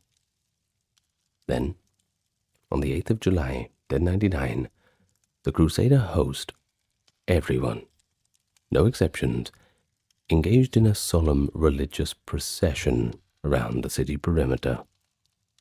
This was inspired in part by biblical precedent. They surely recalled how in the Bible the walls of Jericho fell after a ritual procession, if you're familiar with that. It was led by priests and bishops. The Crusaders were barefoot and dressed in penitential garb, marched with crosses, relics of saints, and holy icons raised on high. Eyewitnesses described that relics of the saints and pieces of the true cross, that is, the small fragment Adamar had brought, were carried at the head of the columns. They chanted litanies and psalms as they circled Jerusalem's walls, while the Muslim defenders watched from above, reportedly mocking the display by holding up their own crosses and taunting the invaders. Well, it's a pretty extraordinary ritual. It shows a belief in material expressions of faith. Perhaps they could win divine aid. In any case, by parading relics and humbling themselves, they hoped to turn the tide somehow. According to Raymond d'Aguilera, the effect was immediate. The very next day, morale soared, and the besiegers launched a determined final assault. July 15th, 1099, the Crusaders breached the defenses and captured Jerusalem after a bloody fight. The success was attributed in no small part to God's favor, obtained through prayer and the veneration of relics. And indeed, once they controlled the city, the Crusaders' first actions were religious. Sobbing with joy, they processed to the Church of the Holy Sepulchre, the site of Christ's tomb, by the way, to give their thanks. They had achieved what they believed was a holy miracle. And well, the proof is in the pudding. The holiest city on earth was in Christian hands again. Well, with Jerusalem secured, the Crusaders established the Latin Kingdom of Jerusalem and other Crusader states in the Levant. And in the years and decades after 1099, relics began to pour in, and they continued to play a pretty key role in the religious and political life of these new Crusader kingdoms. They really couldn't get enough of them, collecting them like how I collect Warhammer 40k, basically. Well, the First Crusade's victory had opened access to the vast repository of relics long kept in the East, Jerusalem itself being the center of Christ's passion housed incomparable treasures. Maybe the greatest of them was the true cross. By tradition, the very wood of Christ's crucifixion, which St. Helena, and his Emperor Constantine's mother, by the way, was said to have discovered in Jerusalem back in the 4th century, so just at the time when Rome was really becoming Christian.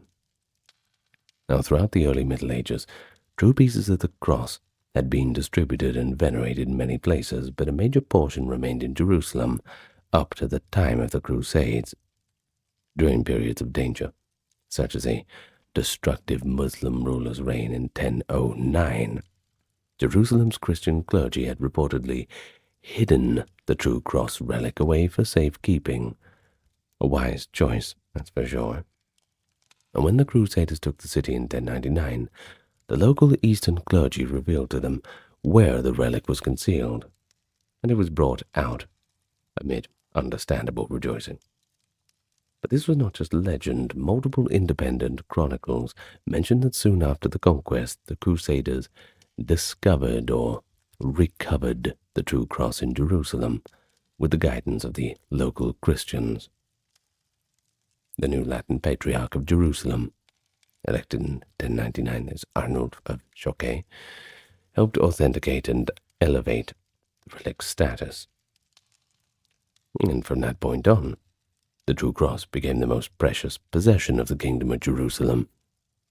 It was housed in the Church of the Holy Sepulchre, and only brought out on special occasions, particularly in times of war, when the kingdom's survival was at stake.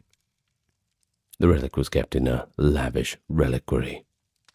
Accounts describe a golden cross inside a reliquary, which wood was encased.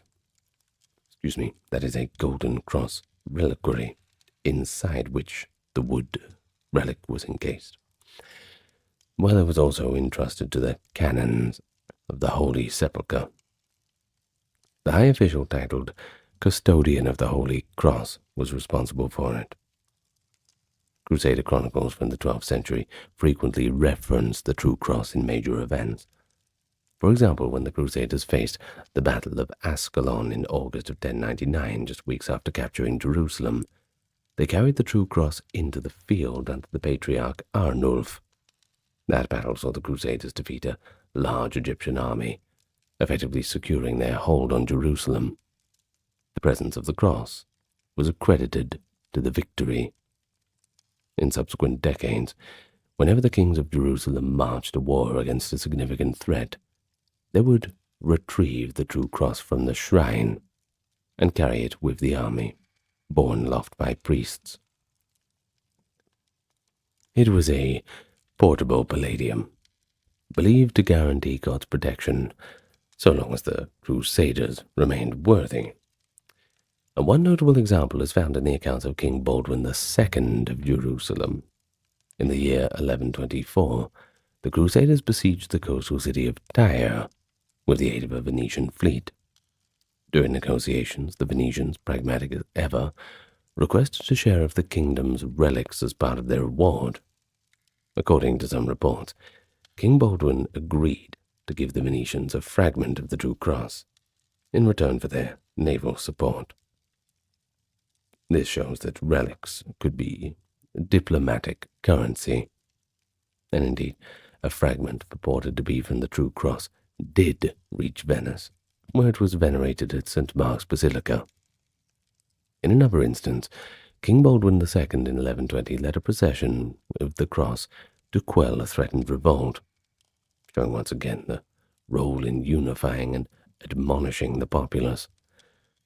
It's pretty clear that the true cross had become not just a spiritual symbol, but kind of a political talisman, a sort of holy standard of the kingdom.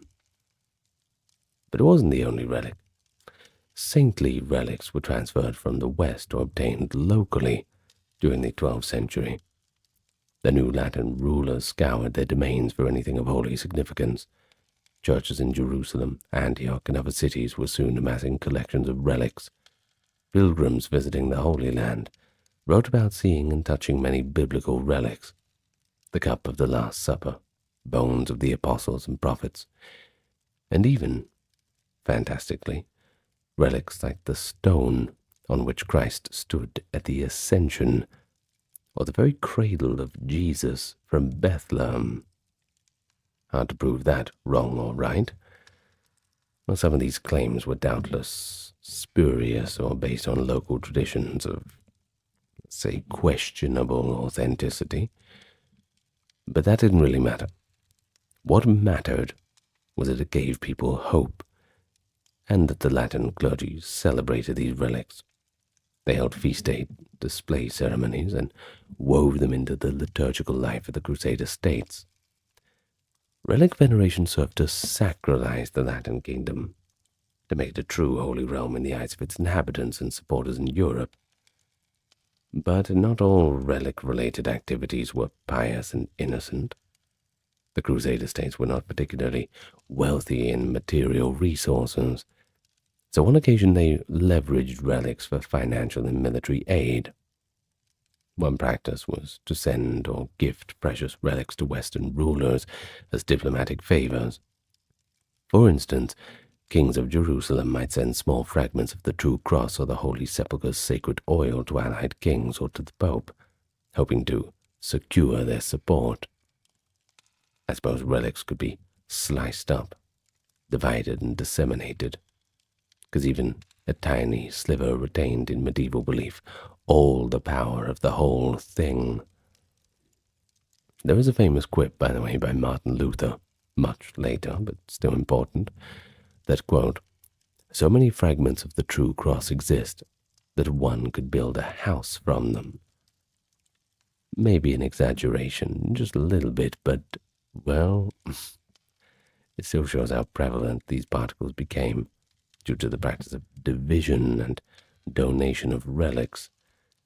But like I said, how are you meant to prove that it's not part of the true cross? Anyone could give you any old piece of wood, say it's part of the true cross, and, well, you couldn't prove them otherwise. Contemporary inventories, however, suggest that all known fragments would only amount to a fraction of a full cross, but still, medieval people did exercise some restraint amid the enthusiasm. In any case, throughout the 12th century, the Kingdom of Jerusalem reached its zenith under rulers like Baldwin IV, that was the leprosy guy, and they had a relatively stable existence. But by the 1180s, it was in grave peril. Saladin was a rising power, the Sultan of Syria and his newly conquered Egypt. This would set the stage for a crisis, in which the fate of the kingdom's chief relic, the True Cross, hung in the balance. But before we reach that fateful moment, it's worth noting how ingrained the cross's presence was in the Crusader army's psychology. The military chronicles describe scenes before the battle where priests blessed the troops with relics, particularly the True Cross. On the eve of the great battle at Ascalon in 1099, as noted, the patriarch brought forth the True Cross, and the entire army knelt. Similar scenes likely played out many times in ensuing decades. The cross was venerated in camp. Knights would queue to kiss it, or at least see it from afar and be comforted. It embodied the notion that God rode with the Crusaders. And because of this, there was a fear that began to lurk. What would happen if the cross should ever fall into the hands of the enemy? Well, that's unthinkable, isn't it? The prospect would mean not only military defeat, but a theological catastrophe. It can only be interpreted as a sign of God's severe displeasure. Well, spoiler alert, the unthinkable came to pass eventually.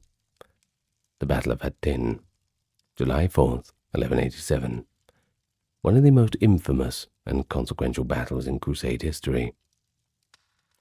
Or to truly grasp its impact, remember that for nearly 90 years since the First Crusade, the Latin Kingdom of Jerusalem had managed, through many close calls, to hold on to the holy city and its sacred relics. But by 1187, Saladin had united Muslim forces and was determined to annihilate the Crusader stronghold. When Guy of Lusignan led out the Frankish army to confront Saladin near the Horns of Hattin in Galilee, he did so carrying the kingdom's most precious asset, a gold-foiled Charizard. No, I'm just kidding. The true cross, of course. It was borne in the midst of the army by the Bishop of Acre, in a reliquary mounted on a staff like a standard. Crusader sources emphasize how knights and soldiers took heart at seeing the golden reliquary of the cross shining in their ranks. Many surely believed that God would not allow any harm to befall them. After all, they were carrying the true cross. But, as it happened, the battle was a complete disaster. The Frankish army, parched and exhausted, was enveloped and overwhelmed by Saladin's forces. Thousands of Crusader fighters were either killed or captured, and in the chaos and carnage of that blazing hot day, the Bishop of Acre, who held the cross, was slain. The true cross was seized by the troops of Saladin. Chroniclers describe the Muslims triumphantly snatching the reliquary and raising it aloft. One account says the relic was fixed upside down on a lance and paraded, a deliberate show of Muslim dominance and humiliation for the Christians who looked on in horror. The loss of the true cross sent a spiritual shockwave throughout the Christian camp, at least for those still alive or taken prisoner at Hattin, and you can only imagine the despair. It was as if the very beating heart of the kingdom had been ripped out. You won't be needing this anymore. In the minds of contemporaries, it wasn't just a king or knights who were defeated, but the favor of God itself had departed. Writers quickly drew parallel to the biblical story of the Ark of the Covenant being captured by the Philistines, a moment of divine judgment in the Old Testament. Just like the ancient Israelites, the Crusaders had carried their sacred object into battle, expecting divine aid, and like them, they saw its capture as a sign of collective failure and sin. The subsequent events were catastrophic. With the Christian field army wiped out at Hattin, Saladin swept through the kingdom. Within months he conquered most cities, including, crucially, Jerusalem itself, which fell in October of 1187. Thus the loss of the true cross and the fall of Jerusalem went hand in hand. Saladin, though a chivalrous figure in many accounts, did not treat the true cross lightly. Islamic chroniclers note that he sent the relic as a trophy to his capital in Damascus. There are tantalizing hints in records that the wood of the cross might have been displayed publicly in Damascus to demonstrate Islam's victory. Some Christian sources even feared the Muslims might dishonor the relic, though Saladin, being a shrewd statesman, probably kept it intact as a valuable bargaining chip or symbol. Whatever the case, the true cross never returned to Christian hands. It effectively vanished from history after this point. Later sources claimed that bits of the cross had been broken off and dispersed, or that Saladin had hidden it. Some decades later, during peace negotiations, Muslim leaders would respond to inquiries about the cross with shrugs. Allegedly, they couldn't locate it. It is possible that Saladin's successors simply didn't prioritize preserving it, and it was lost or destroyed quietly. In any case, the morale hit was irreparable for medieval Christendom. It's hard to recover after that one. The news of the True Cross's capture sent Europe into an uproar. In 1187, when the awful tidings reached the Pope and the princes, it spurred an immediate call for a new crusade, what became known as the Third Crusade. Pope Gregory VIII issued a papal bull Audita Tremendi, lamenting the tragedy. He specifically cited the loss of the Lord's cross as an unspeakable calamity and a sign that God was scourging his people. The psychological impact of losing the relic cannot be overstated. I'm telling you, contemporary chronicles from England, France, and Germany all register this shock and grief. One wrote that no sorrow of ancient times equaled this one. The cross had been the pride and rallying point of the kingdom of Jerusalem, and now it was captured in infidel hands. Christendom felt punished. They felt ashamed. This collective trauma, it helps explain the otherwise unlikely spectacle of the kings of England, France, and the Holy Roman Empire, all taking up the cross, figuratively and literally, in the Third Crusade. They were responding not just to the loss of territories, but to a spiritual affront. The idea of recovering the true cross became one of the avowed aims of the Third Crusade's leaders. They were going to get it back, no matter what. During the Third Crusade of 1189 to 92, the fate of the lost relic remained a pressing concern in negotiations. King Richard Lionheart of England, in particular, was keen to secure the return of the cross if possible. After the Crusaders, led by Richard and King Philip of France, captured Acre in 1191, they famously took thousands of Muslim prisoners. According to accounts, Richard offered to release these captives if Saladin would return the true cross.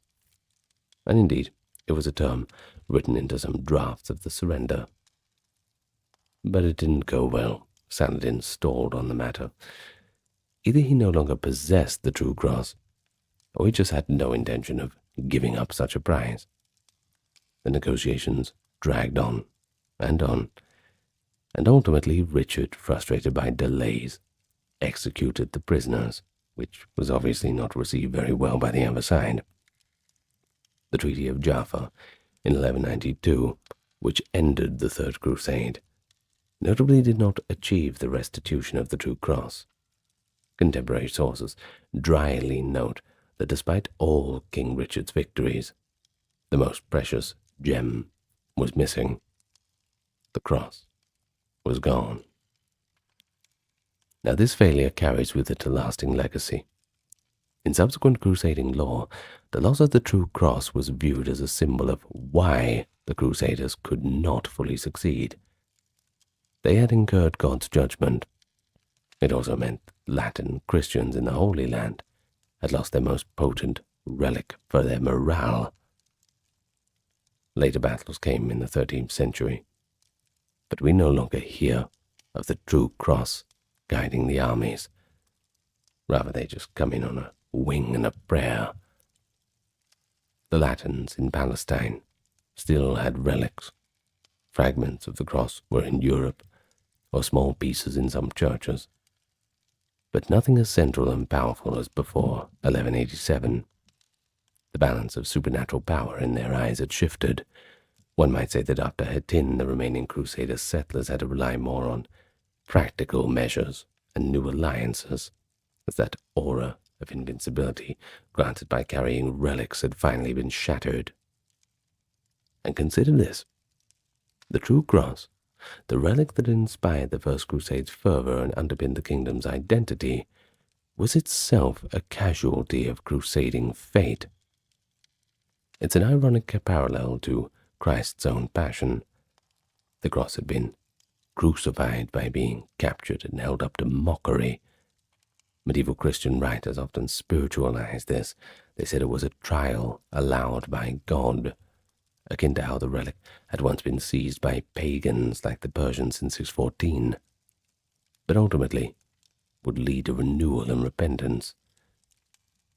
But in practice, the relic was gone. Rumors persisted for centuries, whispers that maybe some piece of it survived hidden in the east, but nothing was ever found.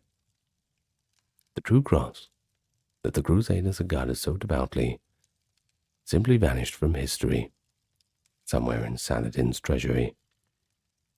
Maybe one day we'll find it, Maybe it's out there somewhere, buried in some old vault, some hidden place. Fingers crossed. But even as the Third Crusade was fighting, and unsuccessfully so, to reclaim Jerusalem and its lost relic, another dynamic was unfolding in the Christian world, one that would lead to a very different kind of crusade, and ultimately a new chapter in relic history. This was the growing estrangement and rivalry between the Latin West and the Greek East, particularly the Byzantine Empire, based in Constantinople. The Fourth Crusade of 1202 to 1204 infamously culminated not in an expedition to the Holy Land, but in the seizure and sack of Constantinople by Western Crusaders. While this episode is a dark stain on crusading history, Christians pillaging the greatest Christian city in the world had enormous consequences for the distribution of relics. Constantinople in 1200 was arguably the richest repository of Christian relics on earth. As the capital of the Eastern Roman Empire, it had accumulated relics for centuries. The Byzantine emperors were proud custodians of Christ's Passion relics and saints' bodies. They possessed, for instance, a reputed fragment of the true cross separate from the one lost at Hattin, one of the holy nails, a spear of Longinus, that is a lance tip that pierced Christ, which the Byzantines claim to have received from Jerusalem, the crown of thorns, and countless other items. Bones of the apostles like Andrew, Luke, John the Baptist's head, relics of the Virgin Mary, her robe, for instance, much more. These were housed in Palatine chapels and churches, and were objects of veneration for Constantinople's inhabitants and pilgrims. When the armies of the Fourth Crusade, originally summoned to go to Egypt or Palestine, found themselves instead at odds with the Byzantine emperor, events spiraled into war, and the Crusaders captured Constantinople in April of 1204. The 3 days of looting that followed were horrific. Crusader knights and Venetians raided churches, monasteries, and palaces, and amid this plunder, they targeted relics, as well as gold and gems. To the Crusaders, relics were among the most precious spoils imaginable, not only for their spiritual value, but also for the prestige and possible profit they conferred back home. The logic was simple. A famous relic installed in a European cathedral could draw pilgrims and donations for generations to come. A tourist attraction, basically. Many crusaders were undoubtedly motivated by genuine piety. They felt that by removing relics from a city they saw as politically heretical or unstable, that they were rescuing these holy objects for the true church in the West. Pretty disturbing rationalization, but, well, it's just the way it is.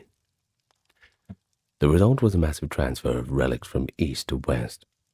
We have unusually detailed records of some of these because ecclesiastical chroniclers and even some knights kept track of what they took.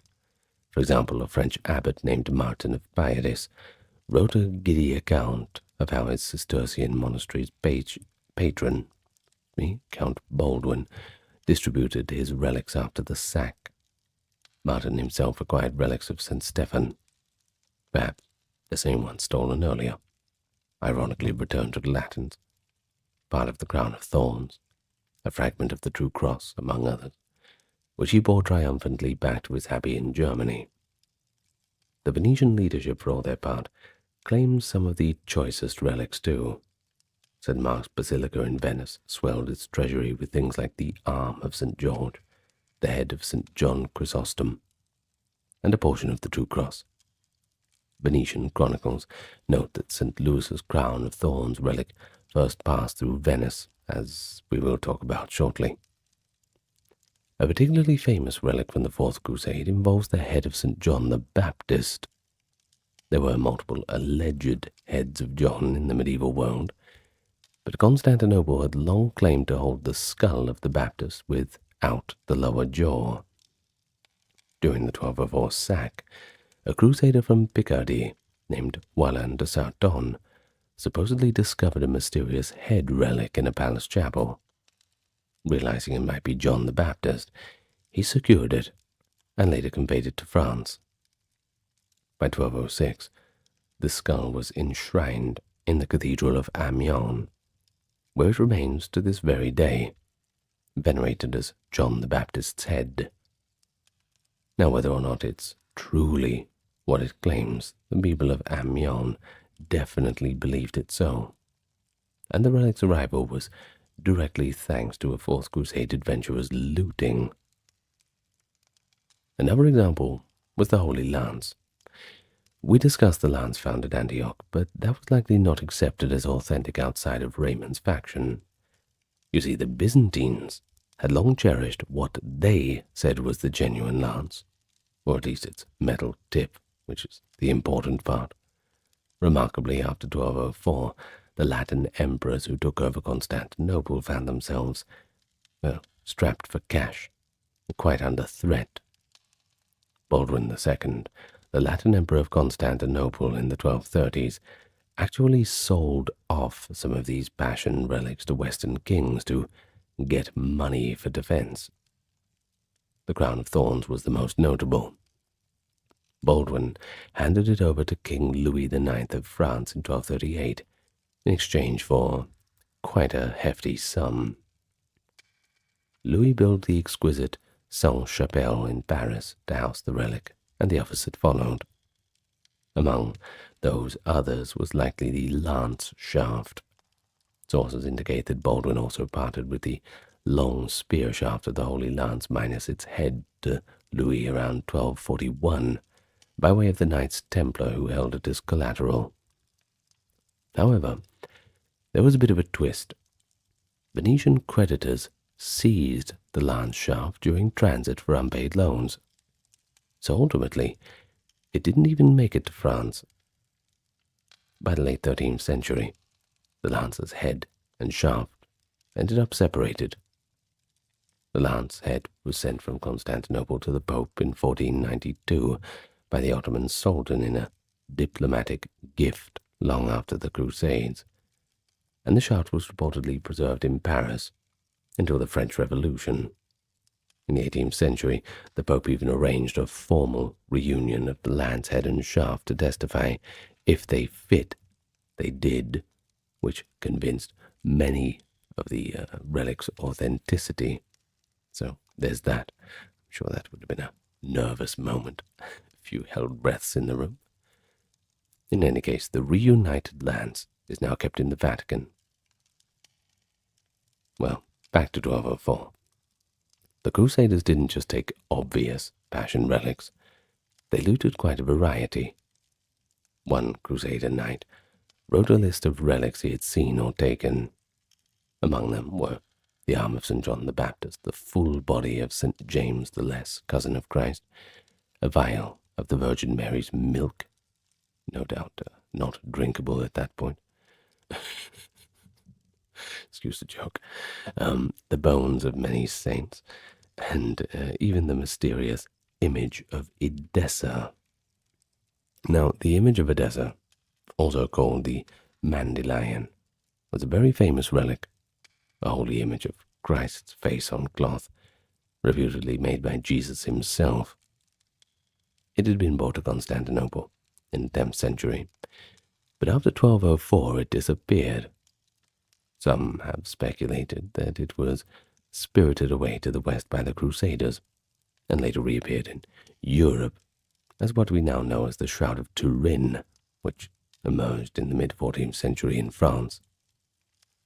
The theory is unproven and a little controversial, but it certainly adds to the mystique of lost relics of the Crusades. These precious objects vanished in upheaval, spawning legends about their fate.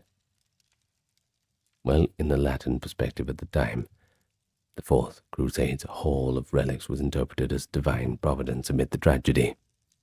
Clerics argued that God, angered by the Greeks' supposed perfidy, allowed the city to be taken and its holy treasures redistributed to the worthier keepers in the Latin world.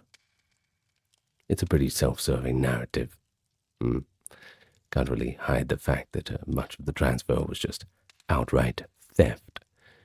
Yet it is thanks to this that many Western churches acquired relics that became the pride of their towns. For instance, the Cathedral of Halberstadt in Germany received a treasure trove of relics from a bishop who participated in the Fourth Crusade, including little bits of the True Cross, saints' bones, and the miraculous cloth known as the Virgin's Mantle. These relics were honored for centuries after as gifts brought from Constantinople. So, while the Byzantine viewpoint is that these were stolen relics, from the Western viewpoint they were lost and found gifts of the Crusade. Found amidst the city they just plundered and destroyed, but, well, we're not going to go down that route. In any case, the Fourth Crusade was kind of ironic. It achieved what earlier crusades had aimed to do in the Holy Land. It relocated an enormous number of holy relics into Latin Christendom. However, unlike the respectful translation of relics in a pilgrimage, this was done by conquest and plunder. But it also reveals another facet of Crusader behavior, the commodification of relics. After 1204, one can see an uptick in relic sales or donations tied to crusading. The Latin emperors in Constantinople, for their brief rule, 1204 to 1261, by the way, habitually used relics as collateral to secure loans from Italian merchants, or to get a little favor with Western monarchs. So if we look at it cynically, which really is the only way to look at it, relics became bargaining chips. Just another pawn in the great game of sustaining an empire.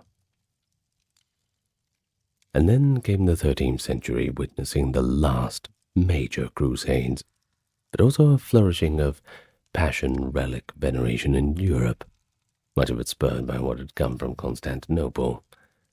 One figure epitomizes this intersection of crusading zeal and relic worship as King Louis IX of France, later canonized as St. Louis. Louis led two crusades, the 7th in 1248 to 54, and the 8th in 1270, and was renowned for his personal piety. His devotion to relics was profound and almost obsessive, and he directly acquired some of the most famous relics of Christendom. Now, as I mentioned before, Louis purchased the crown of thorns from Baldwin. That's Baldwin II, by the way. In 1239, this relic, believed to be the woven thorny cap forced on Christ during his trial, arrived in Paris. The king himself, in an act of almost utmost humility, removed his royal robes and walked barefoot in a simple tunic while carrying the crown of thorns into the city. The scene of a king humbly bearing a relic through the streets made a deep impression on his contemporaries. They housed the crown and other relics he would gather, including a large fragment of the True Cross and the Holy Lancer's shaft after it was recovered from the Venetians. Louis commissioned the Sainte-Chapelle, a masterpiece of Gothic architecture, and essentially a giant reliquary in stone and glass. Visitors to Sainte-Chapelle were awestruck by how it displayed these relics at the center of an opulent, jewel-like chapel. The king had effectively made Paris a new Jerusalem in terms of possessing Christ's passion objects. All this Louis did in the spirit of intense faith, seeing himself as a quasi-priestly king, guarding the instruments of salvation. But how did that relate to the Crusades?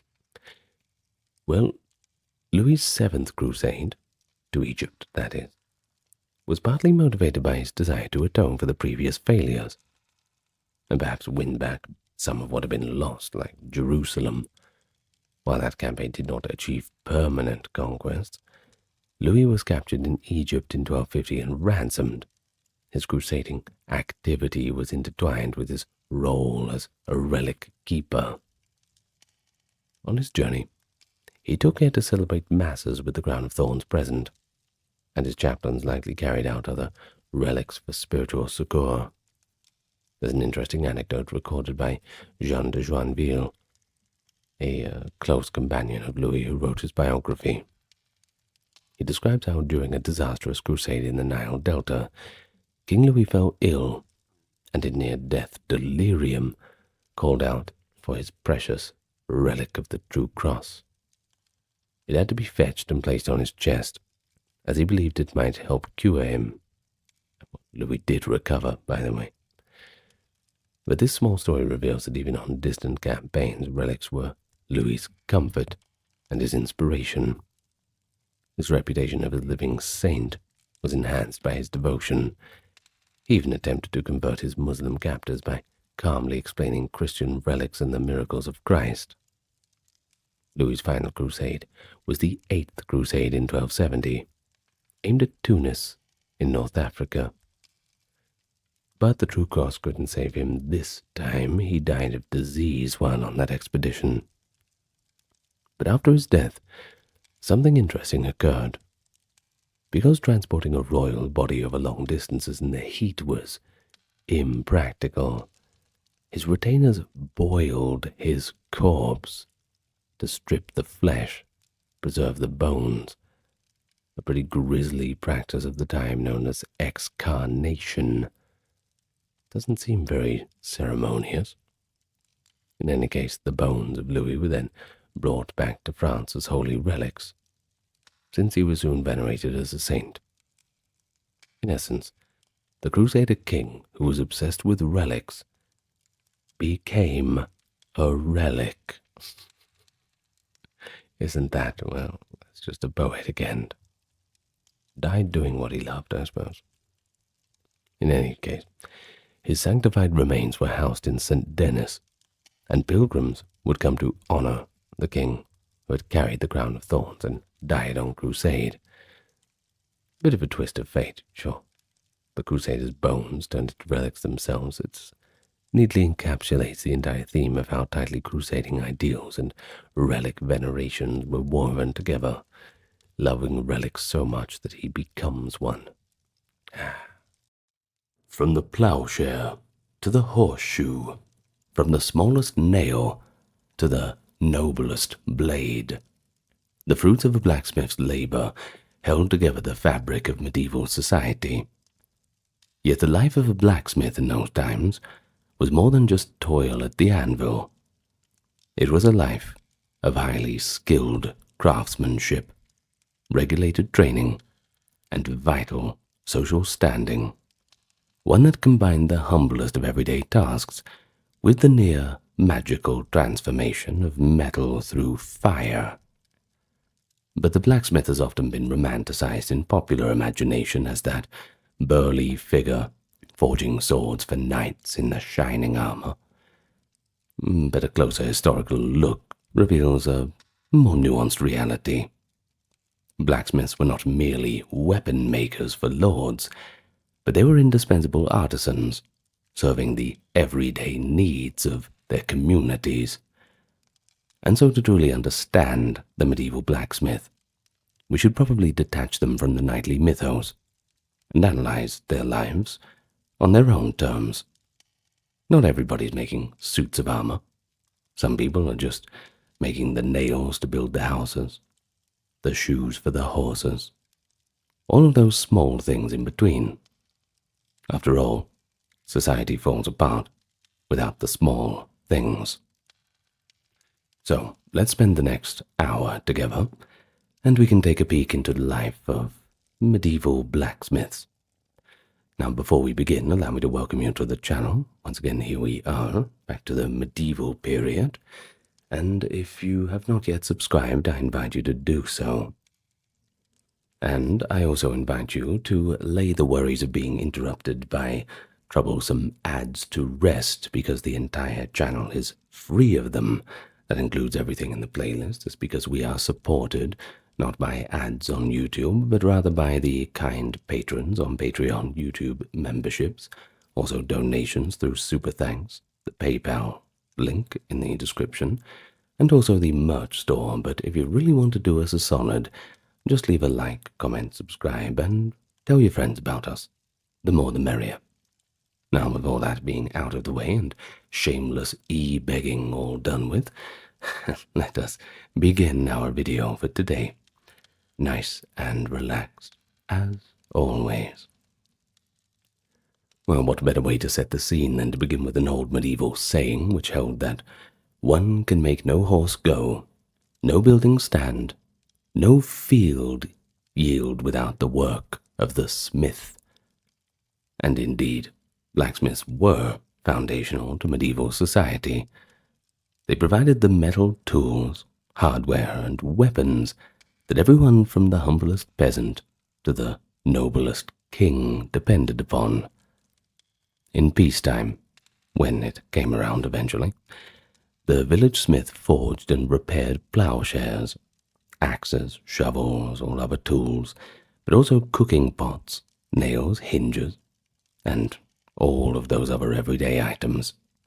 So it wasn't all just about forging a sword or an axe. It was a lot more involved than that.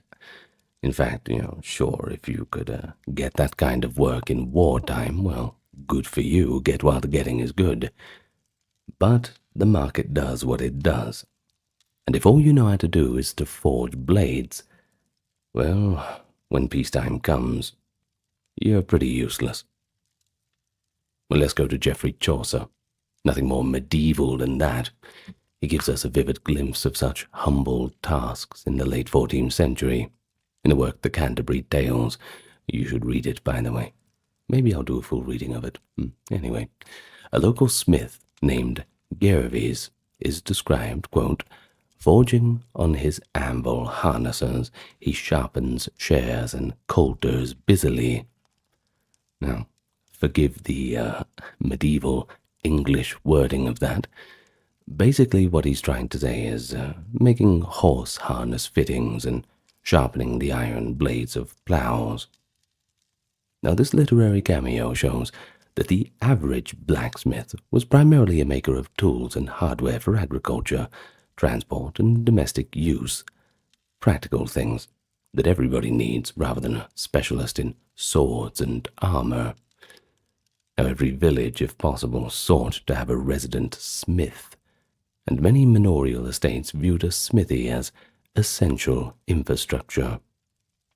An early medieval royal decree in the year 800, Capitulare Divilis, explicitly ordered that each of the king's estates must have a certain number of skilled workers, and that goes from carpenters to blacksmiths and other trades, and they must always have them present for any needs that come up.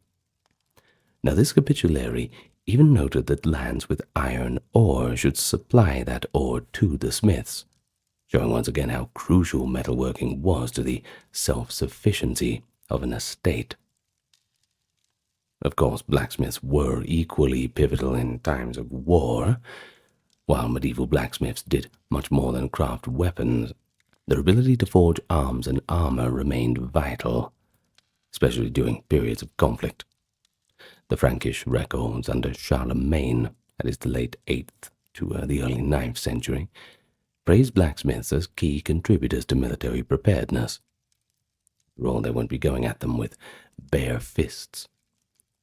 One capitulary, issued in 802, amid Charlemagne's campaigns, required that lords maintain skilled smiths to produce chainmail armor for their soldiers. Well, this shows once again the heavy emphasis on warfare during Charlemagne's reign, a time when expanding an empire meant equipping armies with everything they needed, and of course, there was only one trade up to that job. Carolingian sources even mention with admiration the horse armor or protective iron sheathing for war horses that smiths crafted, offering cavalry a greater superiority in battle. But to the warrior aristocracy, a proficient armor blacksmith was worth its weight in gold. We see evidence of that value attached to a smith's products in legal codes, the early medieval lex ribuiaria. Excuse me with the Latin, doing my best here. That is a Frankish law code. Well, this explicitly lists the Wehrgild, its legal compensation value of high-quality arms and armor.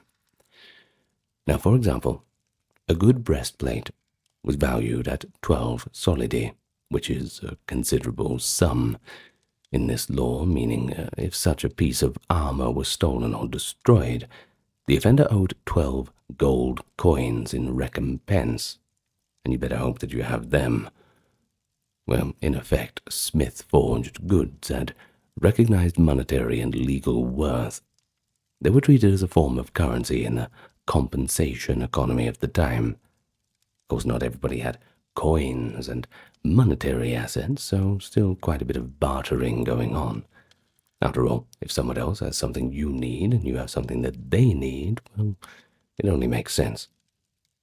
In any case, this dual importance, that is, forging practical tools like plowshares and nails in peace and swords in wartime, made the blacksmiths an important figure, and one that straddles both the agrarian and military sphere of medieval life. And if you really think about it, in practical terms, choosing a trade, where you know you'll always have work of some kind, a blacksmith is a pretty solid choice. Times of war, well, you'll always have plenty of work with that.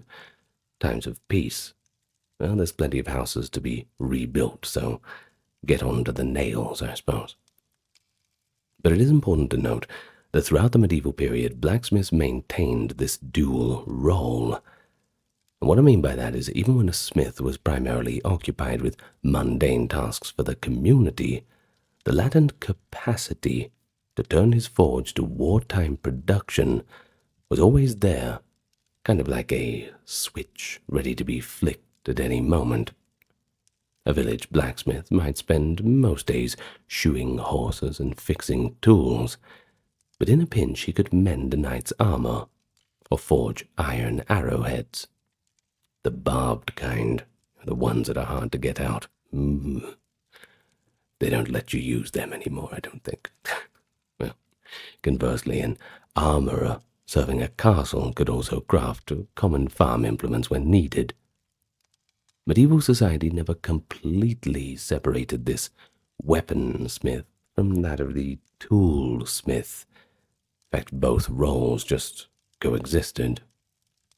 Well, they were both community craftsmen and also the backbone of the army. It's just they were doing the different roles at different times, really.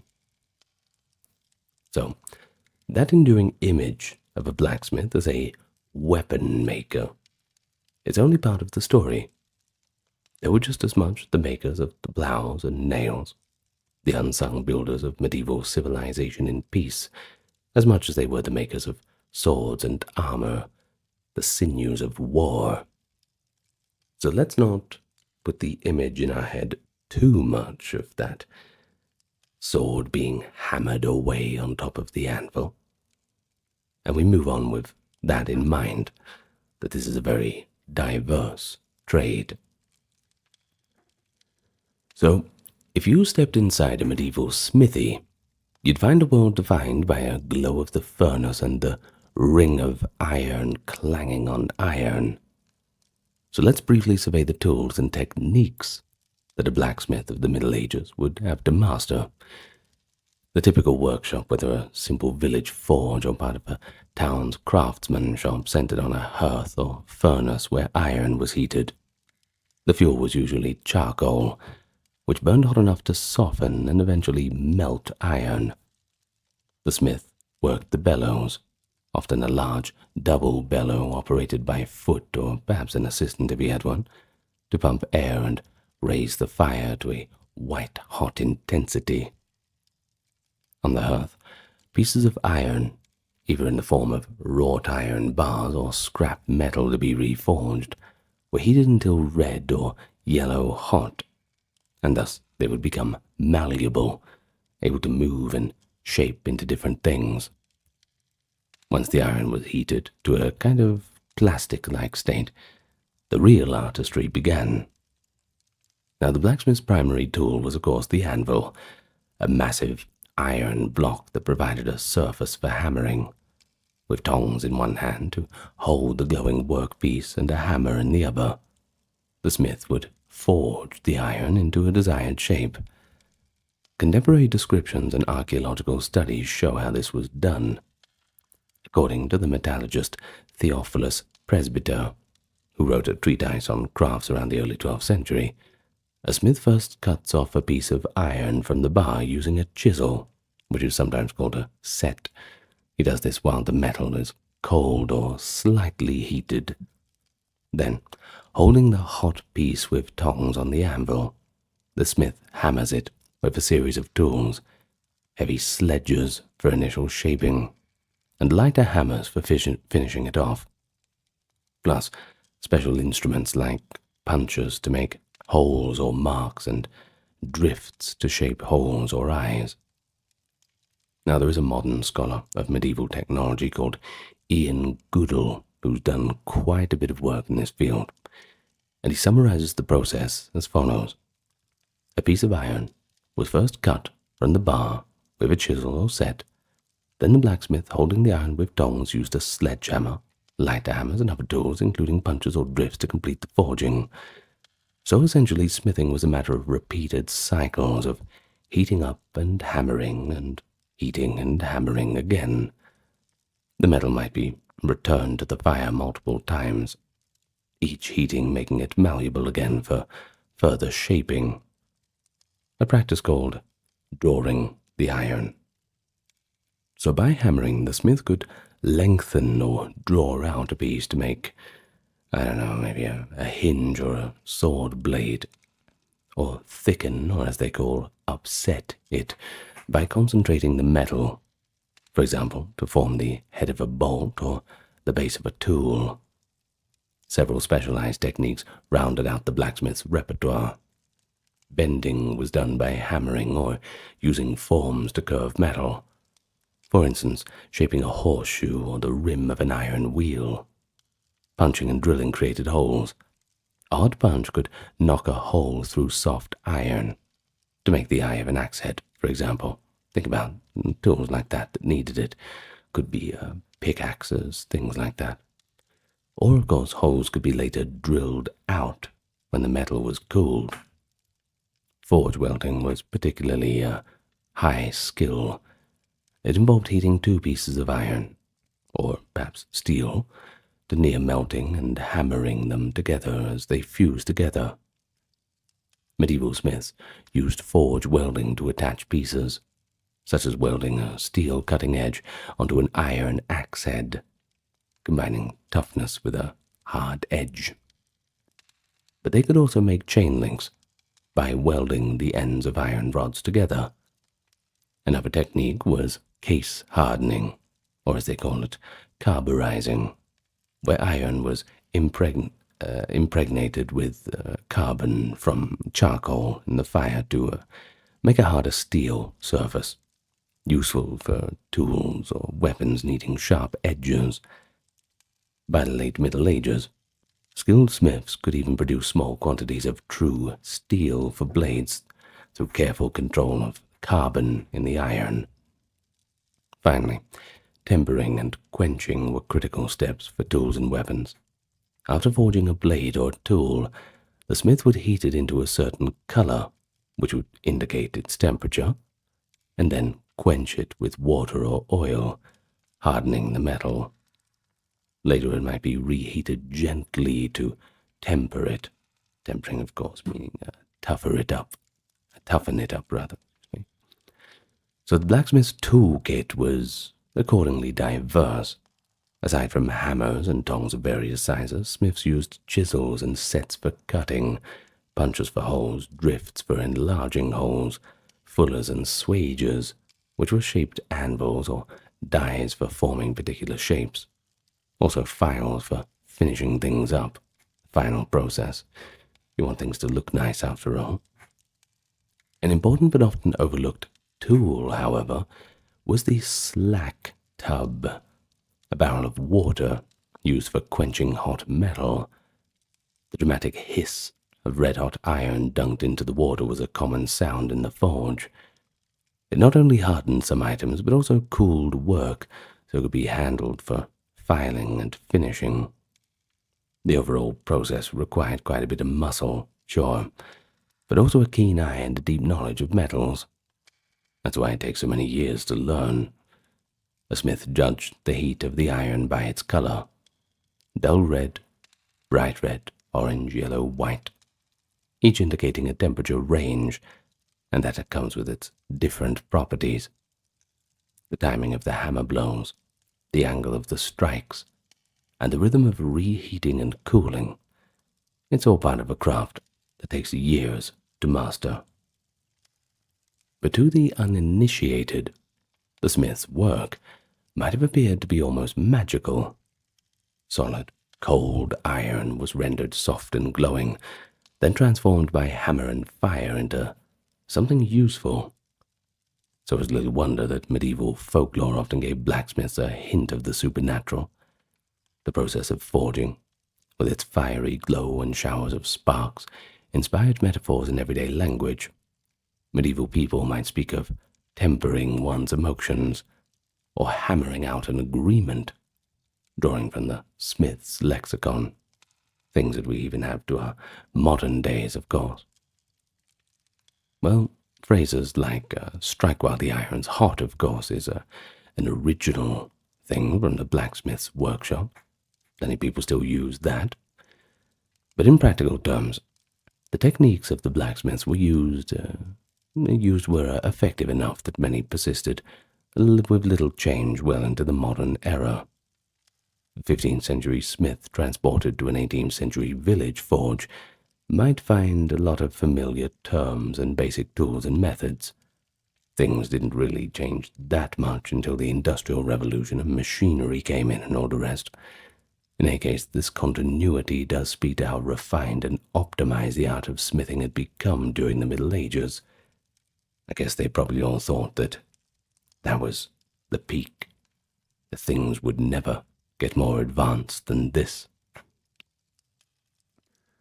But of course, all of this is, well, not something you could just pick up casually. You couldn't just show up and start forging things. It demanded long training and a progression of skills. In the early medieval period, blacksmith knowledge was often passed from master to apprentice, and it wasn't any formal schooling. Perhaps a young boy in a village might be taken in by the resident smith to learn the craft. Usually it would be the son of the smith, though. By working bellows, fetching fuel, assisting at the anvil, the apprentice gradually learned, first by observation, and then by practice. But as towns grew and trades became more specialized, formal apprenticeship systems did emerge. By the High Middle Ages, the 12th to 13th centuries, most European cities had established guilds for various crafts, and that includes blacksmiths, and they had to regulate the training process, but also the standards. So the typical situation would be a boy of 12 to 14 who would be apprenticed to a master blacksmith. The term of apprenticeship could last several years. Often 7 years was a standard length in later medieval England. And during this time, the apprentice lived in the master's household. He worked in the forge and was taught the skills of the trade. It was an immersive education, starting with menial tasks like pumping the bellows or sweeping up the shop. The apprentice would slowly graduate to basic forging tasks, making simple nails or gate hinges, of course under supervision. Eventually they would put him on to more complex work, but you'd have to do the nails and hinges first, I'm afraid. Well, primary sources indicate that masters did not coddle their apprentices. The master had a financial stake in the quality of the work produced. Faulty iron tools could ruin his reputation, and a bad reputation can ruin a business, so the training was strict and thorough. A medieval master smith was unlikely to be lenient with mistakes. There's just too much on the line. Only when the apprentice produced work of acceptable quality would he be entrusted with tasks independently. This hard-earned expertise is reflected in the word smith itself, which actually comes from an Old English term, smeath, related to smite, to strike someone, implying someone adept at striking metal. Well, perhaps the master adept at beating up the poor apprentice when he made a mistake. In any case, it became synonymous with a skilled metal worker. Well, upon completing apprenticeship, a young smith became a journeyman, literally a day worker, from the French word journée, by the way. Now, as a journeyman, he was no longer bound to a single master, and he could even earn wages for his work. Pretty good, huh? Often journeymen traveled to other towns to gain experience, find work where needed, and ultimately just keep honing the craft. The concept of the wandering journeyman was especially common in some parts of Europe. They might carry letters of reference or samples of work to show their credentials. A talented journeyman could eventually aspire to become a master blacksmith himself, but this was not guaranteed. Guild regulations in many cities placed limits on who could set up shop as an independent master. Usually one had to produce a masterpiece, that is, a master-level piece of work which was judged by the guild to prove skill. But he also had to have the financial means and often citizenship status in that town to open a blacksmithing business. Now, there were some cases that guilds also limited the number of masters to avoid oversupply of craftsmen in a city.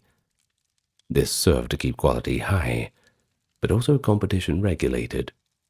Advancement from apprentice to journeyman to master, therefore, was a journey of merit but also of opportunity.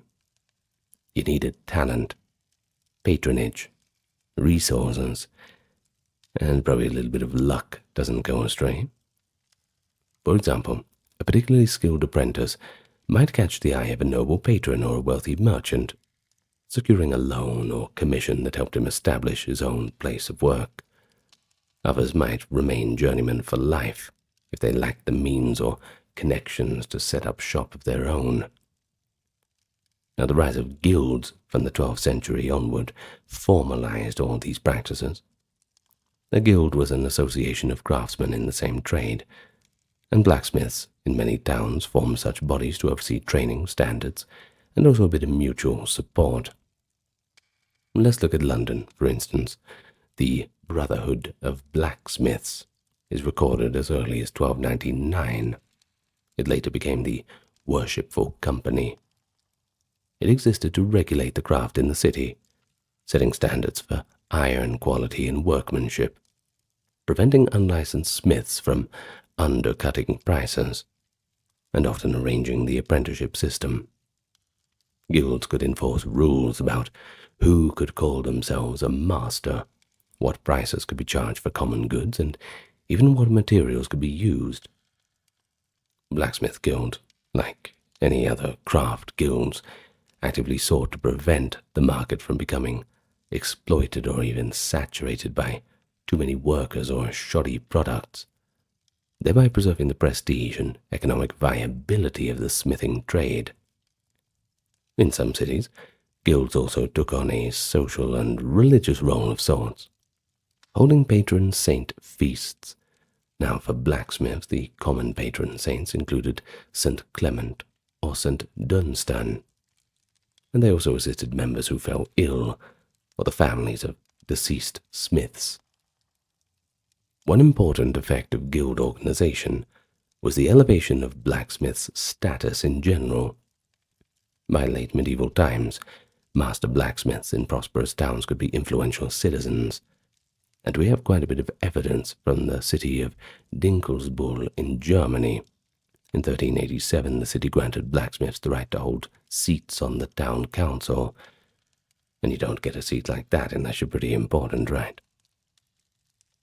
Now, the official recognition shows the esteem and trust accorded to the trade. But this wasn't just isolated in Dinkleswold. Across many towns, the guild leaders, the aldermen or deans of the Smiths Guild, often participated in civic affairs. In London, Blacksmiths as a guild eventually became one of the city's livery companies, meaning they had a voice in the city governance alongside other major trades. Though clearly by the high and late Middle Ages, a competent blacksmith could be counted among the middling classes, or even the urban bourgeois. Not nobility, though. Not quite there, but certainly comfortably above the level of unskilled labourers, and certainly quite far above the subsistence farmers. Well, parents who were yeomen or minor gentry sometimes apprenticed their younger sons to trades like blacksmithing as a route to economic success. It was seen as a pretty good living, enough so that families would pay the apprenticeship fee to set up a boy in the smith's craft. The long training period and specialized skill meant that qualified smiths were relatively scarce, and thus could command pretty good fees for their work. It's all about supply and demand. Now, the guild system did impose some restrictions that could affect the daily life of the blacksmith. For instance, guild ordinances might dictate the working hours or days off. Many guilds forbade work on Sundays and major feast days, for example. They could also intervene in labor disputes, or in cases of unfair pricing. A town's records might show, for example, a fine levied on a blacksmith who sold substandard nails, or who started a forge, outside the guild's control. But overall, the guild provided a framework that professionalized the blacksmith's trade, maintained quality, and gave smiths a collective bargaining power in the urban centers. It is worth noting that in rural villages where formal guild oversight was weaker or perhaps non-existent, local lords or the community elders effectively played a similar role, ensuring the smith was competent and sometimes regulating his fees, especially if the smith was paid in kind or through manorial arrangements rather than direct market transactions. Well, we know what the guilds were like, we know what the general picture is, but what was it really like to live and work as a blacksmith on a daily basis? So let's step into the shoes, or perhaps an apron, of a typical medieval blacksmith. For the sake of illustration, though, we should consider a blacksmith in a modest market town or a large village in the 13th century. By this time, the patterns of work would be similar across much of Europe, though the details could vary by region and period. Let's start with the workshop and setting. The smith's workshop, or smithy, was usually a simple building, often open-fronted with large doors to allow ventilation and light, ventilation, of course, being very important. The constant heat of the forge made good airflow essential. In many cases, the smithy would be at the edge of the village or in a less crowded part of the town. Now, this was partly for safety, to reduce fire risk to nearby buildings, of course, and partly due to the noise and smoke that the smithy generated. No one wants to live next door to that, and you don't want to contaminate any other industries. Inside, aside from the hearth, anvil, and tools, there might be storage for iron bars and charcoal, a space for shoeing horses. Some forges had an attached lean-to or yard for this, with a hitching post. A horseshoe or anvil sign often hung outside as an advertisement of the trade. It was common to see black soot stains around the doorway and hear the ring of work from afar. Now, as for the blacksmith himself, his day started quite early. He would arrive at the forge at first light, especially in summer, taking advantage of the cooler morning hours before the midday heat compounded the furnace's warmth. The first order of business was to light the fire in the forge.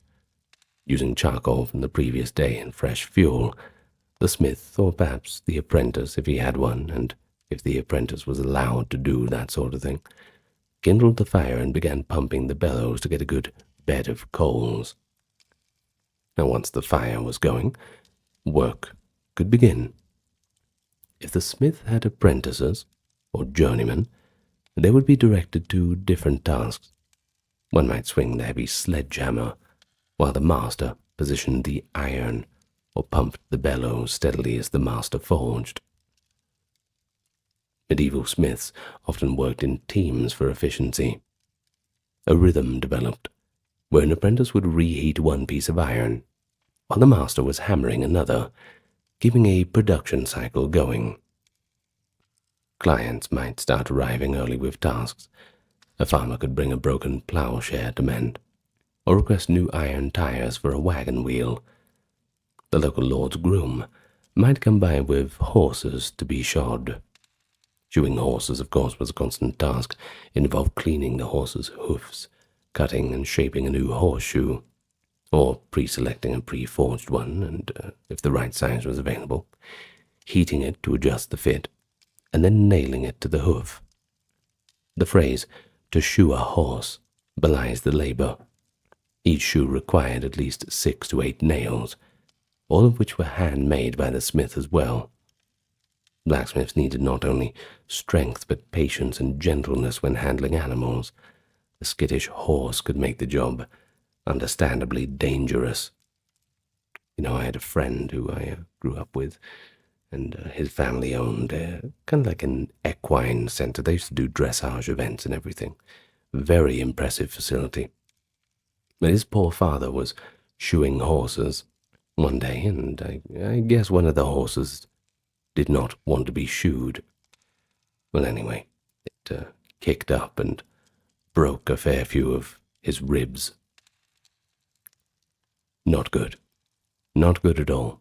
The poor man had to crawl all the way back up to the house, and, well, it would have been quite a shocking sight to see. He's all right now, though. That's okay. Anyway, back to it.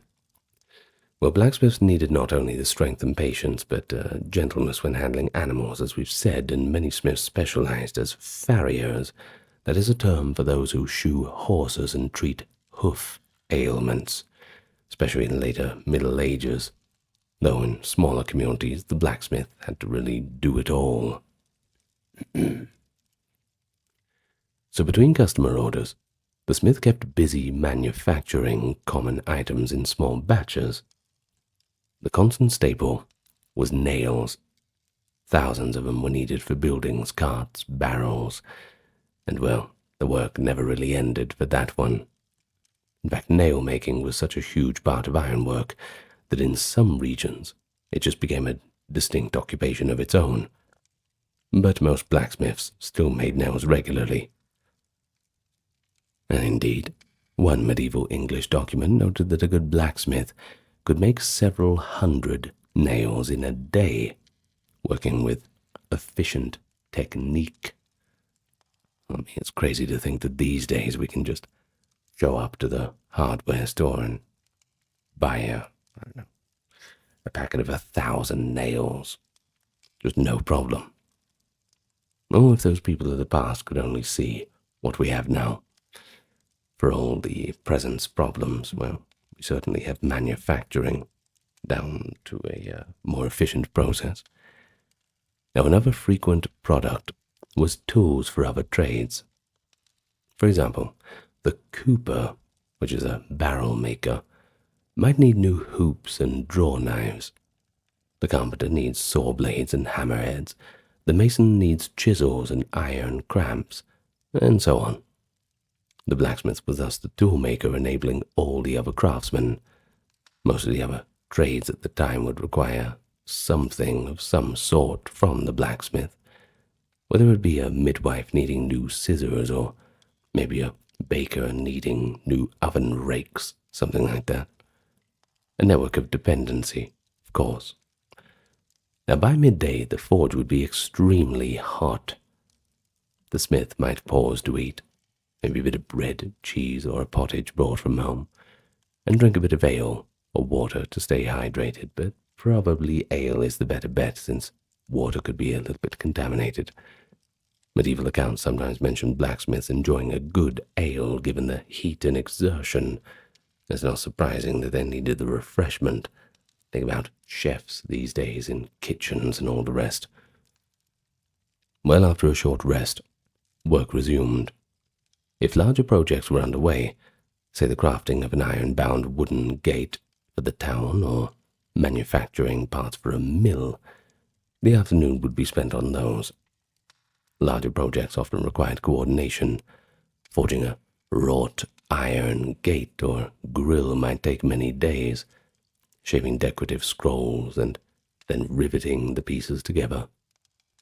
Likewise, making a sword or armor was quite complex and time-consuming, and by the late medieval period, as mentioned earlier, the average blacksmith in a small town might not tackle elaborate swords or plate armor alone. Those were often done by specialists in cities renowned for such work. For example, the swordsmiths in Toledo, or perhaps the armorers in Milan, very famous for their craftsmanship. However, a local blacksmith could certainly repair a damaged sword or patch a dented helmet for a knight passing through. For much of the Middle Ages, mail armor was common, and smiths did produce mail links. It was, however, painstaking, drawing wire, cutting it into rings, and then riveting each ring shut. Often apprentices were assigned to rivet mail links. Very tedious, but very necessary. During the day, the smith had to manage his material and fuel carefully. As for iron, it was expensive. Many smiths relied on scrap recycling. If an iron tool broke, the pieces could be reforged into something new. Old horseshoes might become nails. A bent sword could become a couple of axe heads, which of course brings us to the question, what old artifacts did they just melt down? That's a shame. That is quite a shame. Well, bar iron, that is raw material bars, that had to be purchased from iron suppliers or traveling merchants who bought iron from smelting regions. In early medieval times, some blacksmiths smelted their own iron from bog iron or ore as a secondary skill, but by later centuries, smelting, that is running bloomeries or blast furnaces, became a separate industry, and the smiths primarily just bought the iron. Just easier that way, Time is money, as I say. Well, charcoal was another constant need. Large quantities were consumed to keep the fire hot. Typically, charcoal burners in nearby forests produced fuel for the local smiths. The smith's expenses for iron and charcoal would be deducted from his earnings on finished goods, so efficiency, minimizing wasted iron, and keeping the fire at just the right heat, it all mattered for his livelihood. But you also have to consider the sensory and physical environment of the workshop. It was a loud, smoky, and gritty place. Not a good place to work at all. The hammer blows on the anvil produced a distinctive ringing that could be heard across the neighborhood, and I bet you're imagining it in your head right now, aren't you? Well, one modern medical historian noted that blacksmiths likely suffered hearing loss over time from that constant exposure to the noise of metal striking metal. The forge's smoke, full of carbon monoxide and metal fumes, made the air thick. Blacksmiths often had perpetually sooty skin and a cough from inhaling smoke. However, many forges had chimneys or vents to channel the smoke out, and open doorways, well, they helped a little bit. The glow of the hot metal was intense.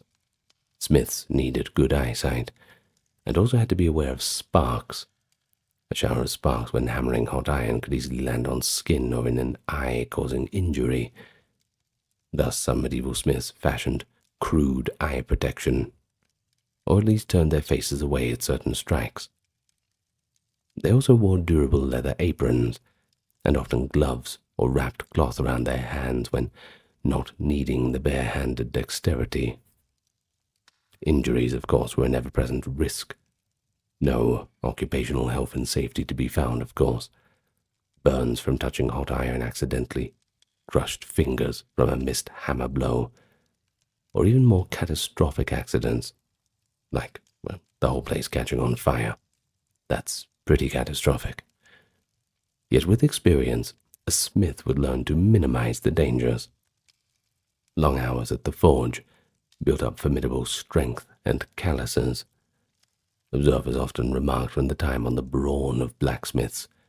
One 15th century English chronicle describes a notorious brawl where the town blacksmith's arms were as strong as iron, allowing him to wield a hammer as a deadly weapon. Good Lord, imagine that you're just having a little drink at the tavern. You just want to go at it with fists, but the blacksmith pulls out a hammer and starts beating people over the head with it. Yeah, that ought to get the job done. Well, in any case, as daylight waned, and remember, artificial lighting was primitive, few oil lamps or tallow candles at best, the blacksmith's work would wind down. Often the day's last act was to shoe any remaining horses, or to let the fire die down after one more round of heating. Some smiths deliberately kept a low fire smouldering overnight, so that in the morning it could be quickly rekindled, banked under ashes. Customers might hurry in before dusk to collect finished items or drop off new requests for the next day. When the tools are finally laid down, the smith might bar the workshop door and head home. Another physically exhausting day, likely a 6-day-a-week custom, with Sunday generally off for church and rest as per the Christian custom. In many cases, the smith's family was involved too. If he had sons, they might be learning the trade as apprentices to their father. A wife or daughter might help with running the business, keeping accounts, taking orders from customers, or even helping with little tasks like quenching hot small items or sweeping up the shop. There are instances recorded of blacksmiths' wives who assisted in forging nails or other light smith work. One famous illustration from the early 14th century Holcomb Bible shows a blacksmith's wife helping her husband by hammering nails on a small anvil. So that image of a lone blacksmith can sometimes obscure that it could be, much like pretty much any other medieval profession, a family enterprise. In any case, at the day's end, after washing off the grime, perhaps in a basin of water, a full bath would be a luxury observed for occasional times, the blacksmith might enjoy a decent meal, at least decent by the standard. Given their caloric expenditure, blacksmiths likely had to eat well where they could. Brown bread, stew or meat if affordable, ale to drink. The income of a blacksmith could also vary, but many were relatively prosperous within their community. In the 14th century England, a skilled blacksmith might earn a few pence per day, which put him above the average farm labourer, who might only earn around 2 pence a day in the late 1300s, and on par with other artisans like carpenters or masons. In any case, the hard work notwithstanding, the income allowed a smith's family a degree of security. They were not usually among the destitute, and in fact financial records from medieval towns often show smiths paying substantial taxes, implying that they were in the middle bracket of earners. They might also rent or own a decent property. Some smithies also had an attached house. In any case, we may imagine that when the work is over, supper was eaten, perhaps the smith would go to the tavern for a little bit of reveling, exchanging news, hopefully not going there with his hammer to beat people over the head with it. So we can imagine him with arms still blackened from the forge, recounting the day's labours, negotiating tomorrow's commissions, one of his friends saying, "Oh, by the way, I've broken the ploughshare. Can I bring it down to you tomorrow?" Yeah, sure. Bring it in the morning. We'll fix it up." Something like that. It's all very human, isn't it? And of course, the blacksmith was often well connected socially. Many people visited the smithy daily, so he heard all the village gossip and all the news from travellers. And in literature, blacksmiths are sometimes portrayed as jovial and talkative folk, quick with a little joke or a proverb, possibly reflecting their real role as community fixtures. In any case, after a little bit of socializing, he'd probably retire for the night. Perhaps he'd have a distant satisfaction in the day's work, invisible as it might seem, manifesting in the functioning of carts, the harvesting of crops with his scythes, and the safe travel of horses that he shoed. Kind of quiet pride that I think many craftsmen surely feel, to be the unseen backbone supporting so many aspects of daily life. Yeah, I think it is. Think about it, you walk past, and you think every little part of this community, it's all being held together because I made the nails, because I shoed the horses and all the rest. Yeah, that's certainly a quiet kind of pride. The kind of pride that's really worth having. So throughout the medieval period, they certainly occupied a unique social position. Now, to be sure, they were commoners. You wouldn't go around mistaking a smith for a lord or a knight. But they were highly skilled commoners, whose work was respected and sometimes even viewed with awe. Unlike unskilled labourers or peasant farmers, a master craftsman like a blacksmith had a valued expertise. In many medieval tax rolls and legal documents, a blacksmith is listed alongside millers, carpenters, and other craftsmen as part of the middling sort, essentially a middle class of medieval society, though the term is somewhat anachronistic.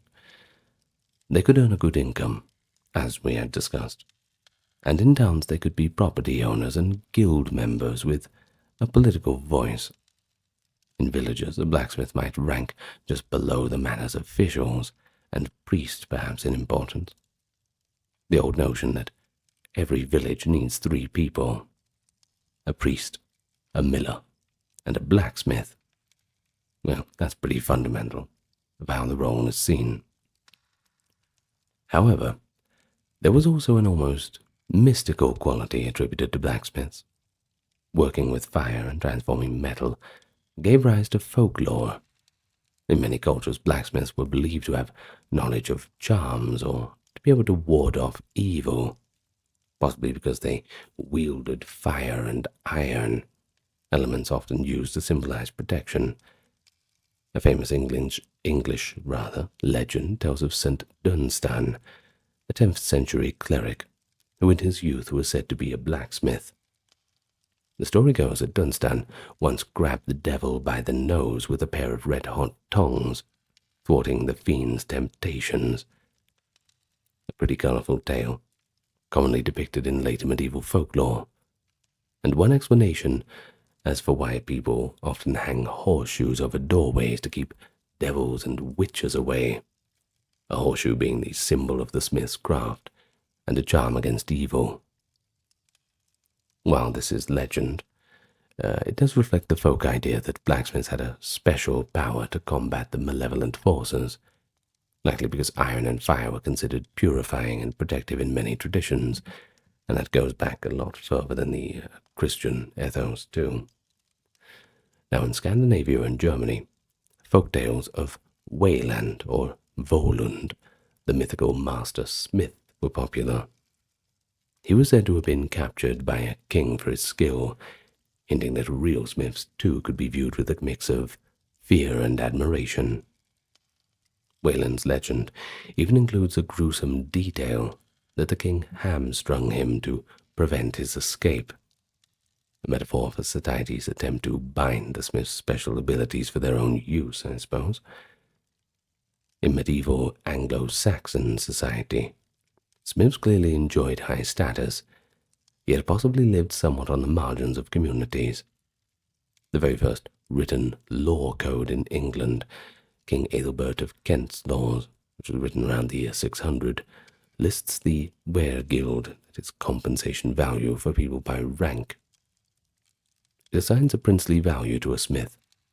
If a blacksmith was killed, his death payment was to go to the king, not the smith's own family, effectively marking the smith as the king's man.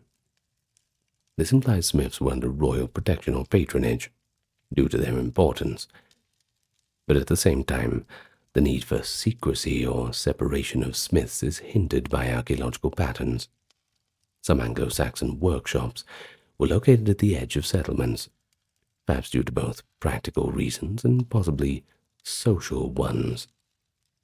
One Anglo-Saxon riddle describes a blacksmith's tools and fire in poetic terms, speaking of serpents on the floor, likely referring to the snake-like bellow hoses or iron rods, and the song of the hammer, in reference to the clanging of the iron on iron.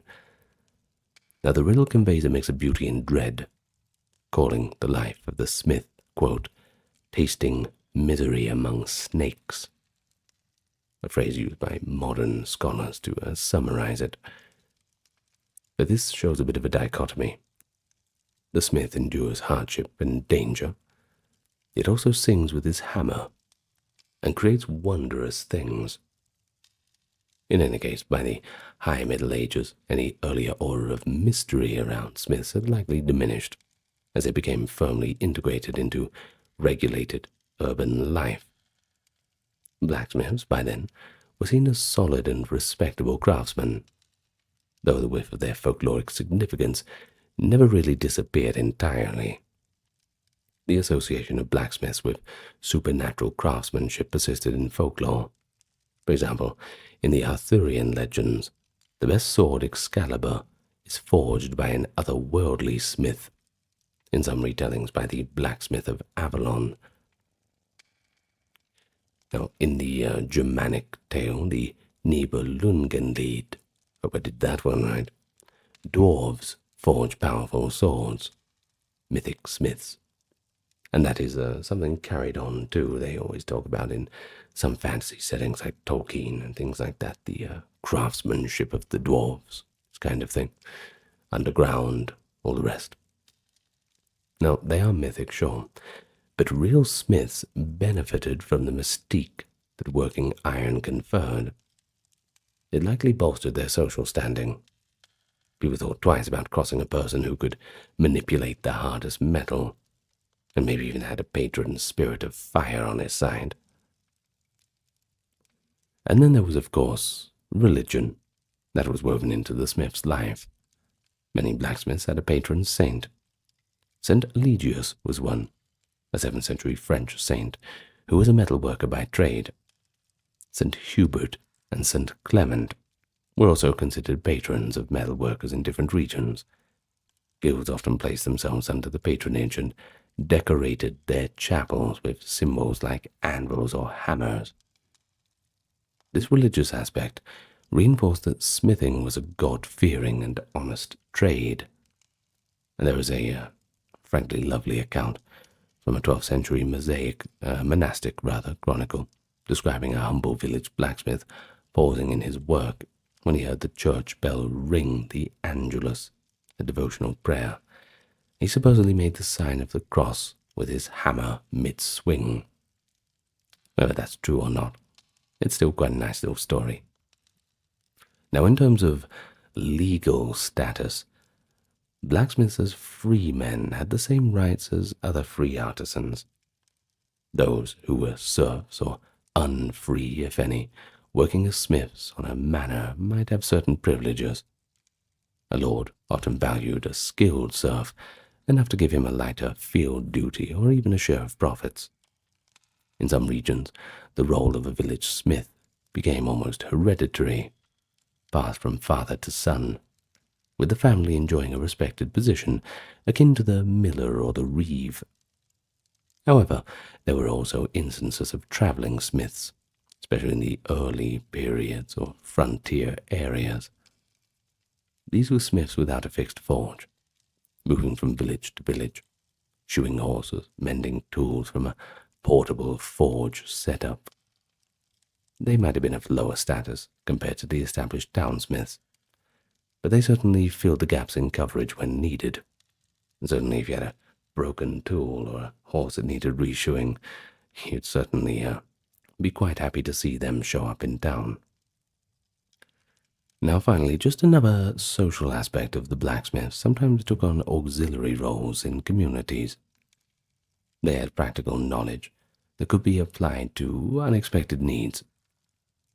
For example, because they had tongs and pincers, they might be called upon for tooth extractions, which is not a good job.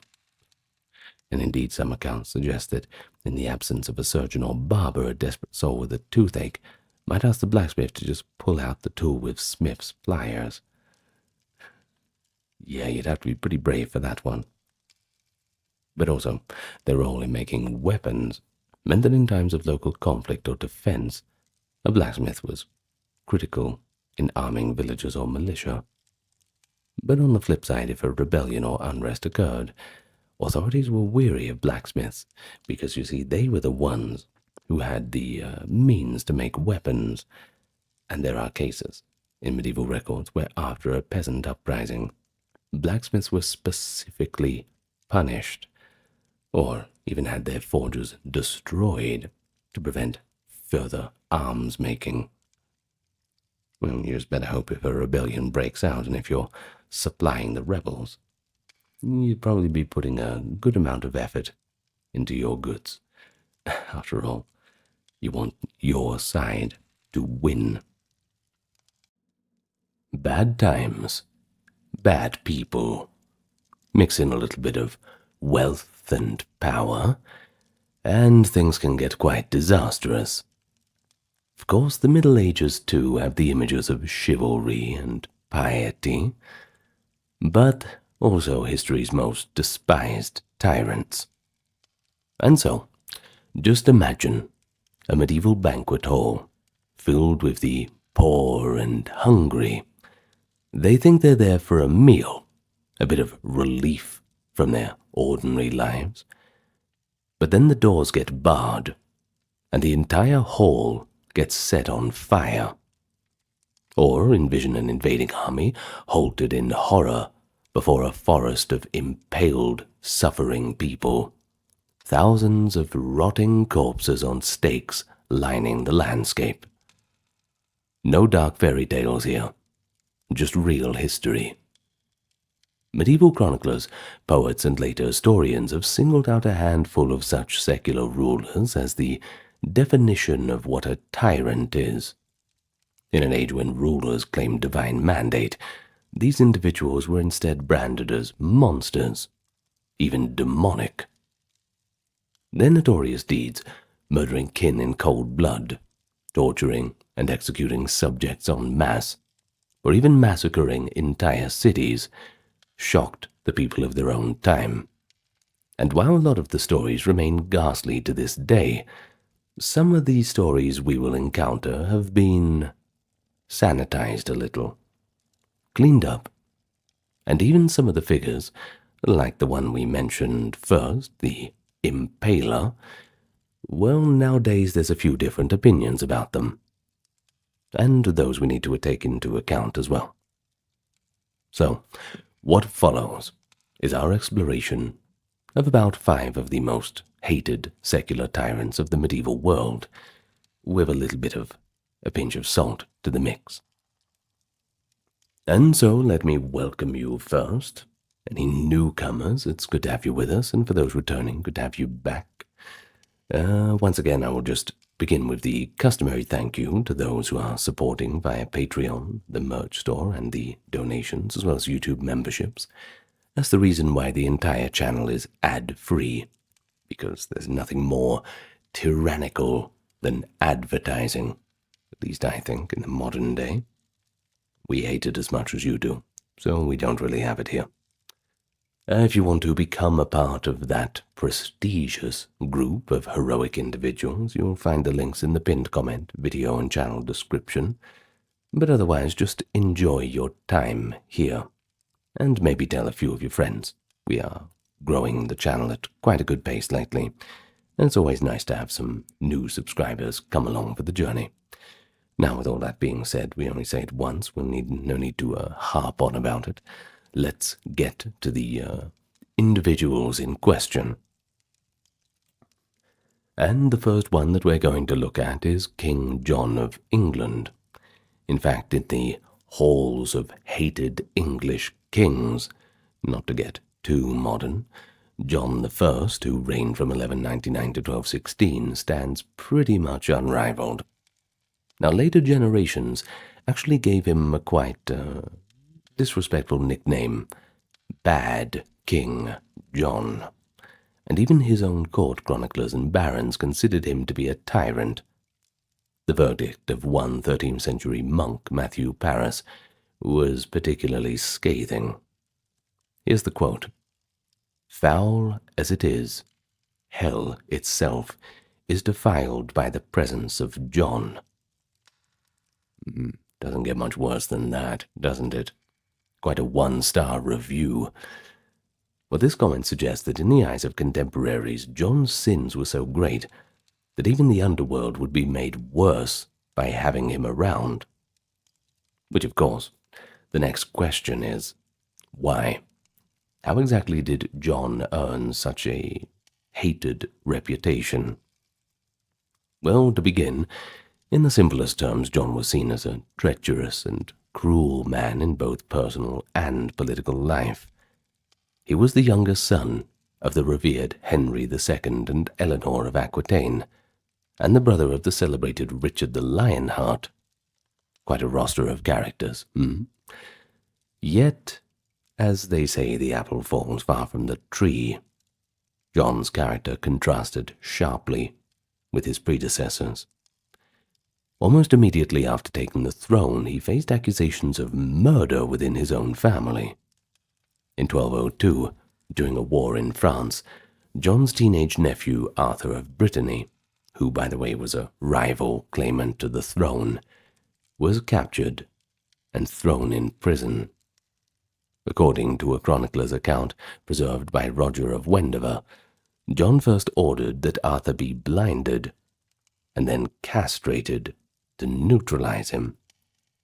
Could have just sent him on a retirement, but I think they probably wanted to make sure that he was never going to come back. Poor old Arthur.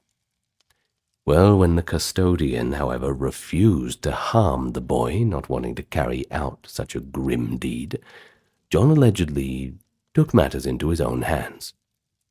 We got a contemporary report about it too. It claims that, quote, "When John was drunk and possessed by the devil, he slew Arthur with his own hand, and tying a heavy stone to the body, cast it into the Seine." That is the Seine River, of course, they're talking about. Now, whether or not John personally wielded the weapon, Arthur was well and truly gone, most likely murdered either by John or on John's orders at the most generous interpretation. The killing of an imprisoned close one of kin shocked Europe, and it helped cement John's sinister reputation quite early in his reign. In terms of popularity, he was not off to a good start.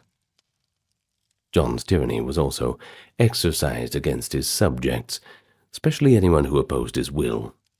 He quarreled bitterly with the powerful barons of England, extorting them with heavy taxes and harsh punishments. Those noble families who defied him could expect merciless retaliation. A notorious example is the fate of the de Braose family.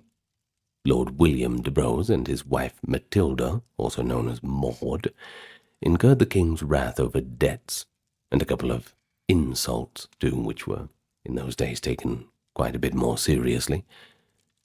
So William fled abroad. The problem was, John captured Matilda and her young son in 1210. They were then swiftly locked up in a royal dungeon, and they never came out. Chroniclers report that John had Matilda and her son deliberately starved to death while in captivity. Later legend even claimed that, driven mad by hunger, the mother began eating the flesh of her own dead son. It's a pretty grotesque detail. It might not be true, and if it is added in, it is probably done so just to emphasize John's cruelty, more of a reflection on the cruelty of the king than the mother who was just driven mad by these terrible circumstances she was put in. So, in any case, the core fact remains that John chose starvation as a method of execution for a noblewoman and her child, an act so cold that once again it appalled contemporaries. And here's the thing. Mass starvation was, in fact, one of John's favored weapons against his enemies. Another detested crime, long overlooked but infamous at the time, was the starving to death of 22 knights in 1203 to 1204. These knights had been captured in Normandy during John's conflict with King Philip II of France. When some of John's French territories rebelled and demanded the prisoners' release, John had a different idea. He instead dispatched the knights to a secure castle, Corfe in England, with secret orders. As one monastic annalist at Markham Abbey recorded, quote, 22 of the noblest and strongest in arms were starved to death in Corfe Castle, so that none of them escaped. John's deliberate choice to kill high-born prisoners through slow starvation broke all chivalric norms of his era. It was virtually unheard of for a medieval king to willfully execute noble captives. They were normally ransomed, or at least kept alive as bargaining chips. John's brutality in this case was so extreme that it ranked as one of the king's most detestable crimes, alongside the murders of Arthur and Matilda, of course. Even in an age of violence, such cruelty towards one's own social peers, well, that was seen as monstrous by anyone's reckoning. His oppressive rule spurred an alliance of angry barons to rebel, and eventually they compelled him to put pen to paper on the Magna Carta in 1215, a document that was meant to curb his abuses. You see, the very creation of the Magna Carta, essentially a long list of complaints and restrictions against the king, shows how widely John was seen as a tyrant by his own nobles. He reneged on the charter almost immediately, plunging England into a civil war. It was during this chaos that some barons invited Prince Louis of France to invade, preferring a foreign prince to their own king. John's death in 1216 from illness, amidst rumors of poisoning, perhaps people were crossing their fingers that was the case, well, it was greeted by relief for many. Monks at Worcester, where he was buried, they did pray for his soul. But the legend recorded by Matthew Paris that hell was defiled by his spirit shows how irrevocably foul his reputation had become. Another chronicler commented, the only good thing he ever did for England was die. Well, of course, we do have to note that modern historians sometimes defend John in part, suggesting he was an unlucky ruler who came into the throne at a time where there were big problems, like the loss of Normandy to France, for example, and that monastic chroniclers were biased against him. Yet, even in these revisionist terms, they admit that John's personal rule was marked by arbitrary justice, greed, and cruelty. Indeed, the clergy of John's day despised him for his defiance of the church. He was actually excommunicated for a time too, which is quite a big deal. While the common folk spun tales of John as the villain in the Robin Hood legends, his own barons called him John Softsword. No, not for that reason, but rather for his military failures that would have readily agreed with the label of tyrant for his governance. Perhaps a double meaning, Who knows? Well, the accumulation of anecdotes, executing prisoners, murdering his own nephew, and abusing women. By the way, he was rumored to have tried to seduce or take barons' wives by force. He also extorted money, and even allegedly plotted the assassination of his own mother, Eleanor. It all painted John in the darkest of colors. It's little wonder that after his death, chroniclers like Roger of Wendover and Matthew Paris unleashed their full scorn, once they knew he was out of the picture, that is. Not brave enough to say that while he was around. Can't really blame them. In any case, he left England so unstable that it was said that he attempted to tear up by the roots the very kingdom he ought to have governed. A verdict, I think's pretty befitting of a hated medieval tyrant. But I dare say, most people would have heard of King John, whether it be through a historical sense or a lens of fiction. But on the medieval peninsula in Italy, an even more terrifying figure was rising to power. Ezzelino III de Romano, reigning from 1194 to 1259. Now, Ezzelino was a feudal lord, and a warlord at that, in the turbulent era of the Guelphs versus the Ghibellines. If you're not familiar with that, basically the papal versus the imperial factions. His career unfolded in the March of Treviso and Lombardy, where city-states fought bitterly for supremacy. By the mid-13th century, Ezzelino had carved out a dominion over Verona, Vicenza, and Padua, and he ruled it with an iron fist. His contemporaries viewed him not just as a ruthless man, but as virtually inhuman in his cruelty. And it was so much that later writers outright claimed that he was not human at all, but sired by the devil. In his own lifetime, his atrocities were the stuff of horrified whisperings. He was a staunch ally of Emperor Frederick II, and with imperial backing he suppressed any dissent in the cities under his control. Ezzelino was the first medieval Italian ruler who sought to found a throne by wholesale murder and seemingly endless barbarities. His use of torture and mass executions was on a scale that Italy had never before seen, even back in the old days. Ezzelino had maintained a network of dungeons and constructed what amounted to a Tower of Death in Verona, where political prisoners were locked up in windowless cells and left to perish slowly from hunger and thirst. According to multiple chronicles, he routinely had prisoners and suspected plotters tortured, blinded, and executed in gruesome fashion. By 1254, disgust at Ezzelino's cruel behavior had become so widespread that even the Pope, Innocent IV, by the way, excommunicated him and preached a special crusade against the Christian layman, denouncing him as an enemy of humanity and God. The breadth of his cruelty can be seen in a few particularly hair-raising stories.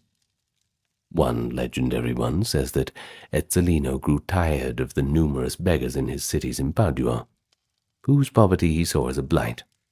In an episode eerily reminiscent of one attributed to Vlad the Impaler, whom we will talk about a little later, Ezzelino invited all of the beggars, sick, and homeless into the city for a great feast at his palace. The paupers came eagerly, and they ate their fill of rich foods and wine. Then, once they were all sated, and perhaps a little drowsy, he ordered the doors to be barred, and the hall set on fire, burning hundreds of those defenseless people alive. As the flames engulfed the screaming crowd, the tyrant supposedly remarked that he was merely cleansing his realm of those who contributed nothing to it. A pretty callous sentiment echoed in later tales that quote him saying, "These men live off the sweat of others, so they are useless to humanity. Whether this specific event occurred exactly as described, it was widely believed at the time, and it certainly shows the terror that Etzalino inspired. The fact that such a story was plausible to his contemporaries, well, that speaks volumes about the reputation he already had, and it's not a bridge too far for people to believe that something like that would happen in regards to Etzalino. But unlike King John, whose brutality was somewhat limited to the nobility and immediate political sphere, Etzalino's cruelty was often directed at the general population of entire cities. When the people of Padua rebelled against him, the retaliation was so much in scale that it was almost biblical. In 1256, during a campaign to recover Padua, which had briefly thrown off his yoke, Etzalino reportedly massacred thousands. One source claims that after recapturing the city he imprisoned the entire adult male population of Padua, many thousands of them, and that most of these unfortunates died in their captivity. Essentially, he exterminated an entire generation. An early 20th century historian summarized it like this: he laid whole provinces waste and murdered men by thousands in his Paduan prisons, creating horror throughout Italy. Another contemporary remarked that Etzalino dominated everyone through violence, cruelty, and torture, so much that his name became a byword for arbitrary, sadistic power. The reaction to Etzalino in his era was understandably quite intense. The church cast him not as a wayward monarch to be corrected, but as an outright monster to be destroyed. Pope Alexander IV continued to crusade against him, framing it as an almost holy war of good versus evil. And by 1259, a coalition of Italian forces finally defeated him in battle. Wounded and captured, the 65-year-old tyrant was taken to prison at Sonchino. But true to form, he refused all medical treatment and sustenance, essentially killing himself by starvation rather than giving in to his enemies, no satisfaction of a parade or execution. It is said that when guards came to inspect his cell, the dying Etzalino glared at them with such ferocity that none dared approach until he died. In the year of his death, a chronicler wrote that his fall was greeted not merely as a political victory for the Guelphs, but as a triumph for humanity outraged by the iniquities of such a great monster. His posthumous infamy only grew. In literature and history he was transformed into a near mythic figure of evil. Dante Alighieri, writing half a century later, placed him in the seventh circle of hell, among those who were violent against their neighbors. Dante's Inferno portrays these sinners as submerged in a river of boiling blood, and he singles out Etzalino by name, as up to his lashes in blood as punishment for his own massacres. In Paradiso, Dante even has Etzalino's own sister, a spirit in heaven, allude to her brother's ferocity, calling him a firebrand who brought great devastation to his region. This poetic immortalization shows how notorious Etzalino had become in northern Italy. His very name symbolized tyranny. Another early 14th century writer, Albertino Musato, wrote a play called Equerins in 1315, that is, Equerinis, in which Etzalino is literally depicted as the son of Satan, with his mother testifying that a demon impregnated her. Such works may be allegorical, especially that last one, but they were grounded in genuine collective memories of his extraordinary cruelty. All right, well, let's go over to Castile now. If you're not familiar with that term, we're pretty much talking medieval Spain, 14th century. And there was a king that was so brutal that he earned the epithet the Cruel. King Pedro I of Castile, that is, known to his supporters as the Just, but to many others, the Cruel. It's a study in how political turmoil and personal ruthlessness combined to forge a tyrant's reputation. In fact, I talked about him in the Spanish medieval serial killers video. And yes, for good reason. Don't want to give any spoilers.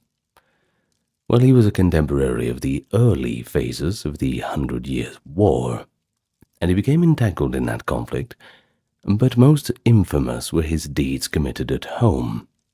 We've got fratricide, judicial murders, and a general reign of terror against the Castilian nobility. Well, let's start from the beginning. He inherited the throne of Castile in 1350 at the age of 16, upon his father, Alfonso the 11th's death. Well, almost immediately the kingdom was riven by factional strife. Not a good transition.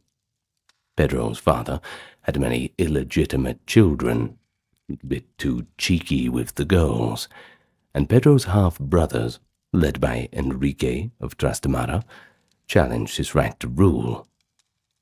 Medieval chroniclers like Pedro Lopez de Ayala, who chronicled Pedro's reign for a few decades later, describe how the young king soon earned his fearsome reputation.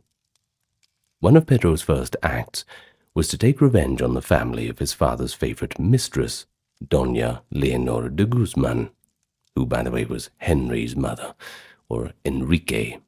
We can use both names interchangeably, I suppose. Now, Leonor had to be a sort of shadow queen while Pedro's father lived, and many nobles actually favored her children. The teenage Pedro, swayed by his own mother's advisors, ordered Leonor de Guzman arrested, and they executed her in 1351. Not a popular choice. It was quite a shocking act that effectively meant he was murdering his father's long-time lover. But really it sent a clear signal that King Pedro would eliminate any rivals without mercy. Word like that spreads pretty quick, but it also ignited the hatred of his half-brothers. And just like that, civil war was about to begin. As Pedro grew into his kingship, he displayed a volatile mix of viciousness and charm. Contemporary accounts acknowledge his intelligence and boldness, but also note his paranoia and cruelty.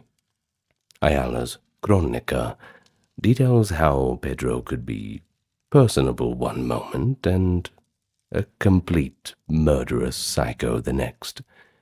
He had his famously passionate liaison with Maria de Padilla, his beloved mistress, and often claimed that influence of love tempered him. Yet even Maria's pleading could not always stay his hand. There's only so much she can do. One anecdote has Maria de Padilla secretly warning Pedro's half-brother, Fadrique, master of Santiago, that Pedro had indeed marked him for death, but even her intervention could not save him in the end. Fadrique was murdered in 1358, and it became one of the most notorious episodes of Pedro's rule, described by chroniclers and later historians for its treachery. According to Ayala, as quoted by later writers, King Pedro lured his half-brother Fadrique to the royal Alcazar in Seville under friendly pretenses. Fadrique arrived, unsuspectingly of all of this, greeted the king, and even spent time playing affectionately with the little daughters of Maria de Padilla in the castle nursery. But all the while, Pedro was setting a trap. He gradually dismissed Fadrique's armed attendants, and he closed off all the escape routes. At one point, a monk reportedly approached Fadrique outside and warned him cryptically of danger, but the master of Santiago paid it no heed. Finally, as Fadrique was preparing to leave, two of Pedro's henchmen barred the way. In a sudden, brutal stroke, Pedro gave the signal. He shouted the order, Seize the master. Fadrique was grabbed, and before he could fully react, royal crossbowmen, called ballesteros, by the way, rushed upon him. As Ayala writes, quote, "The master stood silent, full of dread, realizing too late the betrayal." In the hall called the Room of Iron, Fadrique was stabbed to death at the king's feet. Legend has it that Fadrique's blood spattered on the walls, some of it even stained Pedro's clothes. The king then coolly stepped over his brother's corpse and proceeded to his dinner plans. In one lurid and perhaps apocryphal detail, it said that later in that evening, when another courtier innocently asked what caused such a bloodstain on the king, Pedro answered that it was the blood of a traitor. Such stories repeated in chronicles cemented Pedro's image as a pitiless and treacherous tyrant, violating the sacred bounds of kinship and hospitality without a second thought, and not to mention dirtying up the walls. Now, Pedro's catalogue of cruelty did not end with Fadrique. He systematically eliminated other siblings and rivals. Another half-brother, Don Tello, barely escaped a similar fate by fleeing. Pedro also executed Don Juan, a legitimate cousin from Aragon, and even a former close friend, Juan de Hinestrosa. When he suspected them of plotting against them, he turned to the knife to sort out any of those problems. Now, high nobles who fell out of favor were also swiftly imprisoned or killed. The courts of Europe were well aware of Pedro's bloody deeds. Chronicler Jean Froissart, writing not long after, noted that even Pedro's erstwhile allies were wary of him, citing his reputation for great pride and cruelty. In fact, the Black Prince of England, Edward of Woodstock, that is, who intervened in Castile to help Pedro during the Castilian Civil War, was warned by his advisers about Pedro's cruelties and the opprobrium attached to his name. These warnings proved to be quite justified. Although the Black Prince restored Pedro to his throne at the Battle of Nayera in 1397, he found Pedro ungrateful and still quite savage as an ally. Froissart relates that Pedro failed to pay the English and kept indulging in vindictive violence which disgusted the Black Prince and continued their alliance breaking down.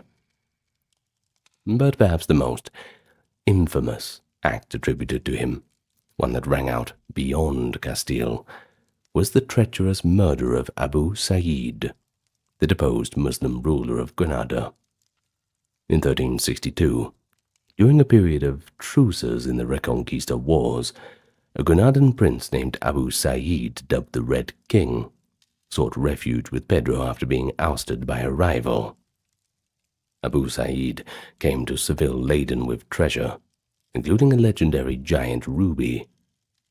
Greed and cruelty intersected. Pedro decided to kill his guest for both political advantage and plunder. He invited Abu Sa'id and his retinue to a banquet, and there, at Pedro's signal, the guards fell upon the Granadans. Abu Sa'id and his nobles were bound to stakes in the ground. A royal herald proclaimed this was punishment for their alleged treason and killing of their own lord. And then, one by one, Pedro's knights hacked the Moorish princes to death, a grim parody of justice. The colossal ruby was taken, of course, and later given or sold to the Black Prince as part of the bargain. It is believed to be the very gem that ended up in the British crown jewels, known as the Black Prince's ruby. Well, by the late 1360s, his tyranny had alienated nearly all factions in Castile. While he had moments of effective rule, he was an energetic administrator and could show clemency when it suited him, but his paranoia and vengefulness ultimately prevailed. Civil war engulfed Castile as his half-brother Enrique, with substantial support, challenged him for the throne, and in 1369, Pedro was cornered at the fortress of Montiel. According to Froissart and other sources, he died in a dramatic melee. Lured into Henry's tent by a double agent, Pedro was met face to face by his rebel brother. After an exchange of curses, apparently calling Pedro the son of a Jewess, referencing the mother's lineage as a converso, Pedro continued to insult Henry as a bastard as well. And this led to the two getting into quite a vicious grapple. But Henry was aided by a French knight, and he gained the upper hand, and he stabbed Pedro to death. With Pedro's corpse on the ground, the chroniclers say Henry II took the throne there and then, and most of Castile was pretty happy with the change. Even many of Pedro's former supporters accepted Henry, for Pedro's extremes had exhausted their loyalty. In any case, his legacy is encapsulated by the very double-edged way his name is remembered. To some Spanish historians, especially later Romanticists, he was Don Pedro the Just, the king who defended royal authority against unruly nobles and did dispense justice. For instance, he protected the rights of commoners and the poor at times. It earned him a little bit of folk affection. But this was few and far between. Overwhelmingly, the verdict of history sides with the epithet of the cruel. Ayala's chronicle, though written under Henry II, hence hostile to Pedro, provides a litany of Pedro's violent acts that is pretty hard to dispute. Generations of Spaniards took these stories as truth. In the late 14th century, storytellers and balladeers composed the Romance of Don Pedro, a cycle of ballads painting Pedro as a tyrant undone by his own evil deeds. Even foreign writers like Geoffrey Chaucer alluded to the tragedy of Pedro of Spain slain by his brother, assuming that readers knew his cruel reputation. All a little bit Shakespearean, isn't it? He firmly belongs in the list of the most hated tyrants, standing alongside the likes of John and Etzalino in infamy. Well, of course, we can't have a video like this without mentioning Vlad III of Wallachia, better known by the epithets Vlad Tepes, Vlad the Impaler, Dracula. Vlad's inclusion is a bit unique, though, because one, his deeds border on legendary, inspiring Bram Stoker's vampire count, and two, he's kind of seen as, well, to a lot of Romanians, a bit of a hero these days. But we're going to talk more in contemporary terms. In any case, behind the later folklore we have from Bram Stoker lies the very real 15th century prince, whose methods of punishment shocked even the hardened sensibilities of those of the age. Vlad III ruled the small principality of Wallachia in modern Romania during a time of near constant war with the encroaching Ottoman Empire, and not to mention the internal noble strife, which was pretty constant and I'm sure you can imagine was not helping the situation. Now, in any case, there is this split legacy. You see, in Romanian history, he's sometimes admired for resisting the Turks and enforcing order. But the Ottoman Turkish historians and a few European sources of the time, well, they're not as kind.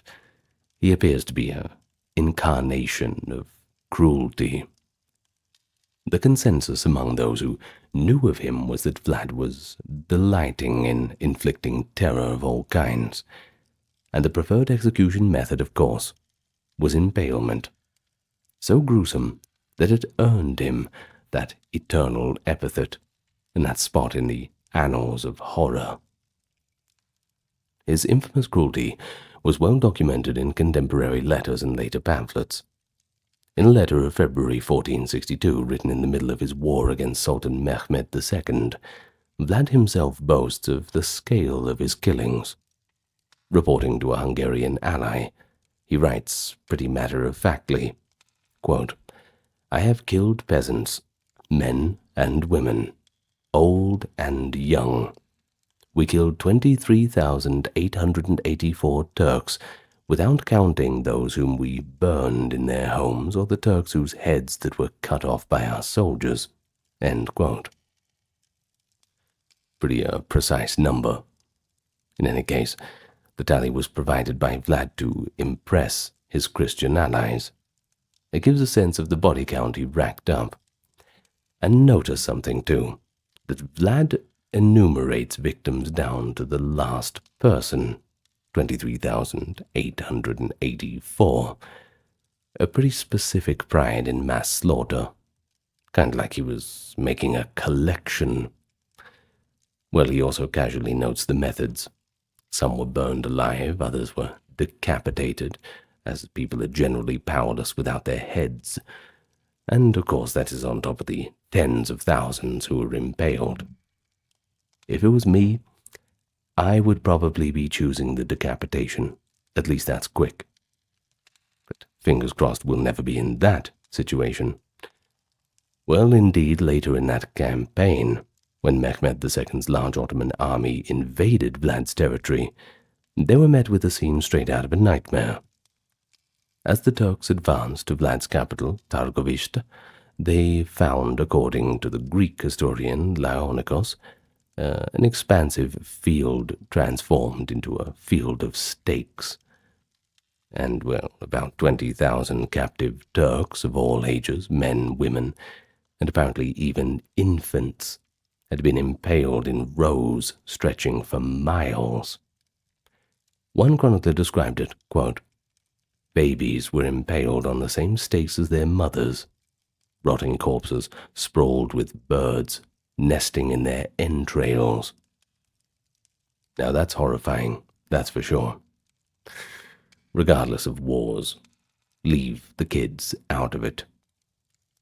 Now as for Sultan Mehmed, who was one of history's conquerors not known for his squeamishness, he was allegedly dumbstruck by the ghastly sight, and decided that it was probably time to go home, rather than face an enemy who could do such things.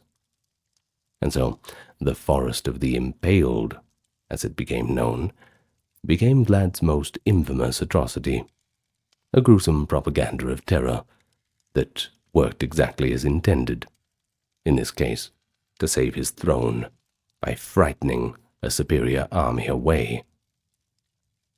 But what exactly is impalement? Well, you might have a bit of an idea, but for those who don't, to impale a victim, a wooden stake, sometimes sharpened or sometimes deliberately dull, is driven through the body, either vertically, often inserted into the lower body and exiting near the neck or head, or horizontally through the torso. The executioners in Vlad's service were reportedly skilled at avoiding immediate fatal blows, meaning that the victims could languish in agony on the stakes for hours or days high above the ground. One Ottoman witness noted that some of Vlad's impaled victims were actually still alive. Quote, "Their horrid screams audible, while others had expired, their corpses slowly rotting." Unimaginable suffering, that is for sure. But Vlad would arrange these grisly displays as both punishment and a kind of psychological warfare. In one case, he impaled an Ottoman general and had the stake raised higher than the rest to signify the man's elevated rank. The cruelty of Vlad extended beyond wartime atrocities against the Ottomans, too. He was equally brutal towards his own people, especially the nobility, the boyars, whom he distrusted. Early in his reign, Vlad invited the boyars of his realm to an Easter feast in 1497, under the pretext of celebration, and once they were gathered, the trap was sprung. He accused them of disloyalty. He had hundreds of these noblemen and their families seized, and what followed was a purge. The Chronicle of Vlad recounts that Vlad impaled the bulk of the boyars on the spot, sparing only the stronger young men and women whom he forced into servitude to build his mountainous fortress. The sight of some 500 noblemen and women impaled in his palace courtyard sent a clear message that feudal opposition to Vlad would mean a hideous and disturbing death. Now, this episode, the massacre of the boyars, is often cited in Romanian history as a harsh, if effective, measure to break the power of corrupt nobility. But think about it in human terms. I know we shouldn't get too sentimental, but it is wholesale butchery of an entire elite class. And, well, in Europe at the time, this was virtually without parallel. The common folk and foreigners also fell victim too. Saxon merchants from Transylvania, who had commercial quarrels with Vlad, wrote accounts of his cruelty, likely embellishing a few things, but somewhat based on real incidents. The German pamphlets printed in the 1480s include tales such as Vlad nailing the turbans of Turkish envoys to their heads because they had refused to remove them in his presence. Kind of a grim irony, making them wear them forever. And there was also the anecdotes of him cutting off the breasts of women and forcing their husbands to eat them. Cruelty just for cruelty's sake. Of course, there is that story, too, of Vlad inviting the poor and sick of all of his land to a grand banquet in the city of Targovist, and after they feasted well, he had apparently asked, quote, "Do you want to be without cares, lacking nothing in this world?" Of course, the guests cheered at that idea. It sounds pretty good, doesn't it? Well, it was technically true. They were without cares after the hall was boarded up and set on fire, and they were all burned alive. In fact, they couldn't feel anything after that was over and done with. Once again, grim ironies. Now, he commented that he did this to end their miseries, and also to rid his realm of the burdensome poor. Maybe there's a bit of dark humor that Vlad had in those days. In any case, the anecdote mirrors the one attributed to Ezzolino centuries earlier, and while it may have been a bit of a trope, it was widely believed as characteristic of Vlad's rule. In any case, stories like that earned Vlad an unshakable notoriety.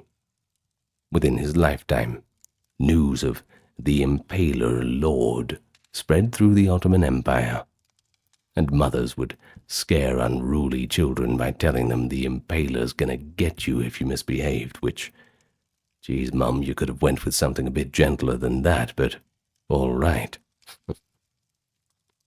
Well, how did Vlad justify all of this, How did he get away with it? Well, part of it was the brutal context of Europe at the time, especially 15th century Eastern Europe. Rough place, by anyone's standard. And Wallachia was a small principality squeezed between two hungry neighbors, the Ottomans pressing from the south, the Hungarian kingdoms from the west. The meat in a very bloody sandwich. Treachery and violence were commonplace in Balkan politics too. Vlad himself had spent years as a hostage to the Turks, and he saw his own family members assassinated. But he had developed a grim philosophy. Terror could secure his rule and fend off enemies. He cultivated a reputation for a kind of draconian justice, and one oft-cited example, Vlad allegedly placed a gilded cup in the public fountain of the capital. The cup, valuable and tempting, was free for travelers to use for drinking. Yet under Vlad's reign, not a single person dared to steal it. So fearful they were of his punishment, and the cup, it is said, remained completely unmolested throughout his rule. Well, maybe that's made up too. Who knows? But it does show the order through fear philosophy that Vlad achieved. And indeed, some chronicles noted that Wallachia had less theft and crime under Vlad, simply because people knew that even minor infractions could result in impalement or other horrific tortures. Perhaps it's best to just go back to farming. But here's where things get a little bit complicated with Vlad. Contemporary opinions vary sharply. It all depends on the perspective. The Pope and Christian allies at times praised Vlad for his staunch resistance against the heathen Turks. He was seen as a bulwark of Christendom on the Danube. But even these praises came tinged with unease about his methods. Of course, on the other side, the Ottoman chroniclers and many Transylvanian Saxon accounts depict Vlad as virtually a satanic figure, an inhuman butcher who exceeded all norms of warfare. One Byzantine chronicler, after describing Vlad's atrocities, wrote that he was, quote, inhuman in his cruelty, and God eventually delivered Wallachia from him. Pretty telling that after Vlad's eventual death in 1476, he was either killed in battle or assassination, we're not quite sure, the Ottomans took his severed head to Constantinople as proof, and displayed it on a stake. Poetic justice, perhaps, a symbol to assure the world that the impaler was truly gone. But in the centuries later, it all turned into a dark legend. But we're here to talk about primary sources, his own letters, the reports of envoys, testimonies, compiled by German pamphleteers shortly after his death, albeit colored by their own biases, of course. They do leave little doubt that he perpetuated acts of extreme cruelty. His moral calculus appeared to place no value on human life, if it stood in the way of his authority or security. He has been called by some modern writers a sadist in the clinical sense, given the apparent glee, or at least cold-bloodedness, with which he devised ever more morbid punishments: impalement, burning, mutilation, skinning.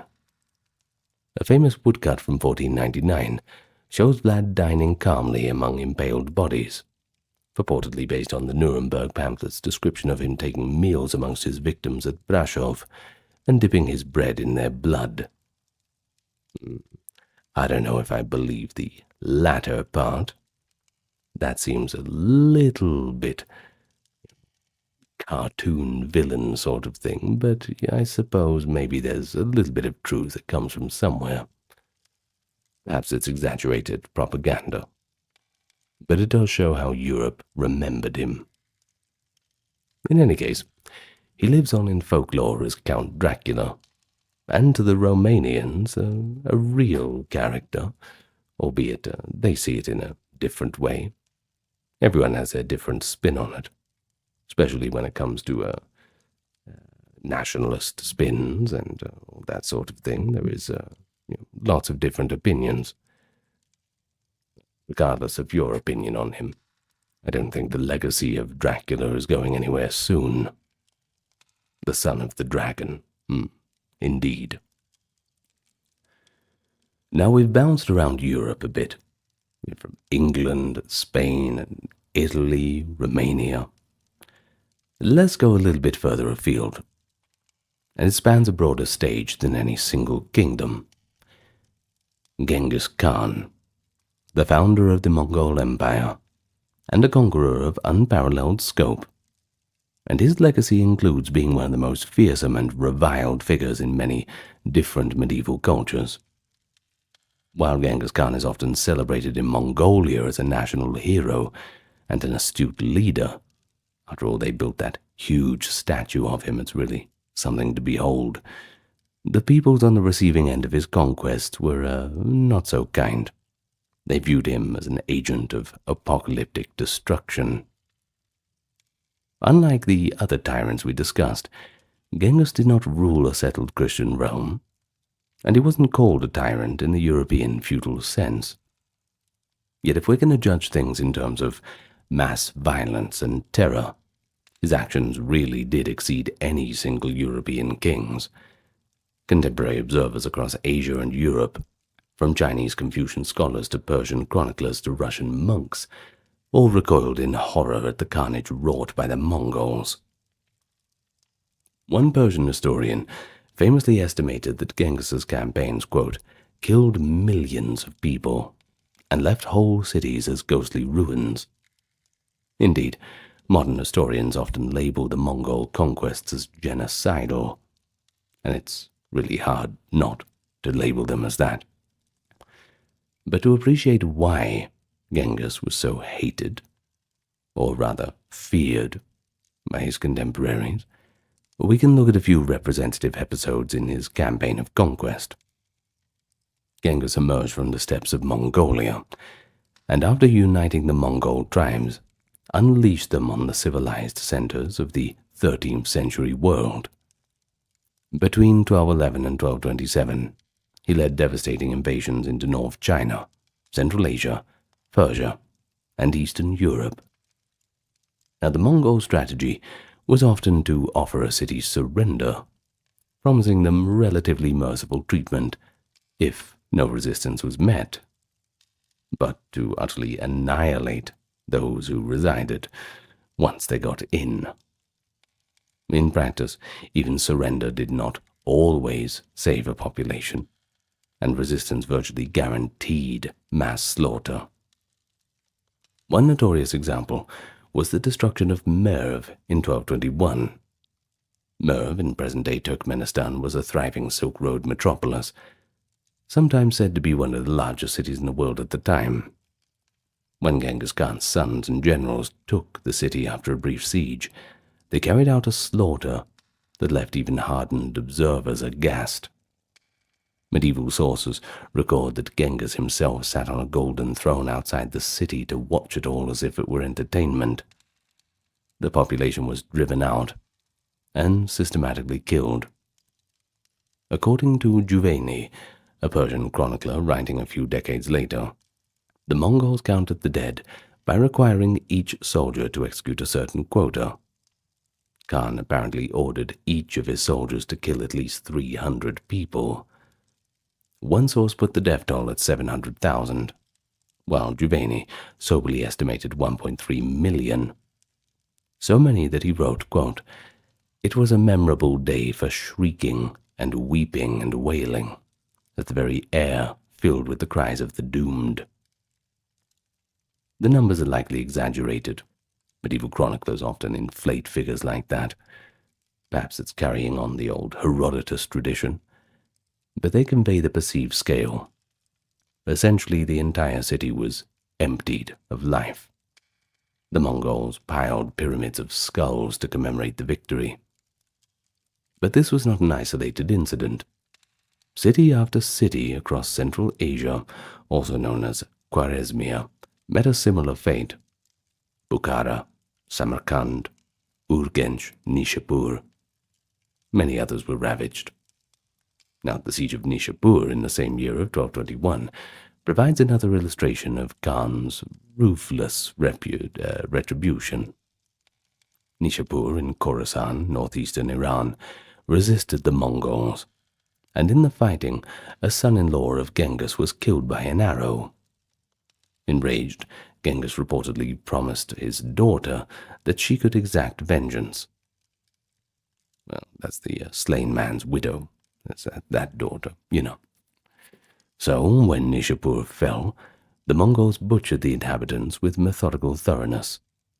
Chronicles say that not even a cat or a dog was left alive. The victors made 3 great pyramids of skulls outside the city, separating the heads of men, women, and children into separate piles. A gruesome accounting of genocide. It is recorded that 170,000 people were killed at Nishapur. Again, likely an inflated figure, but still a total annihilation. Genghis's commanders followed his order that nothing should remain.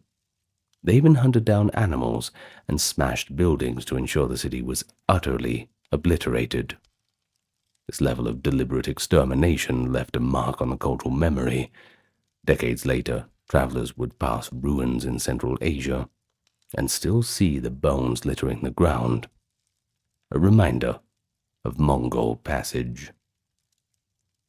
But the shock of the Mongol conquests led many to see Genghis Khan as divine punishment, or a sign of the apocalypse. A famous quote from the Arab historian Ibn al-Athir, who lived through the early Mongol era, captures the despair. After long refusing to write about the Mongol horrors because they were too traumatic, he finally broke his silence. Quote, "This deed encompasses the greatest event, the most awful catastrophe that has ever befallen anyone from the time God created humans until now. Histories contain nothing that even approaches it." He essentially asserted that the Mongol invasion was unprecedented in all of history, a cataclysm beyond any compare. Many in the Islamic world called the Mongols the scourge of God, a term Europeans had once used for Attila the Hun. To Islamic commentators, who saw flourishing cities of the Caliphate reduced to smoking ruins, Genghis's campaigns appeared as an existential calamity for civilization itself. The fall of Baghdad, though that was by Genghis's grandson Hulagu in 1258, only reinforced his view, with accounts that the Tigris River ran black with ink from destroyed books and red with the blood of the learned. Genghis set this template of terror, and his successors just continued. Now, even in Europe, where Genghis himself never reached, his generals reached Eastern Europe a few years after his death, the frightful news traveled quickly. In 1241, Mongol armies invaded Poland and Hungary. Chroniclers like Matthew Paris in England reported these events with horror, calling the invaders detestable Tatars from hell. There was a play on words circulating too. The Mongols were called Tatars, which in Latin sounded like people from Tartarus. Tartarus, of course, being hell in Latin. Interesting little fact there. I love Latin. Latin is so cool.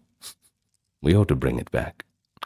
Anyway, one European letter even stated, "The race of the Tatars, coming from Tartarus, poured out so much human blood that scarcely anyone can contemplate it without tears."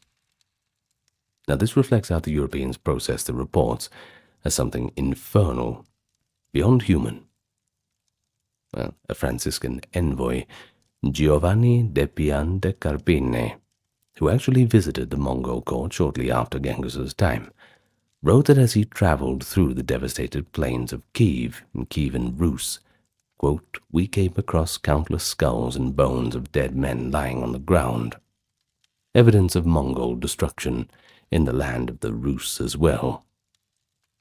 But from the perspective of China, Genghis was likewise remembered as a brutal conqueror, though later the Mongols did form the Yuan dynasty, and that's a story for another time. Northern Chinese chroniclers wrote of cities that were utterly wiped out and populations enslaved or massacred. One Chinese source recounts of how after a battle Genghis Khan had piled prisoners onto the ground and a victory banquet table was set upon them, so that he could literally use living men as his dinner platform. Maybe made up, once again. Still, it is worth noting that Genghis's primary aim was conquest and submission, not just wanton slaughter for its own sake. You see, in Mongol ideology, those who submitted became part of the empire, and they could even be treated leniently.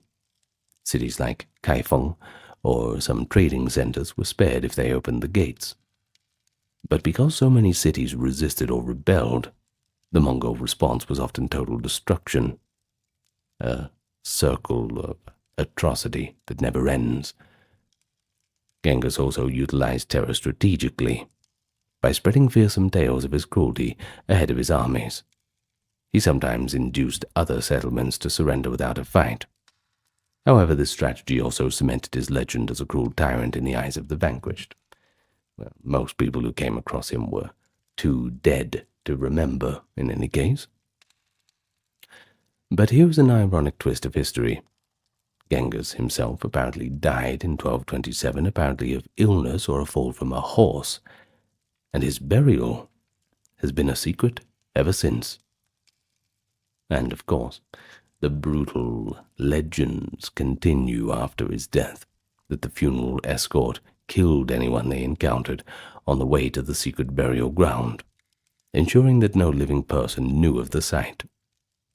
Maybe exaggerated, but it's a nice little epilogue to the ruthless Mongol story. And so, for generations after, subjugated peoples long remembered Genghis Khan with a shudder at the name. In the Middle East, mothers would hush crying children by invoking his name, another boogeyman, kind of like their version of the Impaler. In Russia, the period of Mongol rule, known as the Mongol Yoke, left a scar on the national psyche, and Genghis was the distant originator of that trauma.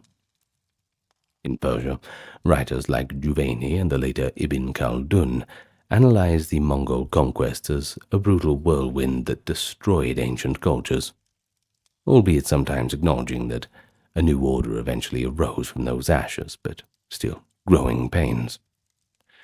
But emotionally, the tone of most contemporaneous accounts is one of horror and lamentation. There was even one Armenian chronicle that put it this way, quote, "The multitude of those that were slaughtered by the Tatars is as the multitude of stars in the sky. Who can count them? Neither pen nor tongue can describe the greatness of the calamity." And I like that last sentence. Neither pen nor tongue can describe the greatness of the calamity. No song or tale can explain all the grief. Thus, while Genghis might not fit the classic mold of a tyrant, ruling over unwilling subjects since he was often on the move campaigning, his impact on medieval peoples rivals or exceeds that of any stationary tyrant. He was hated and feared as a destroyer of worlds, a reputation that arguably only Attila before him and Tamerlane after him have approached in pre-modern times. An Islamic historian from a century later perhaps summarized it the best. Let no one be surprised at the loss of so many lives at the hands of the Mongols, for they are the flail of God's wrath. Indeed, the scourge sent upon mankind, a name synonymous with merciless slaughter. Even if he did not relish cruelty in a personal way like Vlad the Impaler, the scale and the cold-blooded nature of the Mongol devastation under his command rightfully placed Genghis Khan among the most feared, and thus the most hated figures of the age. And of course, once again, the Mongols might tell you a different story, and you'll find plenty of Mongol restaurants in China or Mongolia itself, with a nice little portrait of Genghis Khan up on the wall. A strange kind of national pride. But who are we to judge that? Leprosy. The living death. It's perhaps no surprise that societies in medieval times responded by treating its sufferers as the living dead, separated from the healthy, often given last rites at diagnosis, and consigned to communities of their own, never to be seen again. But beyond the grim ceremony and stigmatizing symbols lies a more complex reality. Medieval leper colonies were not mere prisons of horror.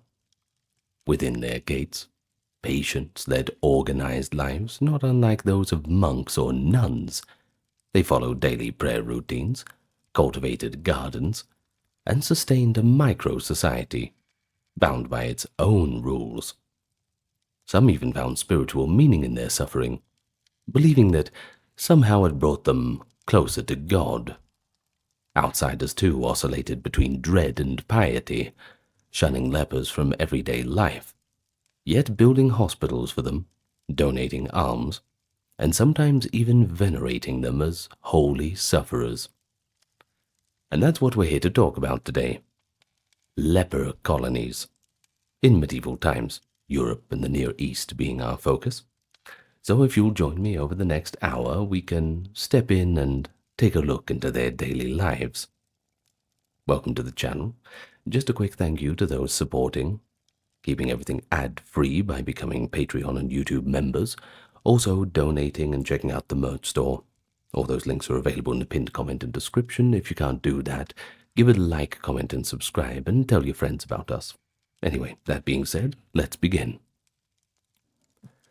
Leprosy was long known by even antiquity, but it became markedly more visible and prevalent in Europe during the Middle Ages. Modern biomedical studies suggest that Mycobacterium leprae, a bacterium causing true leprosy, may have been introduced to the Mediterranean world sometime around the time of Alexander the Great, so about the 4th century BCE, or even slightly later via trade routes and population movements. By the 4th and 6th centuries CE, sources report leprosy in the Eastern Roman, i.e. Byzantium, Empire. Indeed, one early epidemic of leprosy was noted in Constantinople during late antiquity. But it was in the High Middle Ages, roughly the 11th to the 13th centuries, that leprosy grew to pandemic proportions in Western Europe. Chroniclers and skeletons alike attest that by the 1100s and 1200s, the disease was widespread in many areas like France, England, and the Low Countries, and parts of Germany and Scandinavia. It afflicted rich and poor, peasant and noble. And of course, surely we all know that even a king like Baldwin IV of Jerusalem, who I'm a big fan of, ruled in the late 12th century while suffering from leprosy. Last time you called in sick to work, Well, alongside this rise in cases came with the development of institutional response. Prior to the medieval period, those with severe leprosy often survived on society's fringes as beggars or found ad hoc refuge in monasteries. Early Christian leaders had exhorted care for lepers. Famously, St. Basil of Caesarea in the 4th century, in Cappadocia, central Anatolia, established a charitable complex around 370 that included a house for lepers, perhaps the first dedicated leper asylum in the Christian world.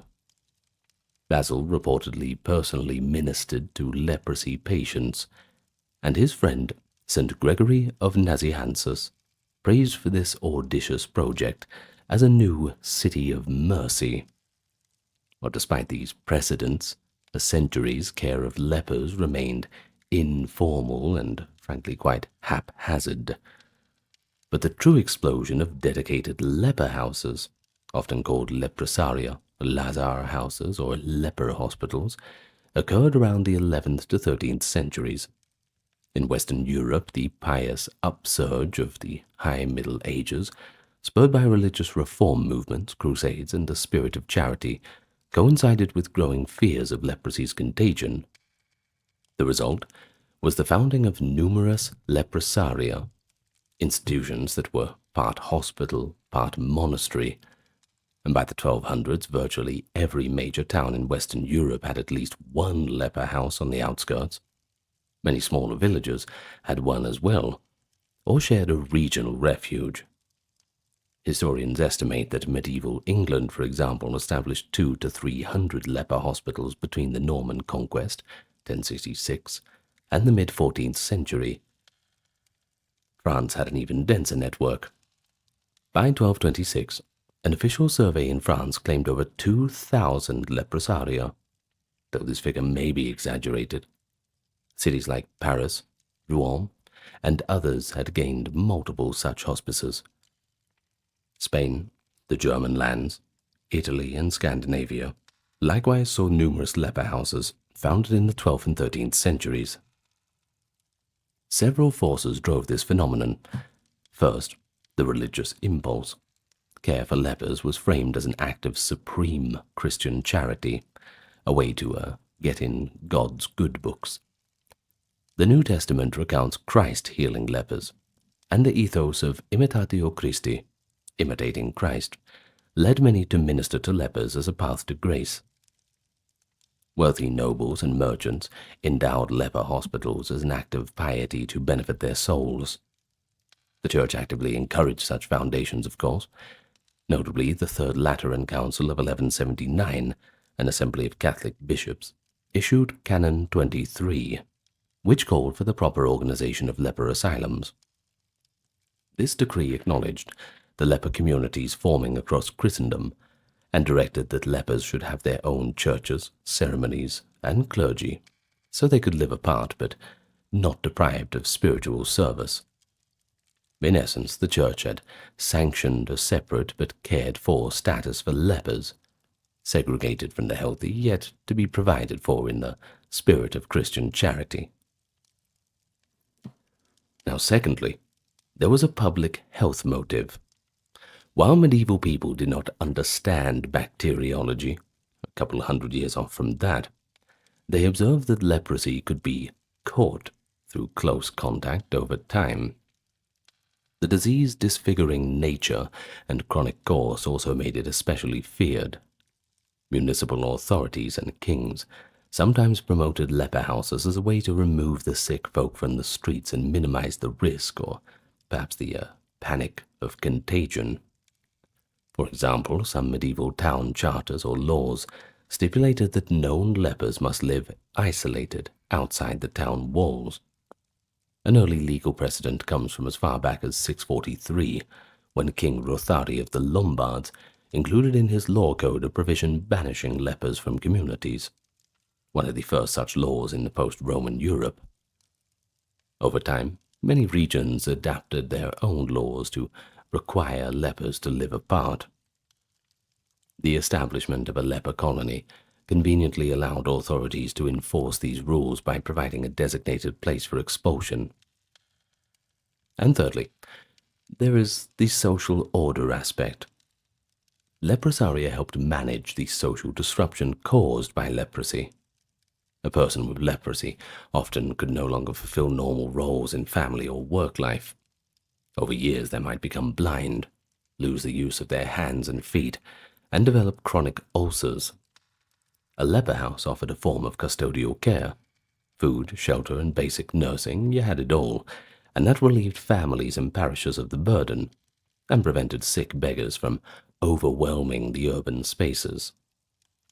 In many cases, families or communities saw sending someone to a leprosarium as both a prudent and merciful thing to do, a way to ensure the sufferer was looked after, albeit away from home.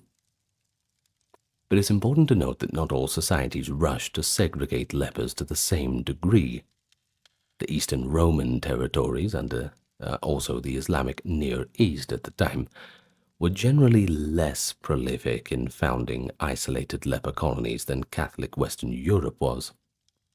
Now, why was this? Partly because there was a different medical and social tradition, and possibly because the incidence of leprosy, while present, never reached the extreme level seen as in, 13th century France or England, where it was reaching a pretty plague-level proportion at some points. But nevertheless, both the Byzantine world and the Islamic world did maintain institutions for leprosy sufferers, usually as special wards in hospitals or monasteries, rather than standalone colonies out on the fringe like the Western model. For example, in Constantinople, there was a long-established leprosarium called the Zotikos Leprosarium, named after Saint Zotikos, the 4th century saint who had devoted himself to caring for lepers. This asylum, located across the Golden Horn from the main city, functioned under the supervision of the Church, and even received imperial patronage. Likewise, the great hospitals of the Islamic world often had sections for patients with chronic diseases like leprosy. As early as 707, the Umayyad Caliph al-Walid in Damascus founded what may have been the first Islamic hospital, reportedly including care for lepers who were given treatment and stipends to support their families. Over the centuries, cities like Baghdad, Cairo, and Aleppo also provided for lepers, usually within a medical charity context rather than a monastic retreat. So whether in a European Lazar house or a Damascus Bimaristan, which is what they called their hospitals, the emergence of these institutions signaled a significant shift, and that was that society was moving from simply casting out lepers in fear to attempting to organize their own communities, part quarantine and part care center. By the high medieval period, the leper colony had become a familiar fixture on the outskirts of many settlements, typically a cluster of small buildings. You had a chapel, dormitories or huts, maybe an infirmary hall, with its own lands and sometimes high walls or fences, literally and symbolically demarcating the boundary between the world of the healthy and the world of the leper. Well, that's pretty much what we're dealing with in terms of what the colonies actually were. So let's look at a little bit under the hood. So for a person suspected of leprosy, the journey into one of these colonies usually began with a formal diagnosis and a probably heart-wrenching farewell to their old life. Medieval physicians and clerics took the diagnosis of leprosy very seriously, but also equally cautiously, because the declaration of leprosy carried such dire consequences. Examinations were often done by multiple experts. Medical texts from the era detail the telltale signs: skin lesions that are insensitive to pain, a hoarse nasal voice, collapse of the nose, thickened earlobes and facial skin, sometimes called leonine faces, and numb or deformed extremities. If an individual displayed severe signs in any of these areas, a panel might be convened. In some places, a council of physicians and surgeons, elsewhere a group of civic officials or even other lepers to pronounce the verdict. I suppose they could spot their own, right? Well, once judged as a leper, civil and religious authorities often collaborated to enact the ritual of separation.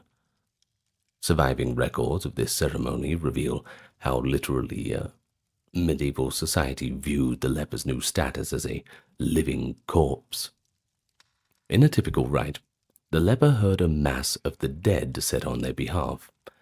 Sometimes the person would lie in a grave or coffin during part of the ritual, or be sprinkled with dirt or ashes. The priest would then bless the leper's new garments and accoutrements, traditionally a coarse robe or mantle, often grey or black, sometimes marked with a badge, in some regions a cross, in others perhaps the St. Lazarus symbol or a special pattern. The leper was given a walking stick and the hand bell or wooden clapper that they must announce their presence from afar. An old French source instructs the newly diagnosed to always cry, "Unclean, unclean," which is probably extremely humiliating for them. They could have came up with something better than that. That's why it was better when you give them a bell to ring when nearing healthy folk. Now, this is a practice with biblical echoes. In the Bible, Levitical law required lepers to cry unclean as a warning. By medieval times, most people had moved on from that. The priest would typically set out a list of injunctions to the leper, which would be quite extensive. These typically forbade the person from certain acts, like entering towns or markets without permission, touching common wells or water sources, washing in streams used by others, or even walking on narrow footpaths where one might brush against a passer-by. The leper was often enjoined to stay within the confines of the leper house assigned to them, unless they were given special permission to leave. Medieval documents sometimes outlined these rules in pretty stark language. One medieval German ordinance from the 13th century directs that lepers, quote, shall live outside the towns in their own places. A French bylaw might specify that if a leper absolutely must come into town, for example to see a lawyer or attend church on a special feast, he or she must wear the distinct attire and keep a minimum distance, a spear's distance away, as one phrase went, from any healthy person. The underlying idea was to prevent physical contact and thereby hopefully prevent transmission of the disease, an early form of social distancing born of both medical logic and fearful stigma. Having been effectively buried and reborn into this new status, the leper was now a member of a quasi-religious community of outcasts. Many leprosaria required their entrants to take vows, similar to a monastic vow. Surviving charters and Rules of leper hospitals indicate that residents often swore to live in chastity, to obey the house master, and not to wander away without license, paralleling the monastic vows of chastity, obedience, and stability. In England, for instance, the 12th century rule of a leper hospital at Bishopsgate in London stipulates that male and female inmates must live separately in segregated quarters and remain celibate. Any breach of chastity would be punished by expulsion. Some institutions only admitted one sex. There were all male leper houses and all female ones, while others had both, but they were strictly partitioned. Marriage was generally prohibited for those within a leprosarium, even if both spouses were leprous. Married couples who both contracted the disease sometimes entered the same house but were expected to live as basically brother and sister thereafter. No funny business. Well, after the emotionally charged separation ritual, the new leper might be escorted to the colony by family members or by a town official. Often the leprosarium was close enough to the town to reach in a short walk or horse ride, typically just outside the gates or a mile or two down the road. The location was chosen to be isolated, yet accessible for deliveries of food and visits by clergy or family, from a safe distance, of course. Many European leper hospitals sat along well-traveled roads, especially pilgrimage routes, where they could conveniently receive alms from travelers. The familiar sight of a little cluster of buildings bearing the name St. Lazarus, St. Mary Magdalene, St. James, or St. Giles became part of the landscape, and all of those, by the way, are associated with leprosy and caring for the sick, so suits.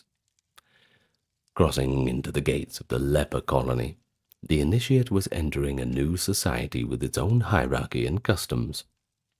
Typically, a hospital master or warden stood at the top of the internal hierarchy.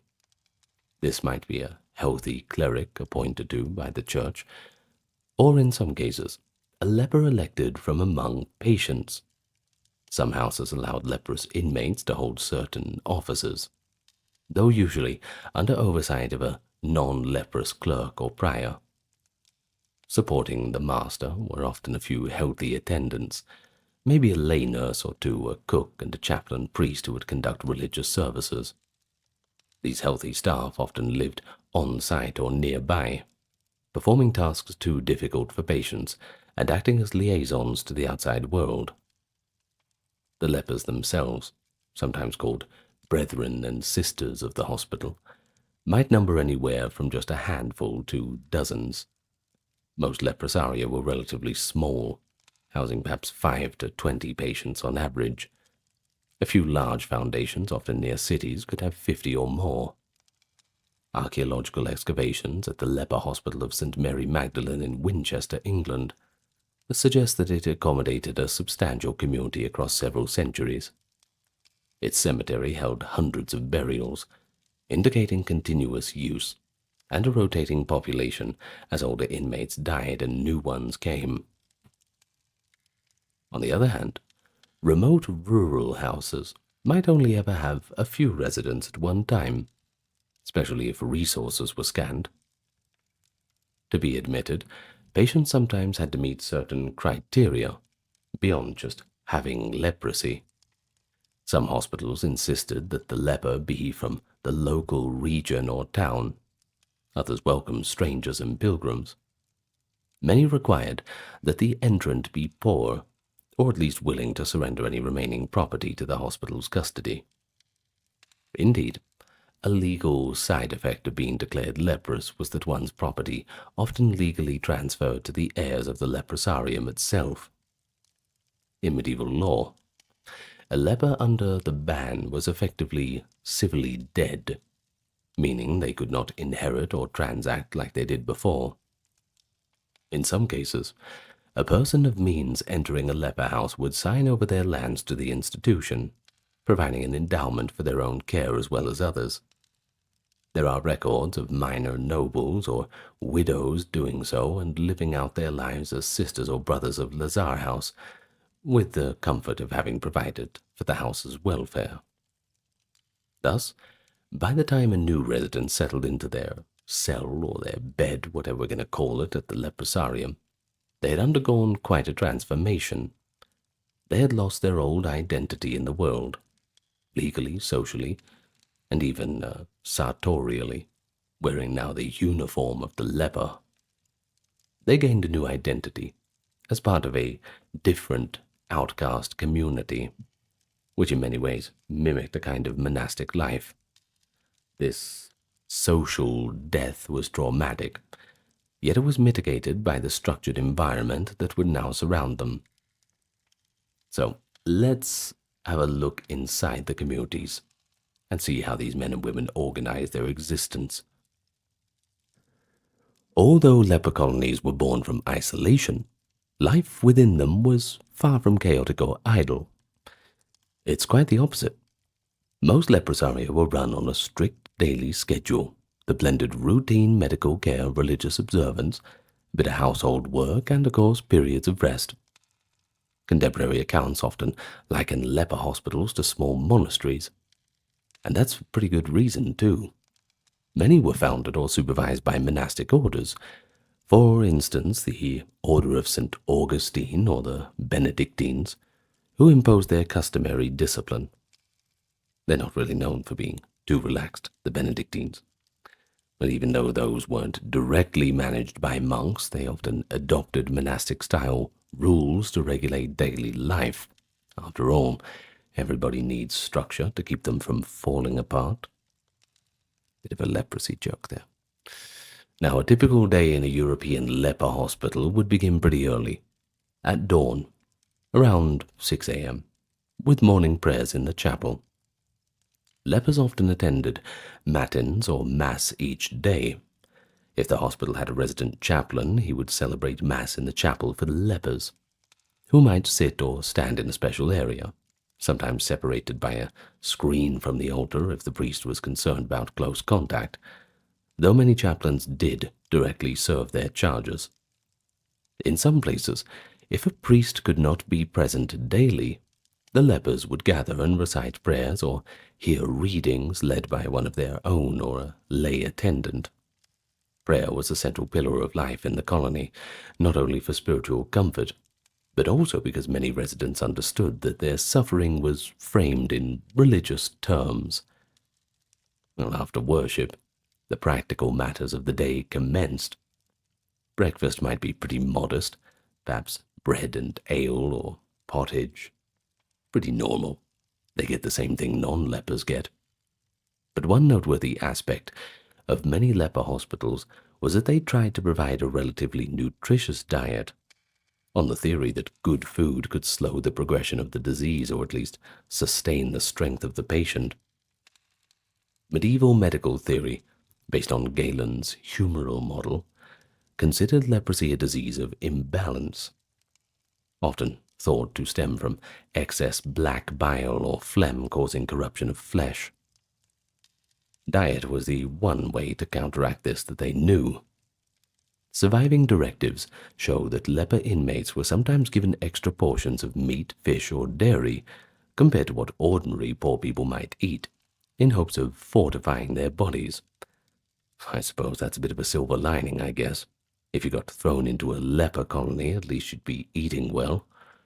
I'm sure it wasn't the same for everyone, though.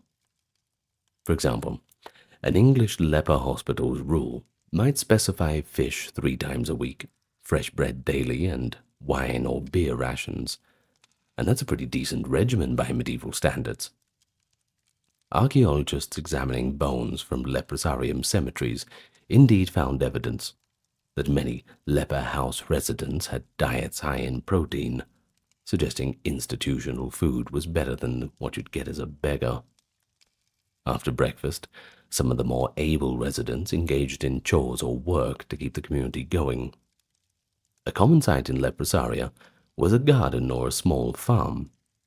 Gardening was quite beneficial, it seems. It kept lepers active and outdoors, and it yielded produce too. Vegetables, herbs, maybe fruit trees to supplement the meals. We even have medieval accounts noting that fresh air and a clean environment were encouraged in these hospitals. Many leper houses had adjacent fields for grain or pasture for a milking cow, sheep, or perhaps chickens. Those among the lepers who still had use of their hands and sight might tend to these gardens, mend their own clothes, or help prepare simple foods. In larger hospitals, tasks would be divided. Some might help in the kitchen, some draw water from the well, and others would sweep up the chapel. Communal labor, as in a monastery, was seen as healthy for body and soul. Of course, advanced leprosy could leave people crippled, blind, or ulcer-ridden, so not everyone could contribute equally. Many were essentially full-time patients, resting in infirmary beds. But the ethos was pretty much that each should do whatever they can. Now, what about hygiene? Well, that was a challenge, but it was not neglected. Bathing and cleanliness were actually encouraged in many leper hospitals. Contrary to later myth, medieval people did wash when they could, and for lepers, keeping ulcers clean was vital. Some leprosaria had their own bathhouse, or at least a designated washing area. Warm baths were believed to soothe leprous lesions. In the Near East, where Islamic medical tradition was a bit more advanced, lepers might be sent periodically to soak in thermal baths if they were available. Sulphur springs, in particular, were considered to be therapeutic. One 8th century Arab governor in Syria who had leprosy built his residence near a hot sulphur spring on medical advice. Within Western leprosaria, baths might be given weekly or as needed, with attendants assisting those with disability. Laundry was also important. Soiled bandages and clothing had to be cleaned frequently. In some hospitals, nuns or lay sisters managed this laundering. In others, lepers themselves learned to wash their own linens in dedicated tubs. Medieval medical advice recommended keeping leprous wounds bandaged with clean linen and applying herbal salves. Thus making and washing bandages would have been a constant task. Herbal gardens in leprosaria often grew plants like sage, rosemary, chamomile, mint, and aloe, herbs commonly used in balms for skin diseases. A recipe from a 14th century leech book, i.e. medical manual, for treating lepra calls for a paste of herbs mixed with animal fats to apply to lesions. It's likely that some hospitals would have followed similar practices, preparing simple remedies on site, doing what they could with what they had, I'm sure. Well, by late morning, leprosarium patients might receive visitors or deliveries from the outside world. Townsfolk would sometimes come by with a few charitable gifts, a bit of bread, ale, firewood, some old clothes, stuff like that. Many hospitals had an appointed almoner or doorkeep who would receive donations at the gate.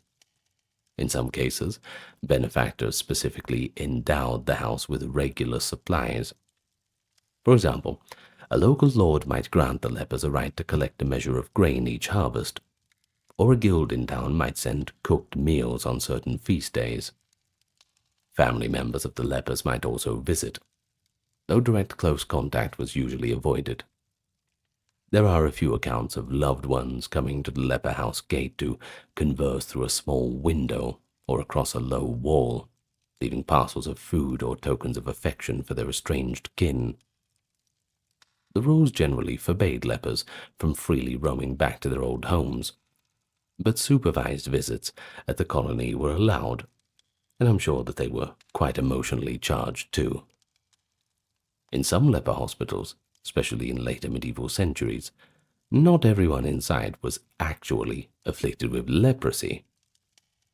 You see, as leprosy's overall prevalence began to decline in the 14th century, for reasons still debated, possibly due to changing strains of bacterium or competition from diseases like tuberculosis, which confer some cross-immunity, some leprosaria found themselves with extra space or fewer true leprosy cases. They sometimes admitted other chronically ill or poor individuals for shelter.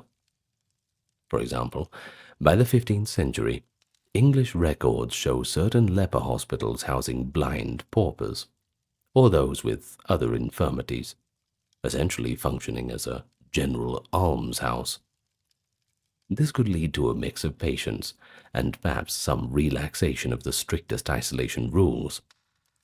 However, in our focus period of roughly the 12th to 13th centuries, most residents did indeed have leprosy, or were strongly suspected of it. Midday would bring the main meal of the day. In keeping with the monastic practice, there would have been a reading of scripture or a saint's life during the meal, and a rule of silence as they ate in a refectory. Some leper houses explicitly modeled their dining customs on the rule of St. Benedict, meaning meals taken in silence or accompanied by pious readings to avoid idle chatter and encourage spiritual reflection. The food, again, could be better than one might assume for a medieval sick poor. Accounts from a leper hospital in France in the 13th century list a few purchases: meat, fish, eggs, wine, and a few spices for the residents' consumption. Many houses had specific feast day indulgences. On church festivals, the lepers might get a bit of meat, if they normally abstained, or a cup of spiced wine, etc. The charity of benefactors often increased on holidays, meaning fuller tables at those times. Something to look forward to, I suppose. After lunch, there was likely a period of rest or light activity. In warmer climates, a siesta. In cooler, maybe sitting by the hearth. Lepers whose disease affected their nerves often suffered pain or itching in afternoons that might need wound dressings changed. If a physician or surgeon visited periodically, it might be in the afternoon where they would examine patients. However, full-time doctors at leprosaria were quite rare. Typically, the medical care fell to the resident staff, the priest or lay brother with basic knowledge. Occasionally, urban hospitals for lepers in big cities had an attending medical practitioner who came once a week. In Islamic lands, hospitals did have doctors on staff. So a leprosy ward in, say, the Mansouri Hospital of 13th century Cairo would receive learned physicians who could prescribe diet, ointments, and even try a few experimental treatments, like drinking snake venom, an actual remedy tried by some Arab physicians for leprosy aiming to counter poison with poison. But in a small European house, formal medicine was minimal. Care was largely palliative, cleaning wounds, easing pain with herbal potions, perhaps opium poppy or henbane for severe pain, and preventing secondary infections. Once again, like all the other doctors of the era, just doing the best they could. Afternoons might also be a time when the residents engaged in crafts or pastimes. Some lepers made small handicrafts, weaving baskets, carving wooden crosses, or sewing, both to pass time and sometimes to sell to visitors for a small income. There are accounts of lepers crafting little trinkets or religious tokens that sympathetic travelers would purchase as a way of giving alms. Reading and writing were probably limited to those already literate, which were a minority, but some leprosaria did have a few books for use in the chapel. It's intriguing to imagine a literate leper, perhaps copying a devotional text or composing a poem. Not impossible, though no famous literature from inside a leper house survives in Europe. In Islamic history, however, there was one notable figure, the poet Abu al-Ala al-Ma'ari in the 11th century. Hope I pronounced that one right. Though he wasn't a leper himself, he did write verses empathizing with lepers and other outcasts, and some pre-Islamic Arab poets like al-Harith ibn Khiliza were reputed to have leprosy and still performed their works, indicating that having leprosy did not wholly silence one's voice in all contexts. By late afternoon, attention would turn again to spiritual duties. Many leprosaria observed Vespers, the evening prayer service, and possibly Compline at nightfall. The chapel was truly the heart of the colony. It offered hope of salvation and a structured time to come together in worship, reinforcing solidarity and a sense of purpose beyond suffering. Some leper hospitals ingeniously designed their chapels with separation in mind. For example, a common arrangement was to have a screened porch or special window where outsiders could attend or observe Mass from the outside, while the lepers would sit inside, or perhaps vice versa. The lepers outside looking through a little squint hole called a leper squint, while the priest conducted Mass at the altar. The so-called leper squint was a small aperture, often in the wall of a church, allowing those outside, either lepers or other outcasts, to see the elevation of the Eucharist and participate spiritually without entering.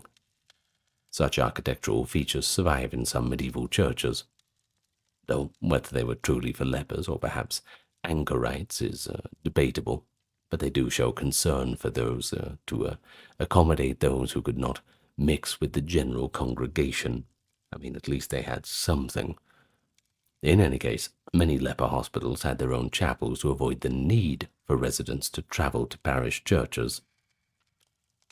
As for nighttime in the leper colony, that was quiet. Curfews kept everyone inside the grounds. The gates might be locked by the porter. A skeleton crew of attendants would tend to the very ill, much like an infirmary at night, with low lantern light and perhaps the moans or coughs of patients echoing in the dark. Now you see, leprosy is not an acutely fatal disease. People could live with it for years or decades, but it was often accompanied by secondary illness, tuberculosis, infections, etc., and that could cause episodic fevers. When a leper was dying, they received the usual last rites. One hope for many was that though they did have a living funeral at diagnosis, as we mentioned, they would still receive a proper sacramental anointing at the end. Death in a leprosarium was sadly common, and the community developed its own rituals for that too. A small funeral, burial in the hospital's own graveyard, and prayers for the departed who had already been considered dead to the world long before. Thus passed the days, the weeks, the years in a medieval leper colony. The regimen of prayer, work, and relative seclusion could be pretty monotonous, but it also gave structure and even a semblance of normalcy. Some residents bonded deeply with one another, forming what must have felt like a surrogate family. There are hints of leper communities developing internal camaraderie, and even a bit of pride or identity as a distinct group. For instance, a few leper hospitals had coats of arms or seals, and their inhabitants might collectively be called the brothers and sisters of St. Lazarus at wherever place. So you might imagine on a summer evening a few leprous musicians striking a tune up on a lute, if they retained the fingers to play one, and their fellows sing a hymn, making the most of that fellowship that they had. But what about beyond the walls? How'd the rest of society interact or think of these isolated communities? Well, that's what we'll talk about now. Let's start off with the obvious one, the fear and the stigma. Of course, on one hand, leprosy was steeped in stigma and fear, but on the other hand, it evoked pity and pious charity. And I think that duality influenced how leper colonies were treated by the outside world. The fear is straightforward. You see, leprosy is believed to be a highly contagious disease, though in reality its transmission is quite slow and requires prolonged contact. People dreaded this disfigurement that came with the disease, the loss of nose and lips, the blindness, the withered limbs. An anonymous 9th century sermon famously called lepers walking corpses, which I'm sure the lepers didn't really appreciate that, but it still captures how visceral their appearance was to most people. Graphic depictions from medieval writers don't really hold back either. They speak of stinking ulcers and decayed flesh. Such imagery meant many people just wanted to avoid the lepers, a little bit more than an arm's length. Anyway, beyond physical revulsion lay moral stigma. It was commonly thought that leprosy resulted from some spiritual corruption. The Old Testament described instances of God striking sinners with leprosy as a punishment. For example, Moses' sister Miriam is temporarily made leprous for speaking against him.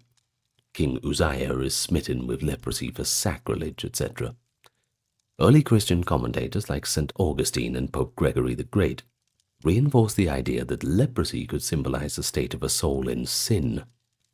Now, this doesn't mean that every leper was seen as personally wicked, but the disease was often interpreted as a chastisement or a visible sign of inner uncleanliness.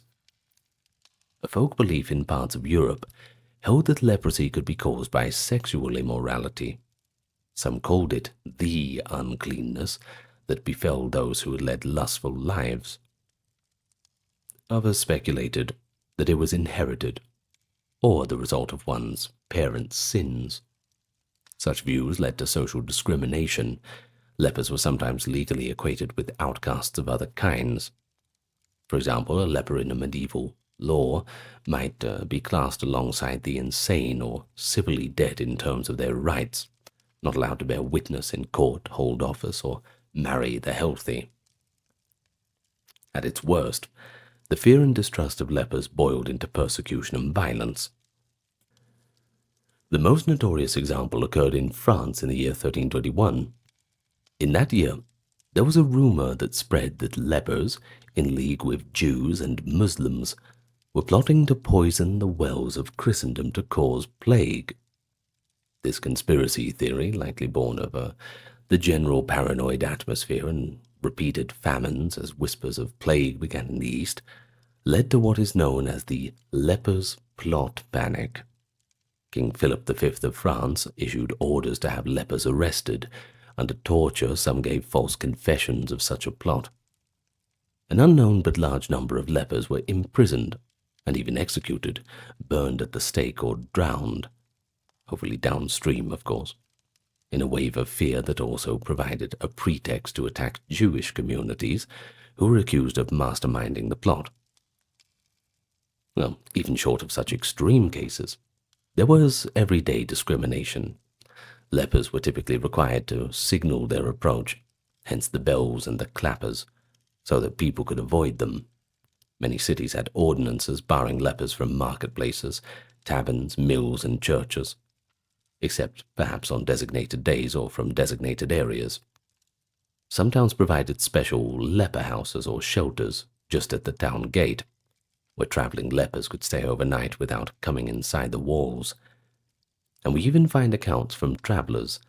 The 14th century Moroccan explorer Ibn Battuta, complete story of its own, pretty amazing too, by the way, visiting Syria, noted that outside one city, possibly Aleppo, there was a settlement of lepers who came to beg, and the locals would leave food for them at a distance. He remarked on the kindness shown in providing for them, but also admitted that they had to be kept apart. Medieval art and literature often depicted the leper as a pitiable figure, yet sometimes as the butt of cruel jokes or cautionary tales. There were popular legends of morally bad people turning leprous. For instance, a wicked rich man who refused to help the poor might in a moralistic tale become a leper as a kind of divine punishment. Even in the Arab Islamic tradition, which generally advocated caring for the sick, one finds the Prophet Muhammad's hadith advising flee from the leper as from a lion, showing that even with charity one should not lightly risk exposure. Islamic jurists at times included lepers in lists of those with curtailed legal capacity. Since leprosy was a mortal illness, a leper might be excused from certain obligations or not allowed to be a legal guardian, etc. Or, if it paints a picture, lepers were feared as sources of physical and spiritual contamination. But that is only one side. The counterbalancing attitude was rooted in Christian and Islamic duty of compassion for the afflicted. Medieval Christian theology had a remarkable twist regarding leprosy. Some theologians proposed that lepers, precisely because they suffer so much in life, are likely to go straight to heaven in the next. Their purgatory is being lived right here, right now. Cold comfort, perhaps, for them. Well, this idea, sometimes phrased as lepers being in a state of purgatory, led to an almost exalted view of their condition. They were seen by some as especially close to God, akin to holy martyrs who endure pain. This did not erase the fear, of course, but it introduced at least a little bit of respect. People would sometimes refer to lepers as the poor of Christ or even friends of God. A 12th century chronicler in England wrote that the leper is, quote, separated from men but united with God. In a paradoxical way, the leprosarium was also called the Domus Dei, in some records meaning house of God. This reverent outlook fueled many charitable acts. St. Francis of Assisi epitomizes the change of heart. As a young man, he found lepers abhorrent and ran away at the sight of one. After his spiritual confession, he deliberately went to embrace and kiss a leper on the road as a sign of humility and love. That moment, Francis kissing the leper, became iconic in medieval hagiography, highlighting that the true sanctity meant overcoming the natural horror and seeing Christ in the leper's face. Following such examples, members of the mendicant orders, such as the Franciscans and Dominicans, often included ministry to lepers as part of their mission. Excuse me. They might visit leper colonies, not just to preach, but to wash wounds and bring provisions. Some saints, like St. Louis IX of France, took this to the extreme. Louis, who was a king in the mid-13th century, was renowned for his personally tending to the needy. Joinville, his biographer, recounts how Louis would enter hospitals, including those for lepers, and minister to patients, bathing their sores and feeding them. In one famous little story, Louis quizzed Joinville whether he'd rather have leprosy or commit a mortal sin. Joinville said he'd rather sin than be a leper, and Louis sternly reproved him, showing how much the king esteemed the spiritual over the physical. Louis's example as a leper-loving monarch was celebrated, and indeed he endowed leprosaria in France and in the Holy Land. The Church, as an institution, provided consistent support. Monasteries would send food regularly. Parishioners were urged to remember lepers in their almsgiving. In wills, many people left a bequest to the lepers of such and such hospital. For instance, numerous medieval testaments in England have small sums designated for local leper houses, reflection of both genuine pity and the donor's hope to earn a bit of merit by aiding Christ's suffering poor. Leper colonies, thus, often enjoyed a steady stream of charity. This could make some leprosaria relatively wealthy over time, accumulating land and rents from endowments. A notable case is the Hospital of St. Giles outside London, which by the 13th century had a substantial property and income to support its inmates. There was even a military monastic order devoted to lepers, the Order of St. Lazarus, of course, founded in Jerusalem during the Crusades. It was initially a leper hospital run by a mix of leprous knights and healthy clerics. The Order of St. Lazarus gained papal recognition and established branches across Europe. But here's something unique. It provided an outlet for knights who contracted leprosy themselves. You see, they could join and continue a kind of knightly life within that order. Remarkably, during the Crusades, the Knights of St. Lazarus, some of whom were lepers themselves, were said to have fought in battles, and when things were desperate, a chronicle mentions a contingent of leper knights charging into combat, a rather poignant sight. Well, suppose they had nothing to lose. Though small in number, the existence of armed leper knights further shows that society did not uniformly consider lepers utterly helpless or untouchable. You see, in dire circumstances, they could even be seen as warriors of God. After the fall of Crusader Jerusalem, the order moved its headquarters to France, where it continued to run leper hospitals well into the Middle Ages. Religious symbolism often softened a few attitudes up. Medieval Christians drew parallels between lepers and biblical figures. The most obvious is, of course, St. Lazarus, not the Lazarus raised from the dead by Jesus, but Lazarus the beggar from one of Christ's parables. This is Luke 16:19-31. Now, in that parable, Lazarus is described as a sick beggar, covered in sores, who lies at a rich man's gate. When Lazarus dies, angels carry him to heaven.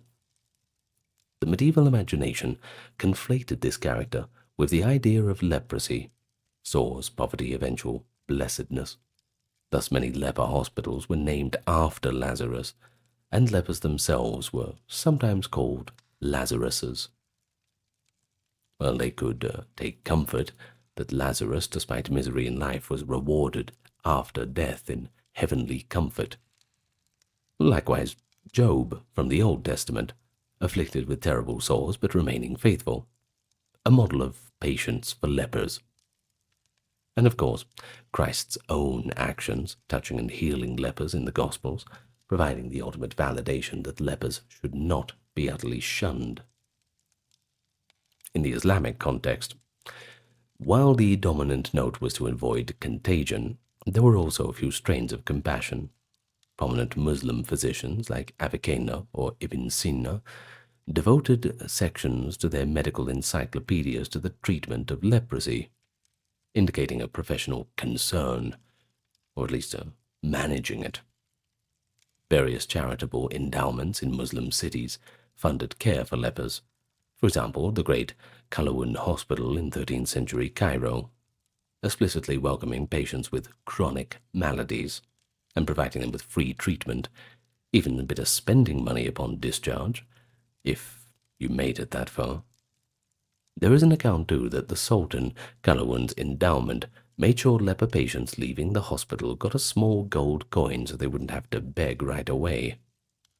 Islamic narratives include more kindly hadiths, such as one where the Prophet Muhammad is said to have shared a dish of food with a leper to prove that faith can overcome fear, counterbalancing the other hadith about keeping distance.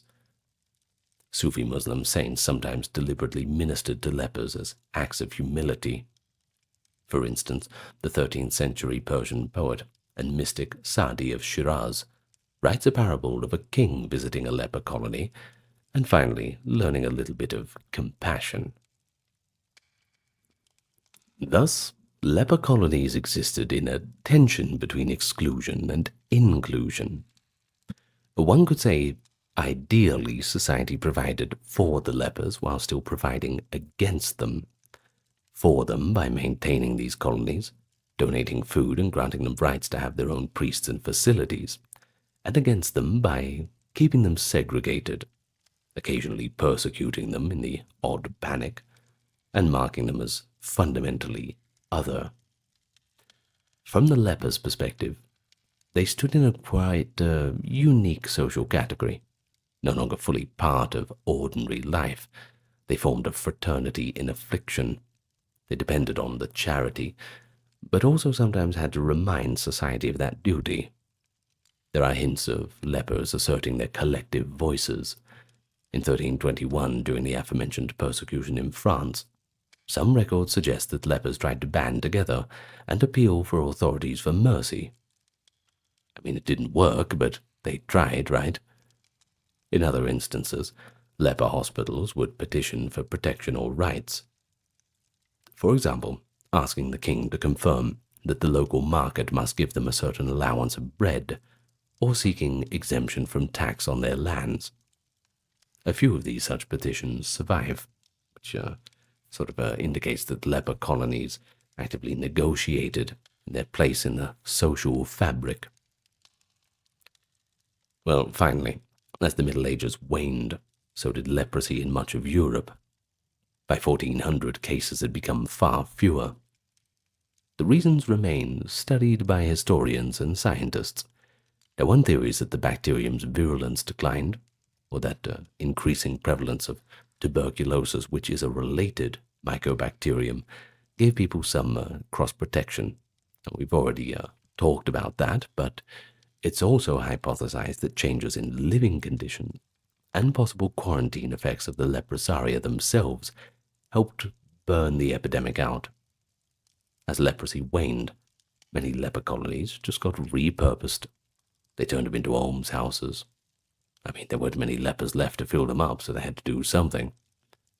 Some were simply dissolved, or fell into ruin, their lands taken over by other institutions. For instance, during the Protestant Reformation in England, a lot of medieval hospitals, including leper houses, were either closed or secularized. But the memory of them remained in folklore and place names. Lazarus hospitals, Spitalfields, various maisons Dieu across Europe mark where once the unlucky sick were tended. And that's where we ended. The story of a small segment of humanity in exile. Well, let's be glad we're not getting leprosy these days. It's, obviously not good. Plenty of other things to worry about, but we can put leprosy behind us at least. We hope. Wash your hands, please. Thank you for listening, and thank you to those supporting on the Patreon and YouTube memberships, along with the merch store and the occasional donation, keeping everything ad-free. Thank you very much. And thank you for liking, commenting, and subscribing. I have been your host, proudly leprosy-free, and see you next time. Good night, and farewell. A medieval queen being dragged to her death by wild horses in front of a jeering army. A princess conducting secret love affairs in a tower, only to see her lovers gruesomely executed and her reputation destroyed. A renowned scholar in Paris, castrated in his sleep as vengeance for a forbidden romance with his brilliant student. Now those certainly sound like scandals. I'm sure you'll agree. Today we're going to talk about the scandals of medieval France. Now, we already talked about the scandals of medieval England, so why not go across to the mainland? It's only a short boat trip anyway. Thank you for joining me today.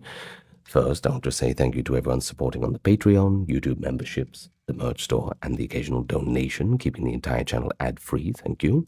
And if you can't do that, then just give us a like, comment, and subscribe. Anyway, all that being said, let's get straight into it. We start off really early in the medieval period, that is. In the tumultuous 6th century, as the Frankish kingdoms were fighting for dominance, there were two formidable women who became the center of one of history's bloodiest royal feuds. Brunhild, also spelled Brunhilda, was a Visigothic princess who married King Sigbert of Austrasia, while Fredegund was a former palace servant who rose to become the wife of King Chilperic of Neustria.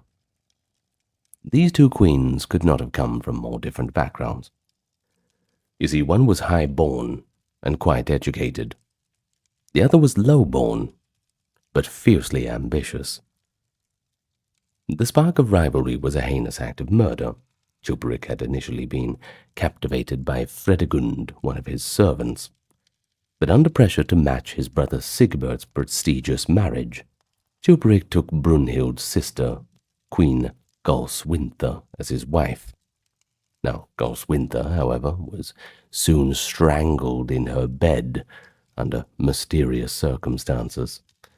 And, well, we don't have any proof, but people generally don't strangle themselves in their sleep, don't they? Gregory of Tours, a contemporary bishop and chronicler, bluntly alleges that Chilperic ordered her to be strangled by a slave in order to remove her and elevate Fredegund as his new queen. So, lo and behold, how convenient, just days after Goswinther's death, Chilperic did indeed marry Fredegund. No time for mourning, it all looks a little bit suspicious, but really a blatant injustice. You see, it was obvious that the king was complicit in killing his own wife, and this outraged Brunhild and ignited a vendetta between the families. Brunhild convinced her sister Sigbert to avenge her sister. A brutal civil war erupted among the Frankish brothers. Sigebert initially prevailed, defeating Chilperic's forces in battle. But as Sigebert celebrated victory, Fredegund struck from the shadows. She dispatched assassins, who infiltrated Sigbert's camp in 575, reportedly armed with poisoned daggers hidden as eating utensils.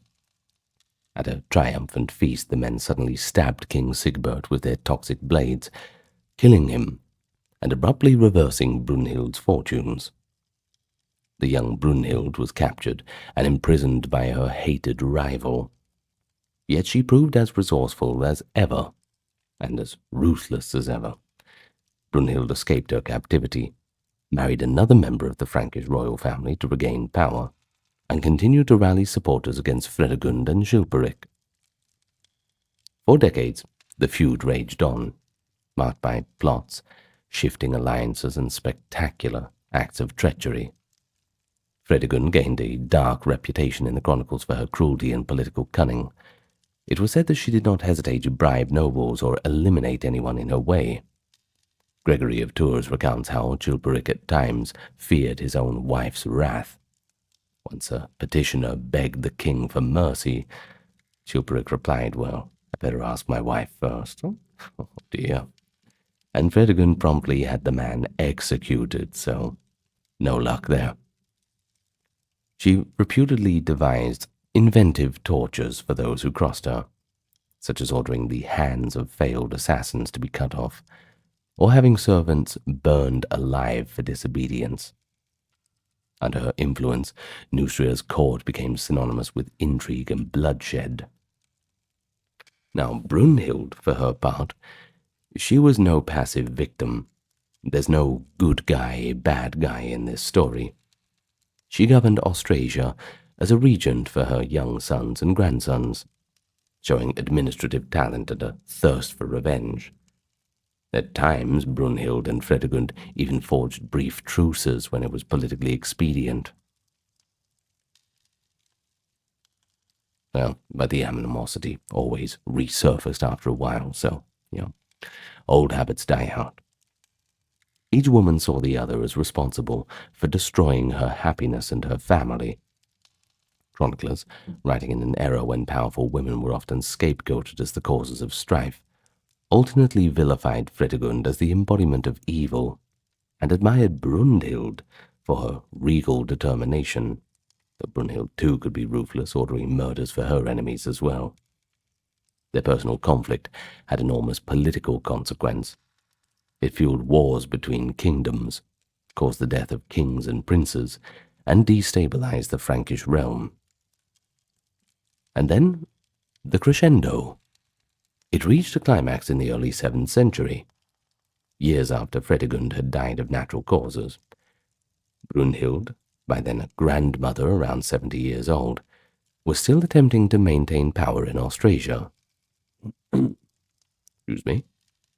In 613, Fredegund's son, King Clothar II of Neustria, finally defeated Brunhild in battle.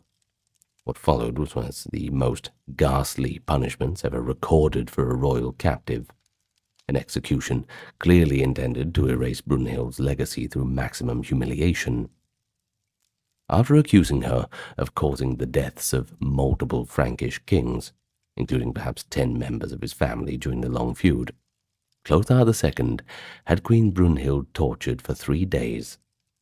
Thus, in a spectacle that shocked even that violent age, the elderly Brunhild was bound by her arms and hair and legs to wild horses, which were driven in different directions.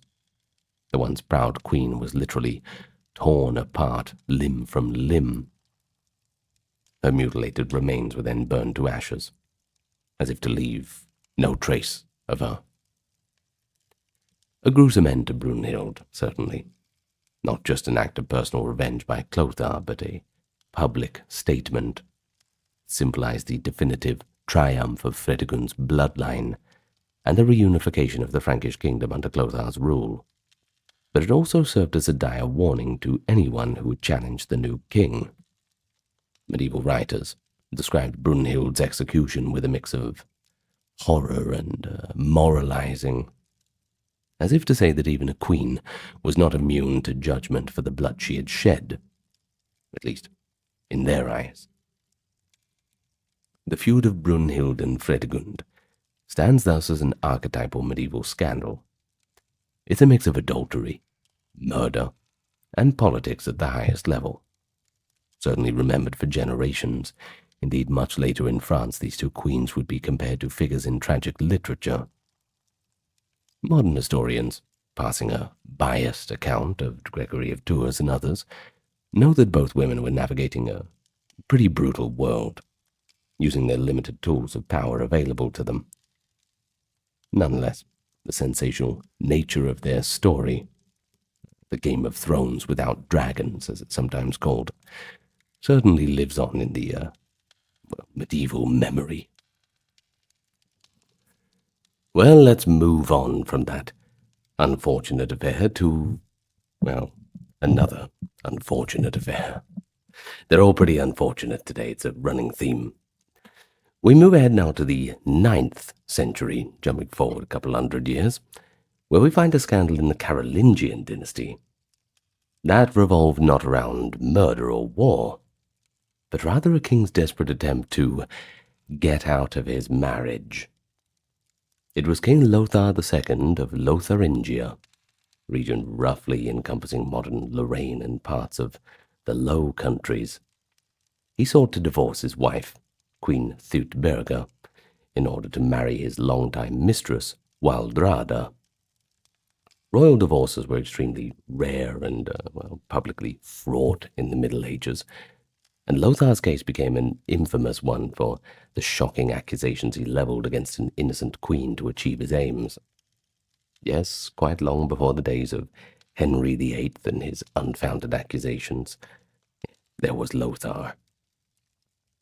He married Thutberga in 855, but it was all for political reasons.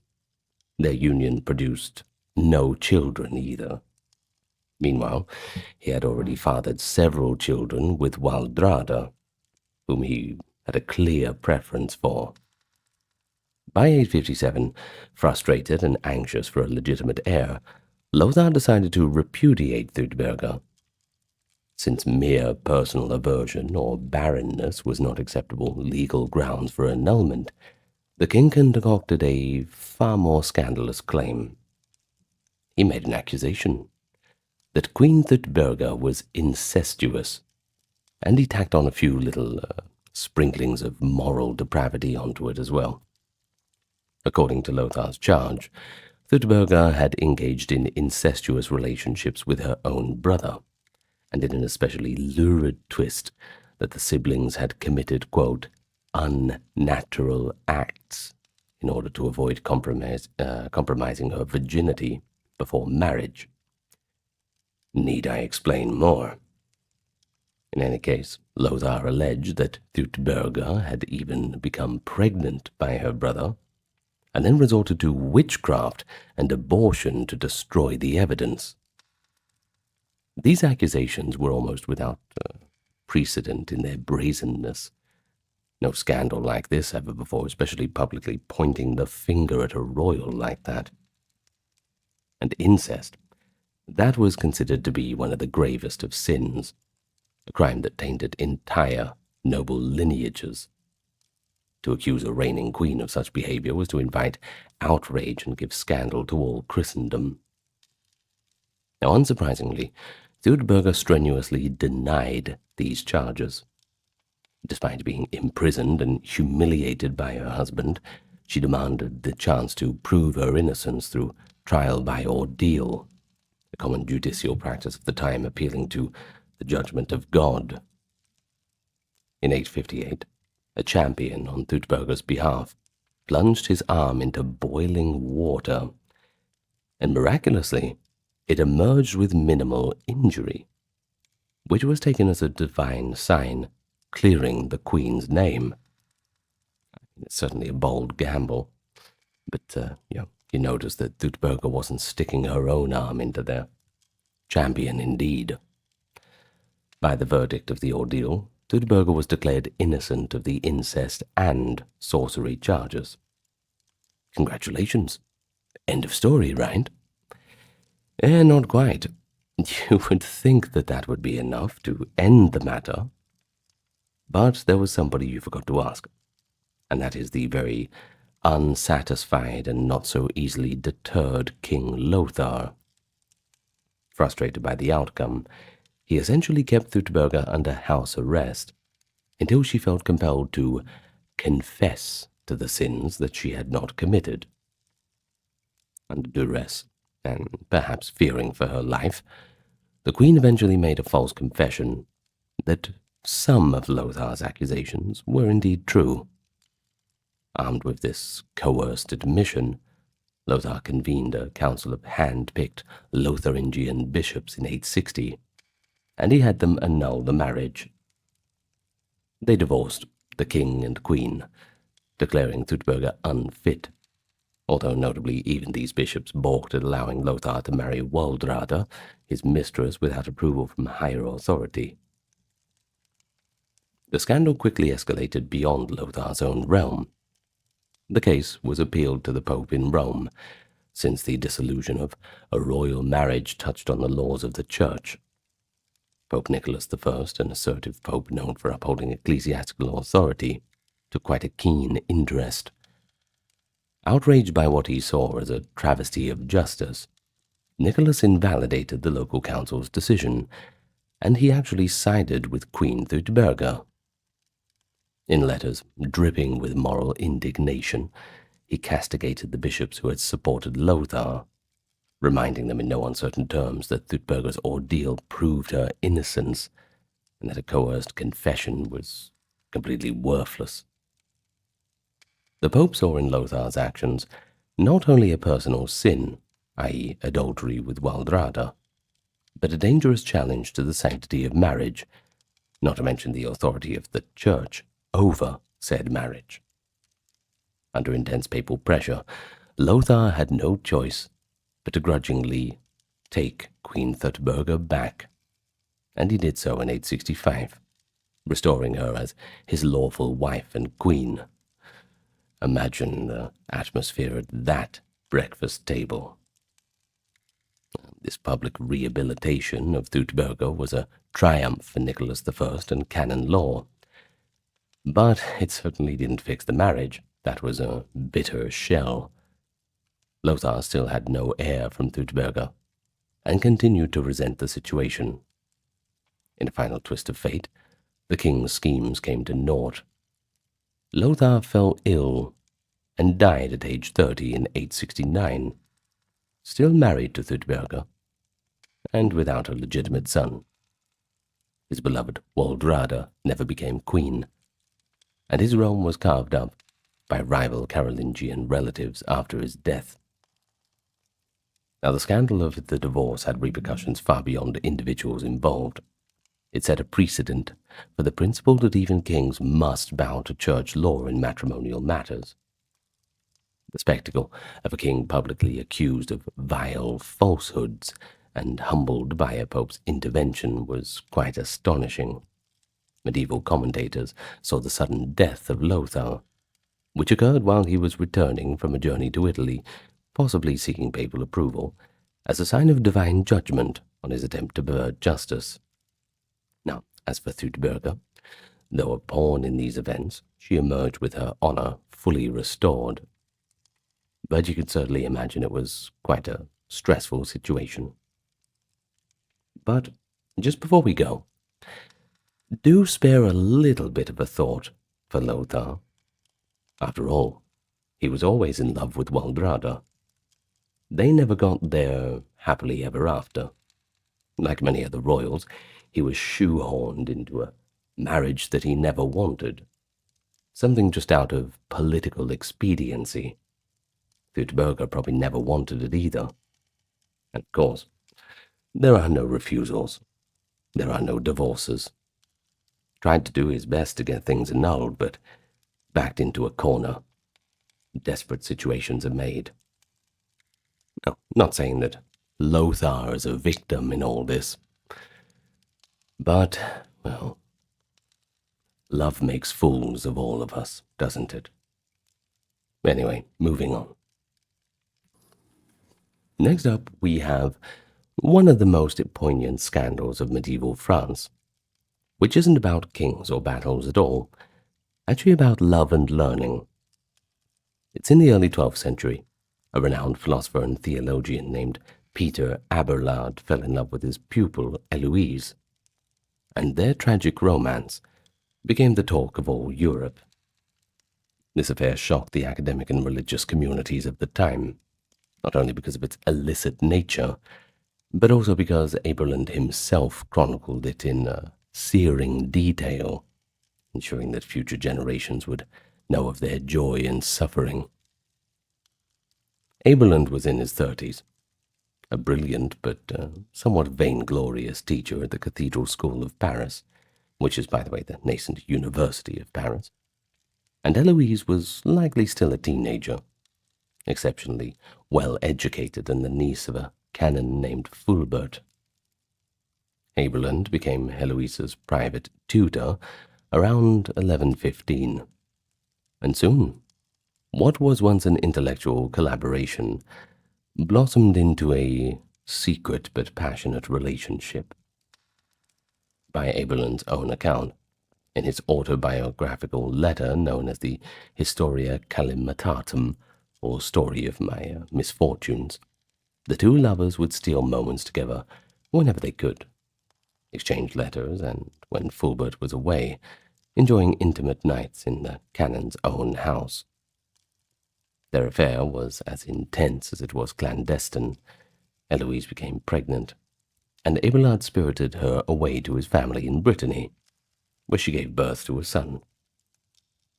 In a fanciful nod to their scholarly lives, they named the boy Astrolabe, after the astronomical instrument, a detail that shows how bookish the couple was. To appease Eloise's angry uncle and save her reputation, Abelard proposed a marriage, but Eloise herself was quite reluctant. She famously argued against marrying Abelard, saying that a secret marriage would harm his career as a church scholar, and that pure love should be enough for them. Nevertheless, Abelard was old-fashioned, and he insisted, and the two were wed in a private ceremony. But that doesn't mean that they were coming out to fanfare. They kept the marriage hidden, with Eloise even denying that it even happened when she was confronted in order to protect Abelard's position, since a high cleric marrying could be seen as a scandalous or impede his advancement. Fulbert, however, eventually learned that a marriage had taken place, and he was not impressed. Feeling that Abelard was trying to squirrel Eloise away and perhaps suspecting he might cast her aside, the uncle grew enraged. In a brutal act of revenge, Fulbert and some accomplices took matters into their own hands. One night they broke into Abelard's chambers as he slept, and they attacked him. Abelard awoke to the most nightmarish of fates. The intruders had castrated him. That ought to wake you up. A literal and symbolic destruction of his manhood in his relationship with Eloise.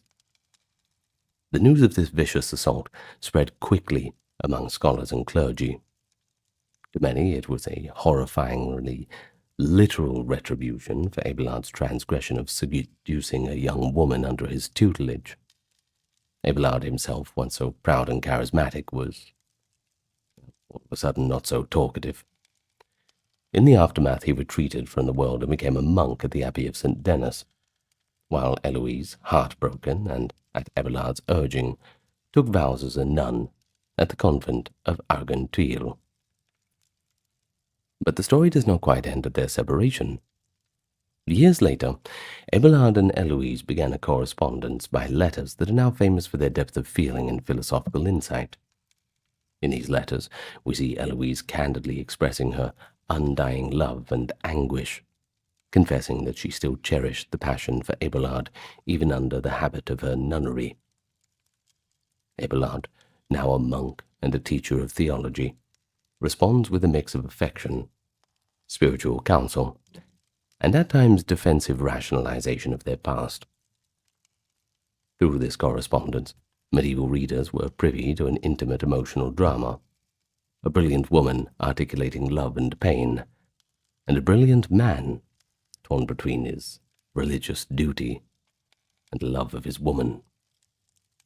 It was rare in the Middle Ages to glimpse such personal reflections on a scandalous affair, and rarer still from the pens of the very people involved. The Abelard and Eloise scandal had a double edge. On one hand, it was the tale of illicit love punished by cruel violence, which moralists of the day cited as a cautionary tale against lust and the breach of clerical celibacy. But on the other hand, many who read Abelard's account and letters cannot help but sympathize with the lovers, and I'm among them. Eloise's eloquence and Abelard's remorse render them very human, and it's really hard to not be on their side. It transcends any dry condemnations of church law. And well, I don't know about you, but I wouldn't be letting the church tell me what to do. In any case, over time, their story became legendary.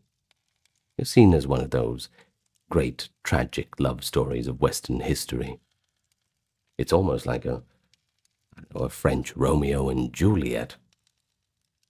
It's got the same age differences as well. Anyway, medieval students in Paris supposedly wept at Eloise's letters. Centuries later, their supposed tomb in Paris at Père Lachaise Cemetery is visited by those who are inspired by their romance. And academically, Abelard continued to be influential as a philosopher, but he considered his personal tragedy a divine lesson in humility. Some lessons very hard learned, and this one could have had a bit of a different syllabus. Poor old Abelard, half the man he used to be. Well, let's move on. We're still in the late 11th century, where a scandal erupted that entangled the French crown with the church in a very public showdown. We got King Philip I of France, reigning from 1060 to 1108, who fell in love with a woman, Bertrade of Montfort. Problem was, she was already married, and in pursuing her, he earned the wrath of medieval Christendom. Philip I was initially wed to Queen Bertha of Holland, with whom he has several children with as well, including his heir. But in 1092, after nearly 20 years of marriage, Philip had that little itch in the back of his mind, and he repudiated Bertha. Poor old Bertha was put aside. The reason soon became pretty clear. The king had become infatuated with Bertrade de Montfort, a feisty noblewoman who also happened to be the wife of Fulk IV, the Count of Anjou. By all accounts, Philip's passion for Bertrade was overwhelming and heedless of propriety. He arranged for Bertrade to leave her husband, essentially an illicit elopement, and took her as his own consort. Some chronicles imply Bertrade was abducted. Others suggest she went willingly. In either case, by 1092, Philip was living with Bertrade as if she were the queen, despite the glaring fact that both he and she were already bound by Christian marriage vows to other people. kind of a big deal back then.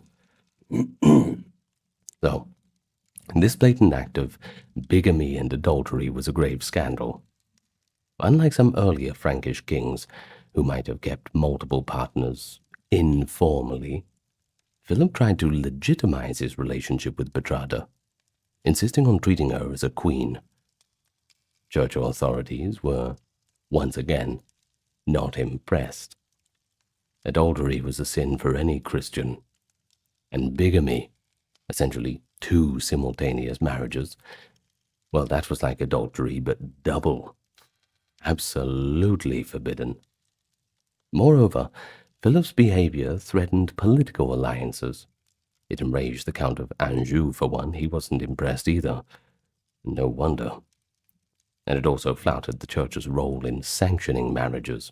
I mean, what's the point in them sanctioning marriages if people are just going to run off on their wives and husbands anyway? You can see how this is a huge mess. Throughout the 1090s, a series of church councils and synods condemned Philip's union with Bertrada and demanded that they immediately separate. Philip was not keen. He resisted stubbornly, refusing to give it up.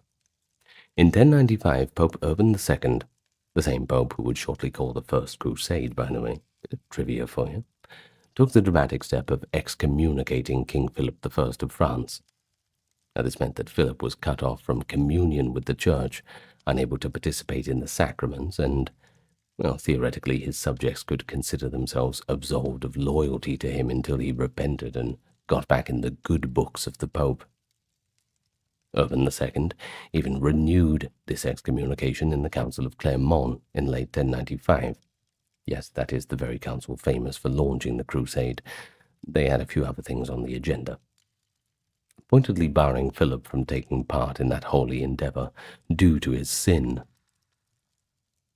It was a pretty shocking moment. The King of France, publicly denounced for marital sin in front of Europe's leading prelates, and declared unfit to lead Christian knights to Jerusalem, the biggest party of the year, and Philip was not invited. For years the stalemate endured. Philip continued living with Bertrada, while the ban of excommunication was still hanging over him. Contemporary chroniclers like Odoric Vitalis paint Bertrada as a clever and manipulative figure behind the scenes, a kind of Lady Macbeth of her age. Odoric even alleges that Bertrada dabbled in sorcery and at one point tried to assassinate Philip's son, the future Louis VI, to advance her own children's prospects for the throne.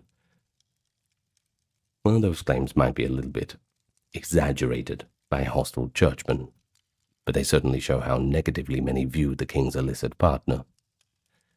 Bertrada was seen as a temptress who had led a once pious king down a dark path. And we all know when you go down a dark path, you get to a dark place. Ultimately, Philip grew weary of being outcast from the church.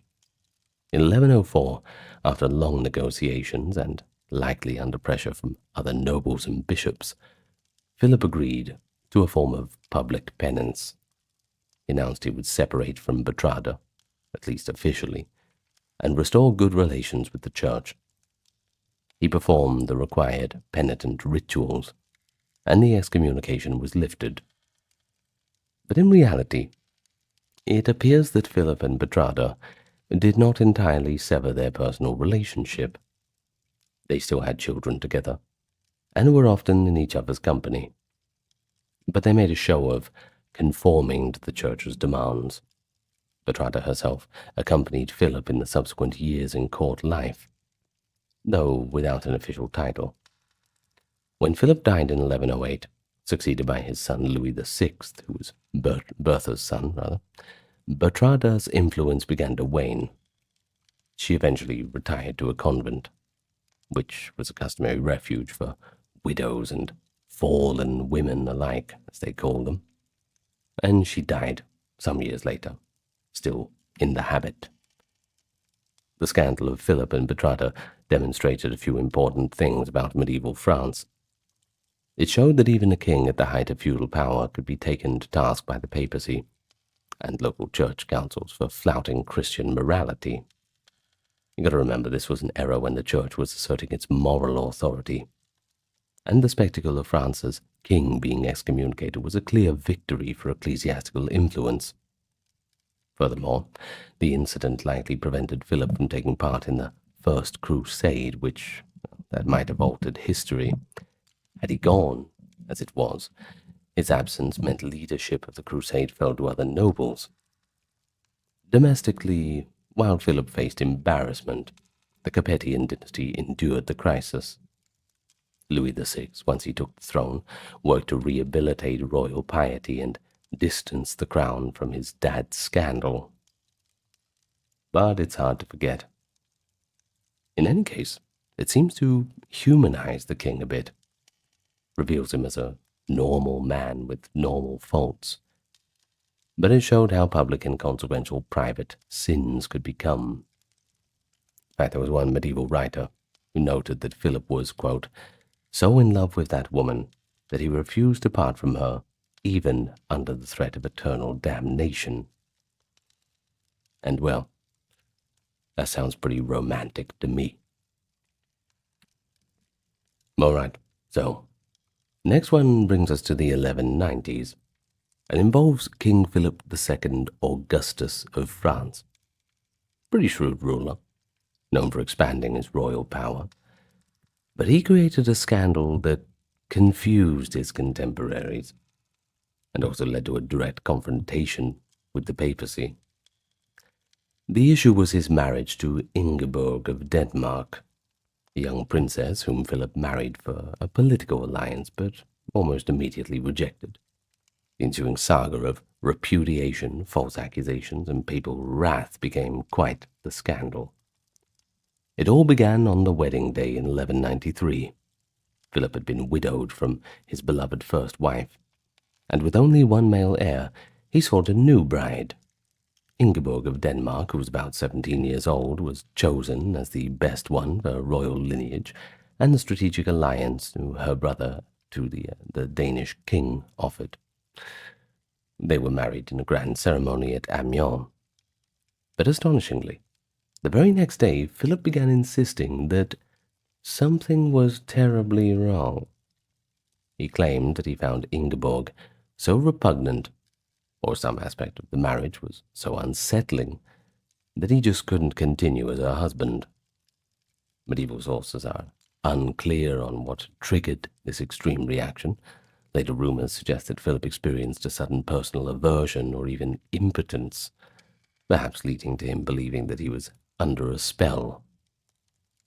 Look, whatever happened, within hours of the wedding, Philip basically had ice blocks for feet. He tried to send Ingeborg straight back to Denmark. However, Ingeborg was not going to be cast aside so easily. The deal was done. The contracts all signed up. You can't get out of a marriage that quickly. She had been crowned Queen of France at her wedding, and she asserted her right to remain as a queen. Bewildered and distressed, she took sanctuary in a convent for a time and wrote to the Pope, then Pope Celestine III, pleading for help. Philip convened an assembly of French clergy at Compiègne in 1193 to annul the marriage. That was Compiègne. He claimed that he and Ingeborg were too closely related, within forbidden degrees of kinship. Another dubious assertion, since any distant kinship had been known and waived earlier. In fact, Philip's advisers went so far as to fabricate a family tree to show non-existent blood relations. The compliant council declared the marriage null. But when this verdict was delivered to Queen Ingeborg, she reportedly cried out, "Roma, Roma," indicating that she would go straight to the papal court. Basically the medieval equivalent of being dragged into the principal's office. Well, thus began a ecclesiastical battle. Messy divorces, this kind of thing.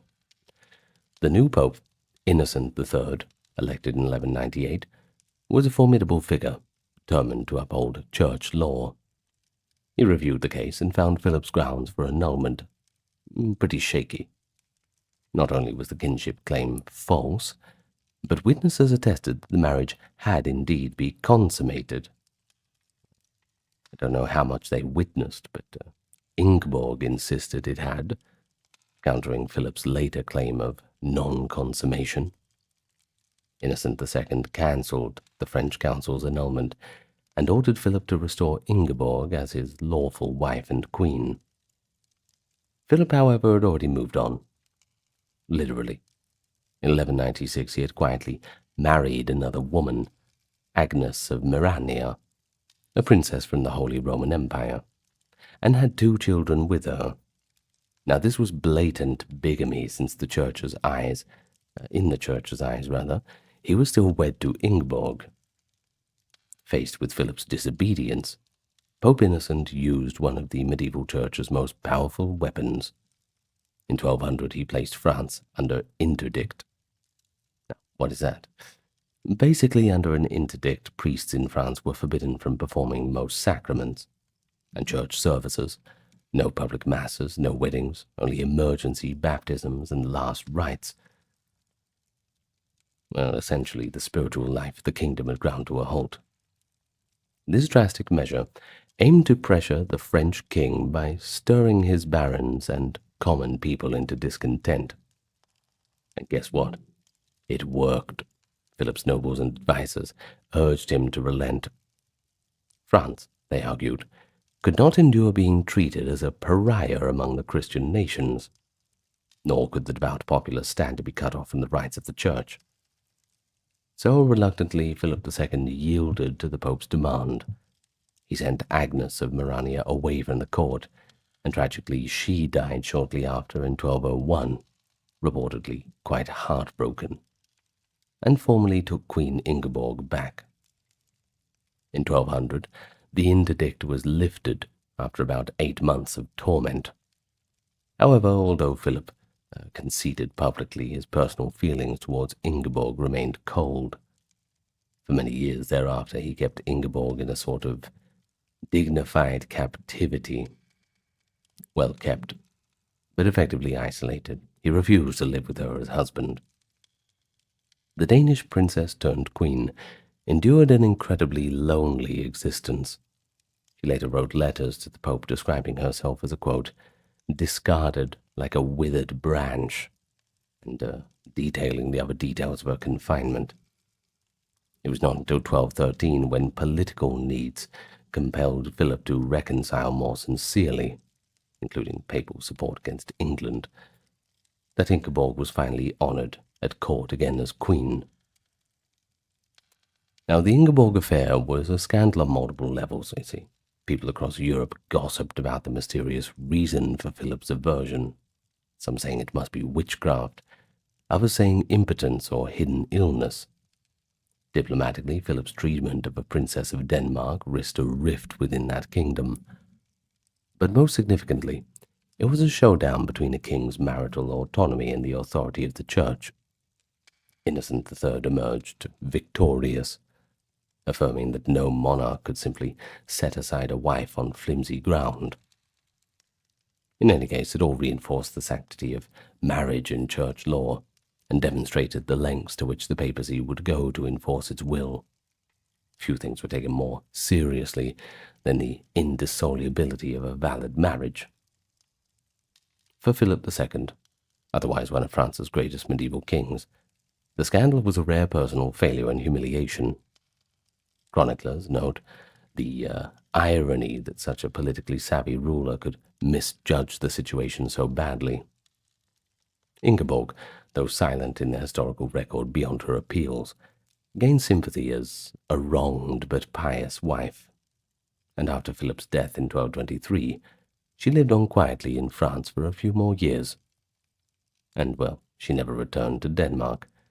She was still respected as a model of patience and virtue. So in the early 14th century, one of the most powerful and respected organizations in Christendom was brought low by a scandalous persecution orchestrated largely by the French crown. And that's the Knights Templar, This is going to be one of the sadder ones, for me at least. They were a military religious order, famed for their role in the Crusades and for their vast wealth, and they were suddenly accused of hideous crimes and heresies.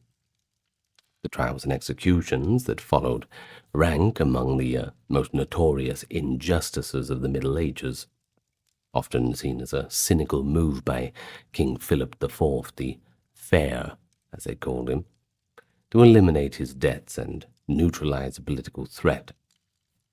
It all starts on Friday, October 13th of 1307, a date that has since fed superstition about Friday the 13th, before you comment. Anyway, King Philip's agents carried out a stunningly coordinated dawn arrest of every single Templar they could find in France. Perhaps several hundred knights, some sources say thousands, including lower-rank sergeants and clerics, were seized and thrown into dungeons. The Templars had headquartered their order in Paris and owned extensive lands and treasuries.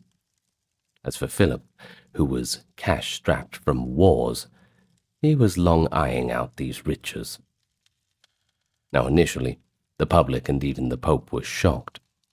Why would these Christian warrior monks, regarded as heroes of the Holy Land, be rounded up like common criminals? It doesn't make sense.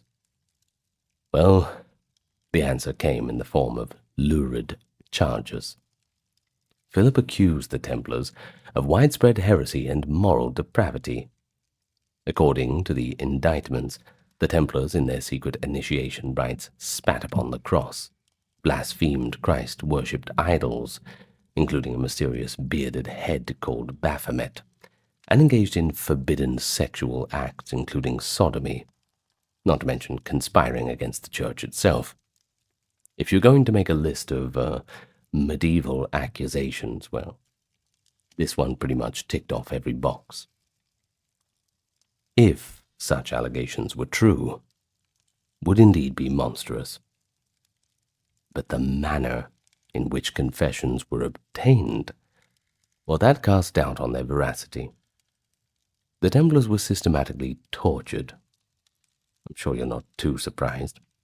Royal inquisitors applied the rack, the strappado, starvation, and other torments until many knights just told them what they wanted to hear. Under extreme duress, men said yes, they had denied Christ and insulted the crucifix in ceremonies, and yes, they had engaged in obscenities with each other's bodies, and yes, they had participated in bizarre rites of vice. These confessions were then cited as, quote, proof that the order of the Temple was thoroughly corrupt and deeply heretical. Outside observers were understandably skeptical. In England and other countries where torture was used less, most Templars denied wrongdoing. But in France, Philip's campaign was relentless. Pope Clement V, a Frenchman himself, at first hesitated to believe the charges. But Philip bullied the Pope into compliance. Philip had significant influence, having effectively relocated the papacy to Avignon in southern France.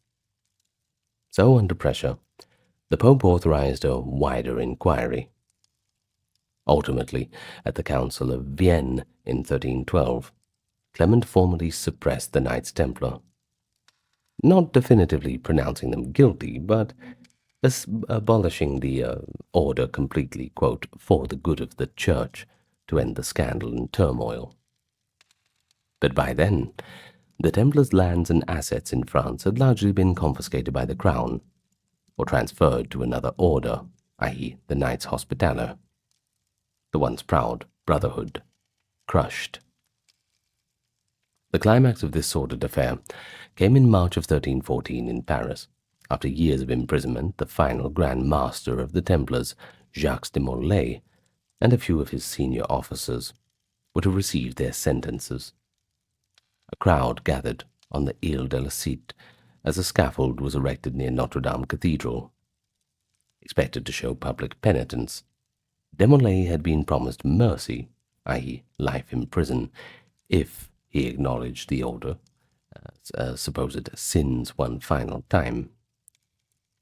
Instead, as papal legates read out the confessions, the aged Grand Master astonished everyone by retracting his earlier admissions. He proclaimed that the order was innocent and that he had confessed only under torture to lies. Another high-ranking Templar, Geoffroy de Charnay, joined him in the defiant reversal. Now that's a dramatic twist, isn't it? In one moment, these men chose integrity and truth over their lives, effectively accusing King Philip and his ministers of a grievous injustice. Philip was infuriated, and perhaps he was fearful that this recantation would undermine the whole process. So he swiftly ordered Demolay and Charnay to be put to death as relapsed heretics. That evening, the two Templar leaders were led to a small island in the Seine and burned at the stake in public. Chroniclers say that as the flames rose around him, Jacques de Molay called out to heaven, affirming the innocence of the Templars and reportedly beseeching God to judge the guilty parties. According to later legend, which, well, it may be embellished, but it became widely believed, de Molay used his final breath to curse King Philip and Pope Clement, summoning them to face divine judgment within the year.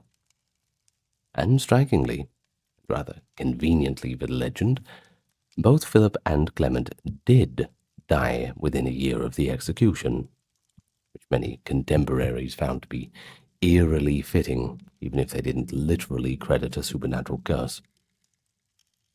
But the destruction of the Knights Templar was a scandal that had lasting echoes. In the immediate sense, it showed the lengths to which Philip would go to consolidate power to fill his pockets. He had earlier debased coinage and expelled France's Jews to seize their assets, and now he had eliminated a wealthy order that dared to be just slightly outside of complete royal control. In any case, the whole thing was a trial without proper evidence, a scandal created out of paranoia, greed, well, perhaps a little bit of envy of power, too. The same Parisian crowd that watched old soldiers die in the flames likely pondered the strange fate within months that the capricious king had, who orchestrated himself, was struck down. Thus, in the minds of many, the end of the Templars became a cautionary tale, a reminder that even the mightiest can fall, and that falsehood and cruelty in high places will ultimately face a higher reckoning. But of course, that's not the complete end of the story. You'll have to watch our Knights Templar video if you want that. Okay, next one. This one brings us to the year 1314, where a scandal struck the heart of the French royal family, one so shocking it reverberated in the succession to the throne. This was the notorious Tour de Nesle affair, a tale of adultery among princesses and knights. It's almost like a medieval soap opera, except, well, the consequences were a bit more serious. King Philip IV, i.e. Philip the Fair, had 3 adult sons, each married to a high-born young woman. The princesses, Marguerite and Blanche of Burgundy, who were sisters, and Jeanne of Navarre, resided all at the royal court of Paris. They all resided at the royal court of Paris while their husbands awaited their turns to rule. In 1313, Philip's daughter Isabella, who was Queen of England, came to visit France.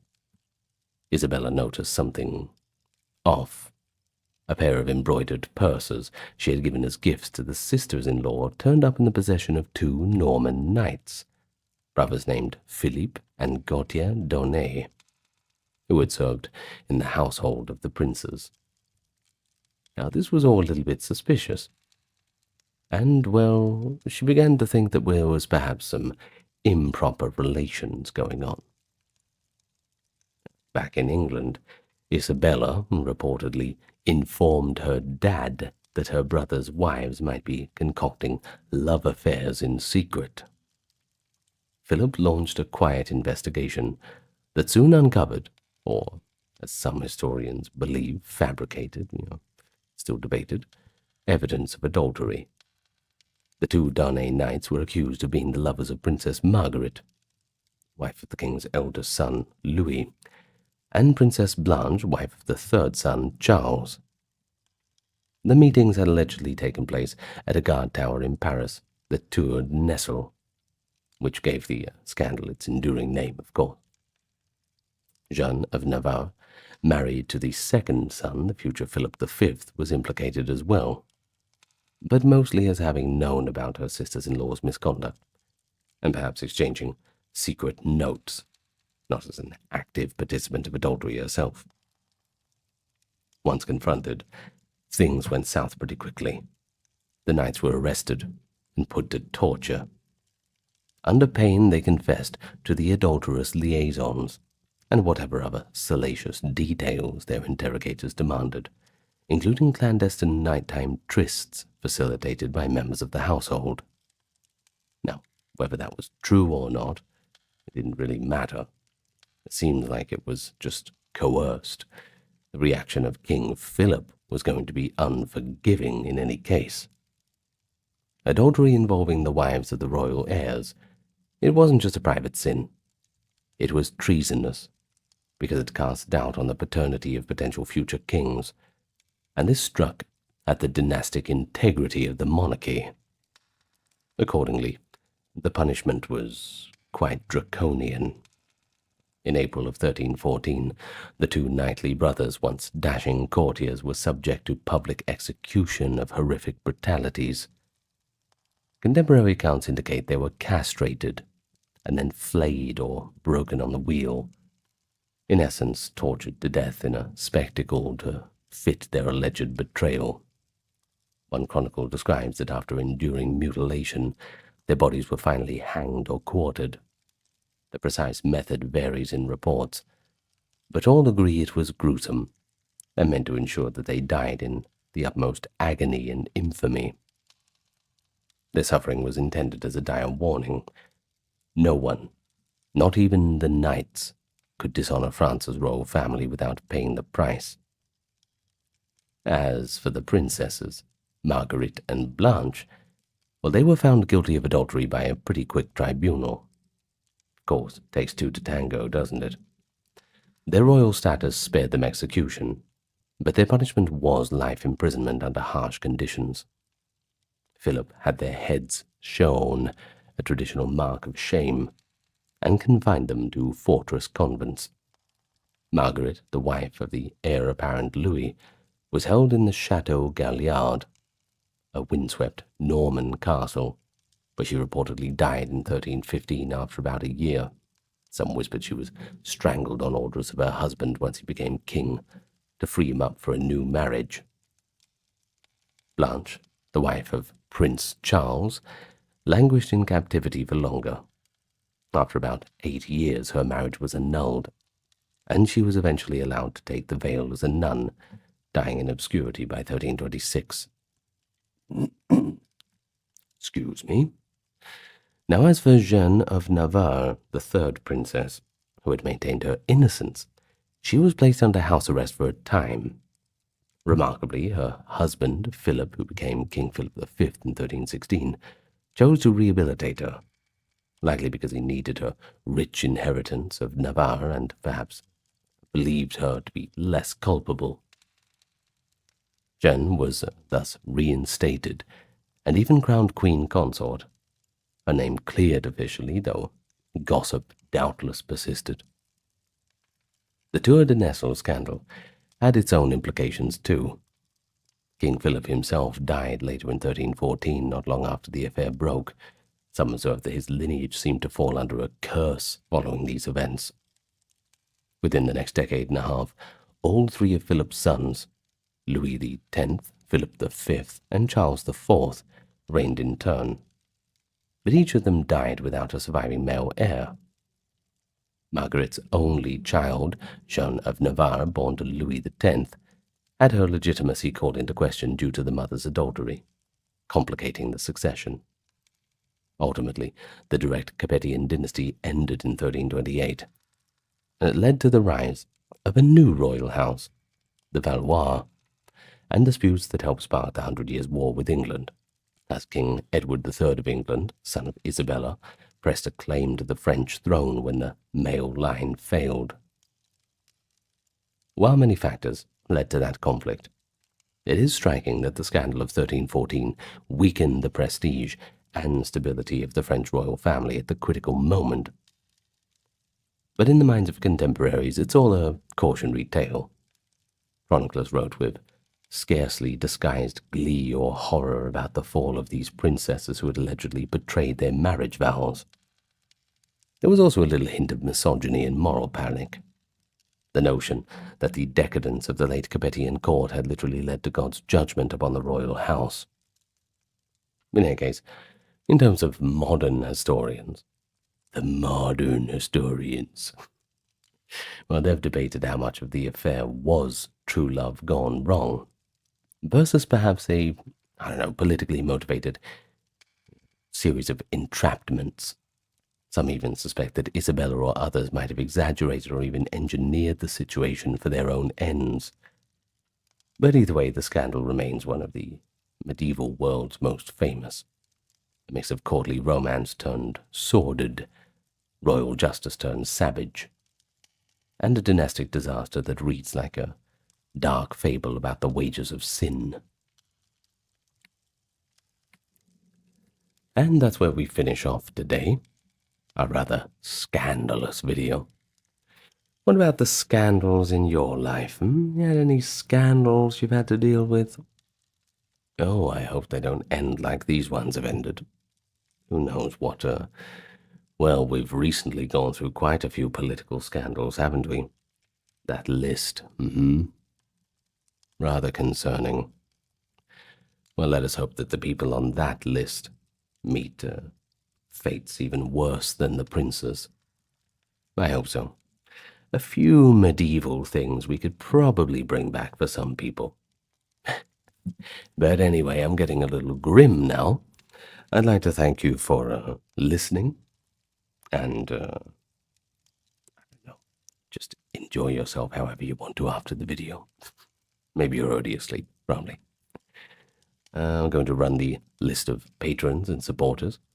And once again, thank you for joining me. Like, comment, and subscribe. Lots of love to you all. And I will see you on our next scandalous episode. Farewell for now.